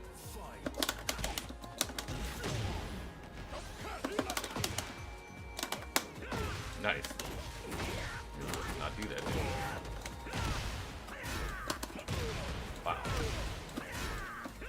Oh. So next time you're gonna go low? Next time you're gonna go low.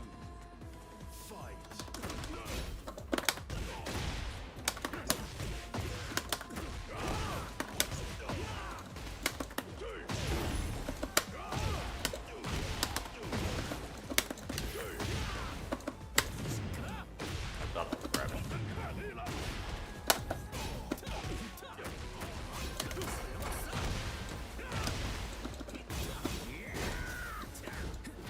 Oh. Oh my god. I should have laid good. Or I should have blocked. That's it. Just block. That's negative.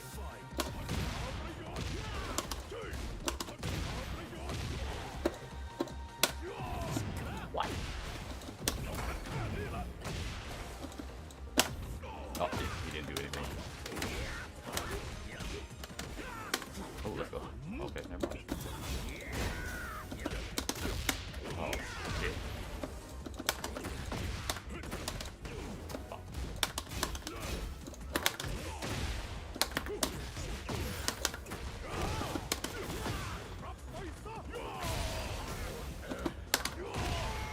Oh.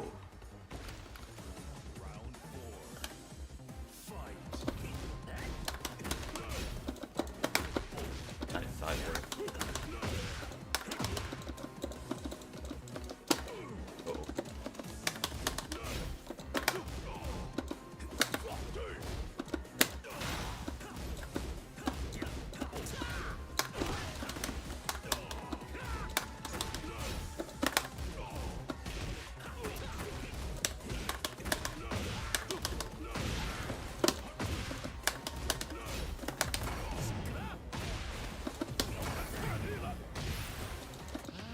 Uh-oh. Sir. Oh my god.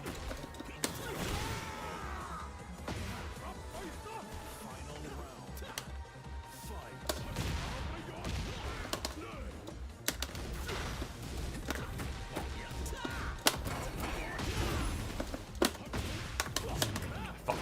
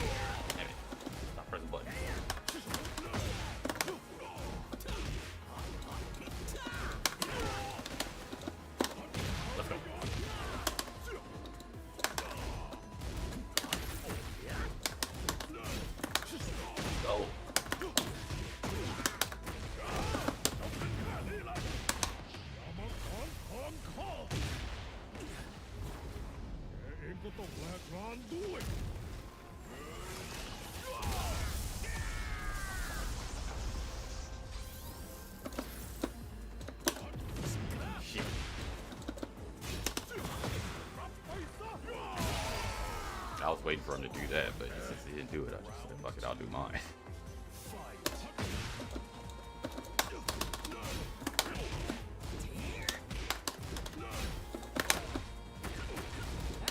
Oh wow,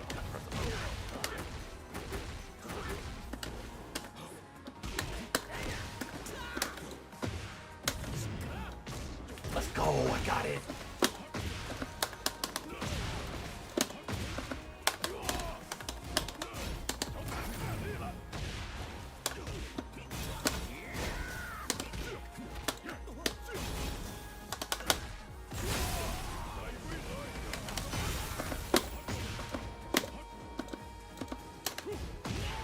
Oh, he tried to sidestep. I think he tried to sidestep.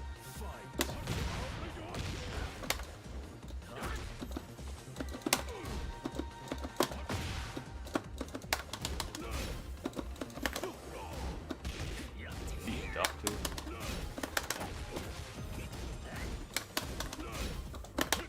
He did it again.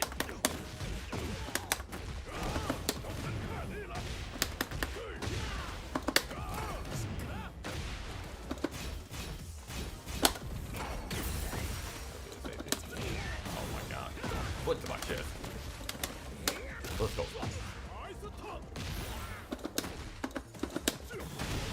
Oh. Fuck.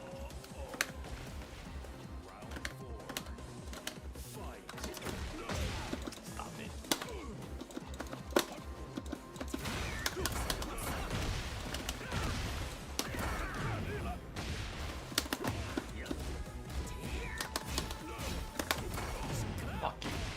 Nice. Can't let you do that. Can't let you do that. I had to take my turn back.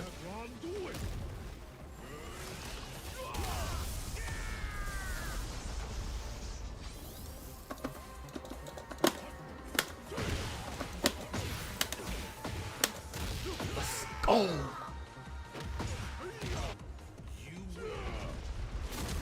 Ooh, this next match might just be the promotion.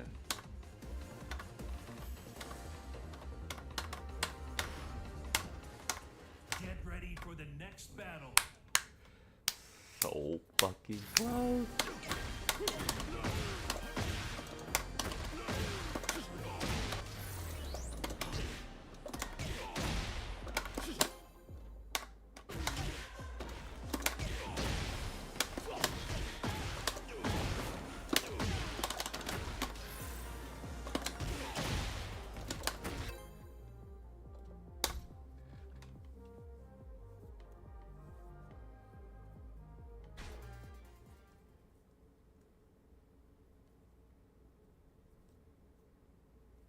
Get ready for the next battle. Oh, that looks tight. That actually looks tight. Round one. Fight.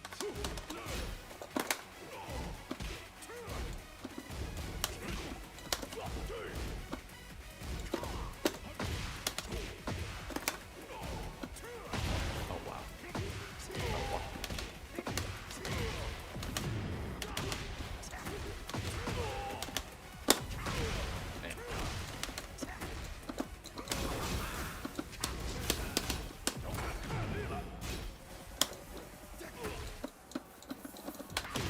Damn.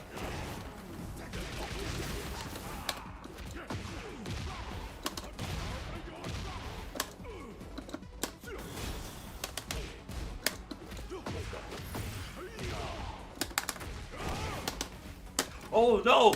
He didn't do it! Oh, he didn't do the rage art. What? I have to press the wrong button. Oh.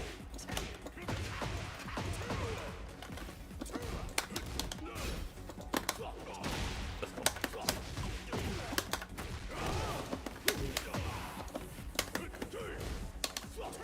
Oh no.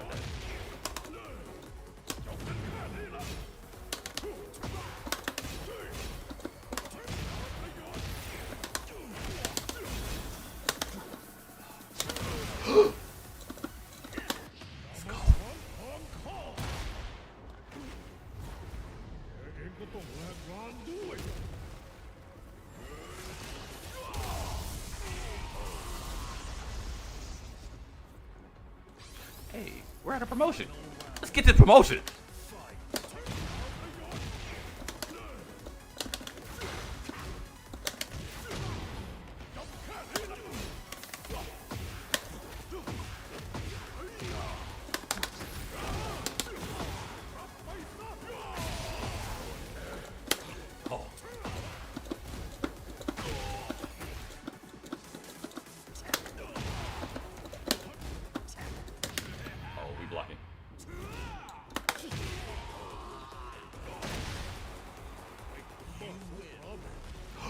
Look at that. We did it, Kenshin. Oh shit. Let's do it. Oh shit.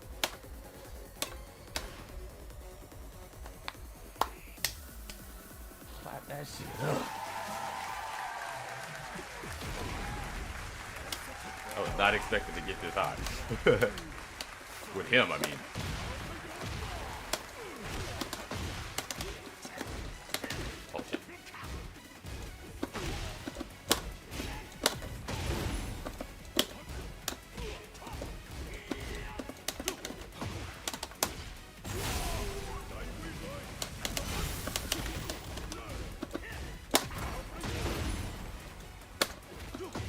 Oh.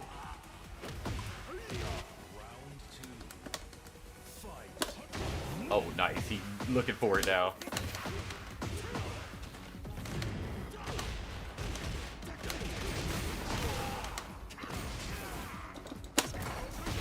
There you go. Wall.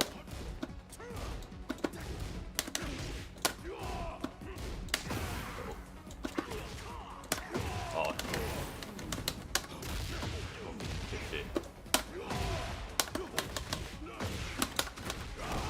Look at that.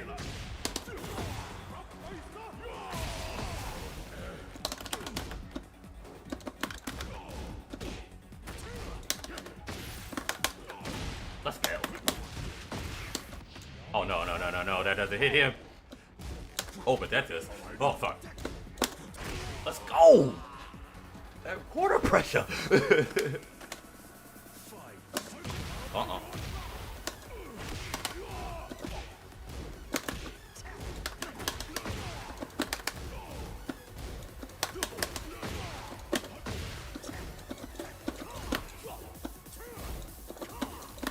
There. Oh, we got it. Let's go.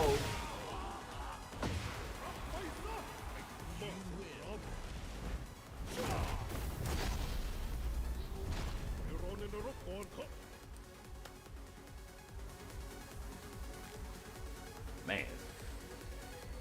Man. Holy snikes. Look at where we at with this man now. We got this man all the way to Kenshin. Bush is next, buddy. Bush is next. Bush is next. Oh, let's see if we get a little. Let me see if I can. Let me put water to water. Get ready for the next battle. See how far I can take this.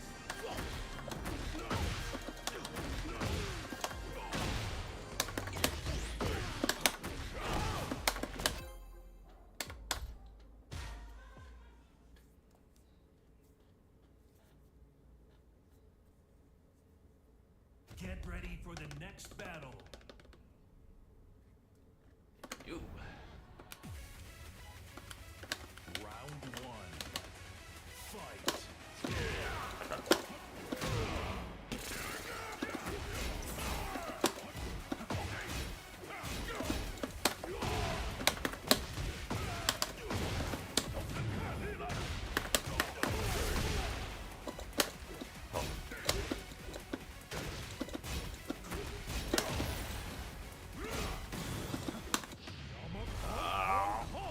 No. Fuck. I tried to catch him while he was in animation still. Alright. Damn, he's on 11 win streak.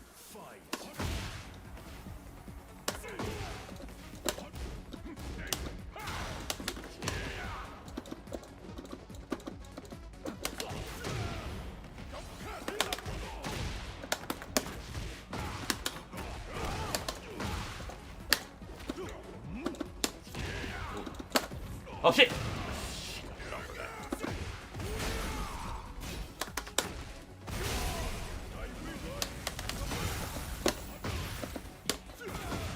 go. Round 3. Fight.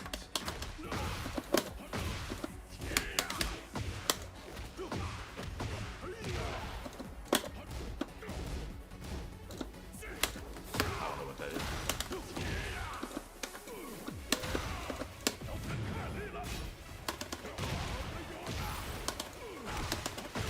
Let's go.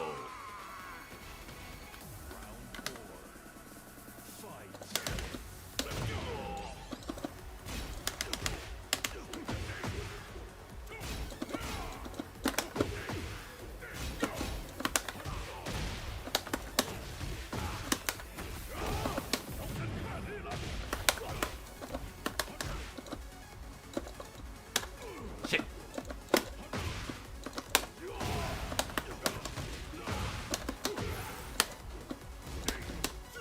Let's go. Say goodbye to your 11 win streak, buddy. Oh, he's about to get promoted too.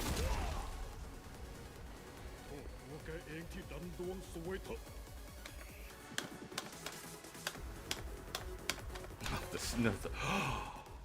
Get ready for the next battle.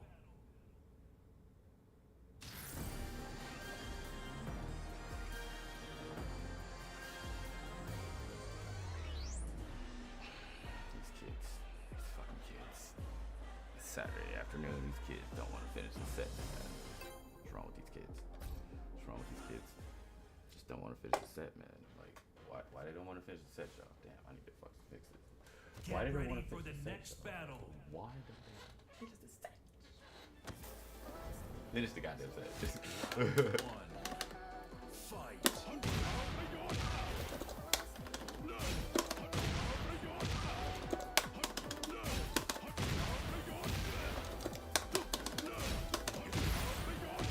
Bro, don't let me do this. Okay. Oh my god, you just falling for the same trap.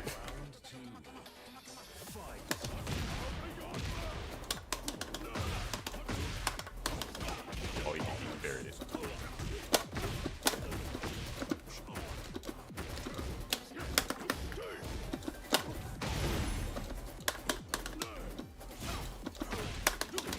Uh-oh.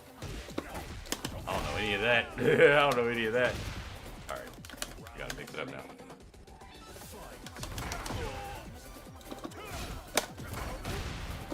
Oh, wow.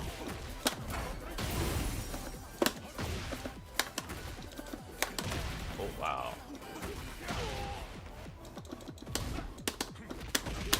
Did that both punches? Wow.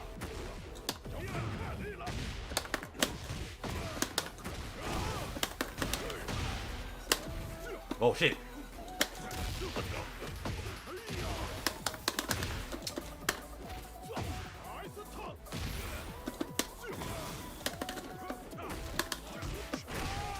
That's on me. That's on me. That's on me. That's on me. Because I missed my damn wall splash.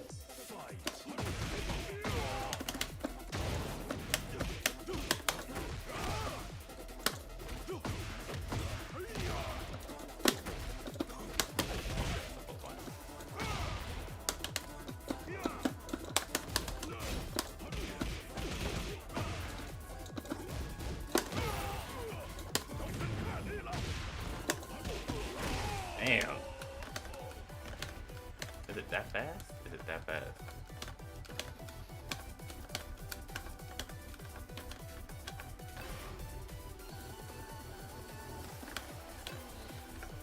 Come on, man. Round 1. Fight. Oh, nice. Oh, wow.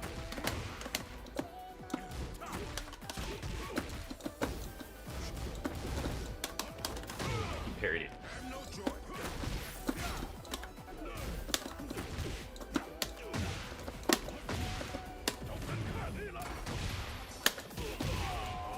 These wild rises, bro. Okay. Round 2. Fight.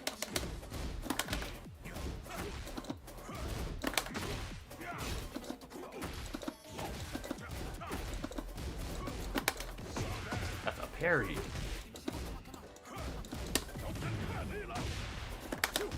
There we go.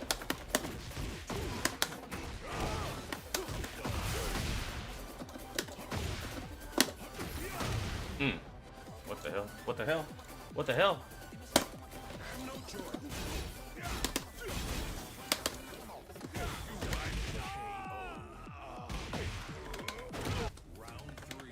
Come on, Bandai.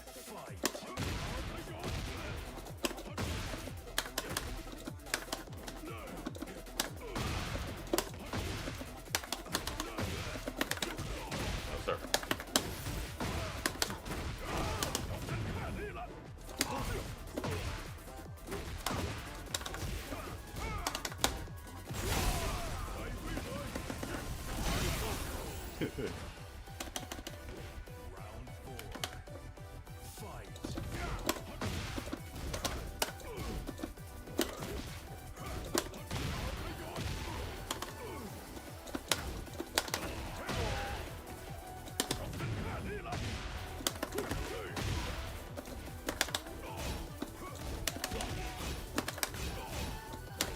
You're gonna go low.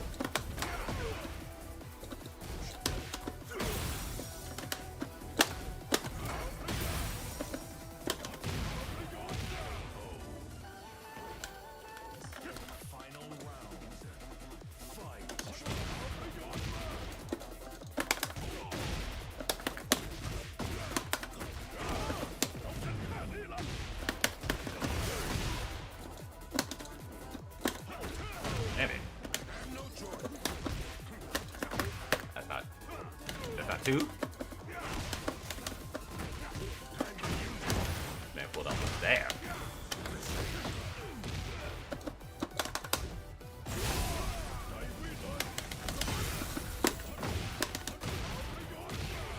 Let's go.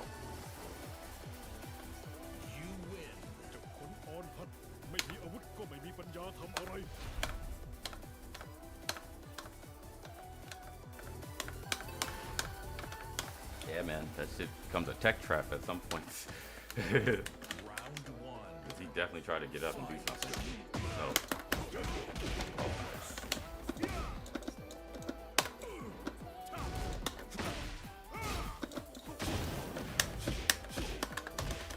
Fuck.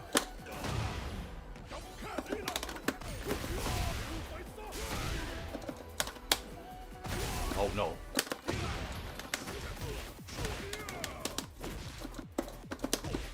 Come on. That shit stopped me. Wow. Wow. Wow.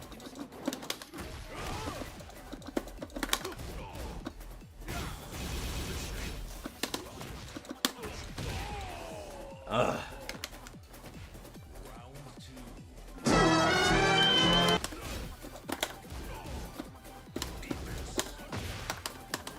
Uh-oh.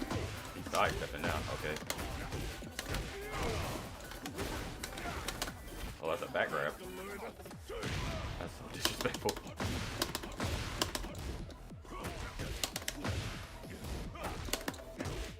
Oh. Oh no. I need to study more Leroy tech. Cause I don't know shit. Wow, I couldn't get up.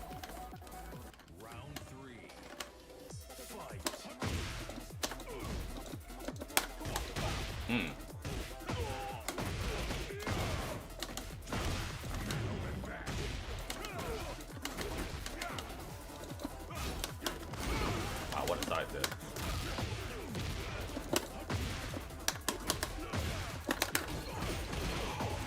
Period. Oh no.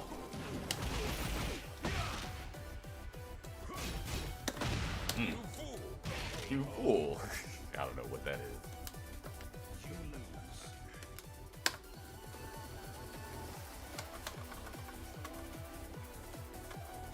Alright. We had that 4-hour mark anyway, so. We'll leave it at that. Listen, man. Chill.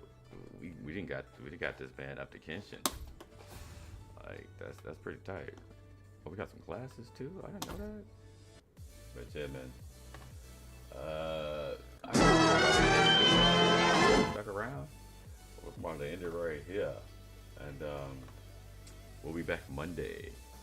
I might start doing these more often on Saturdays, so be on the lookout, y'all. But all right, I hope you guys enjoy the rest of your Saturday, and I'll catch you guys later.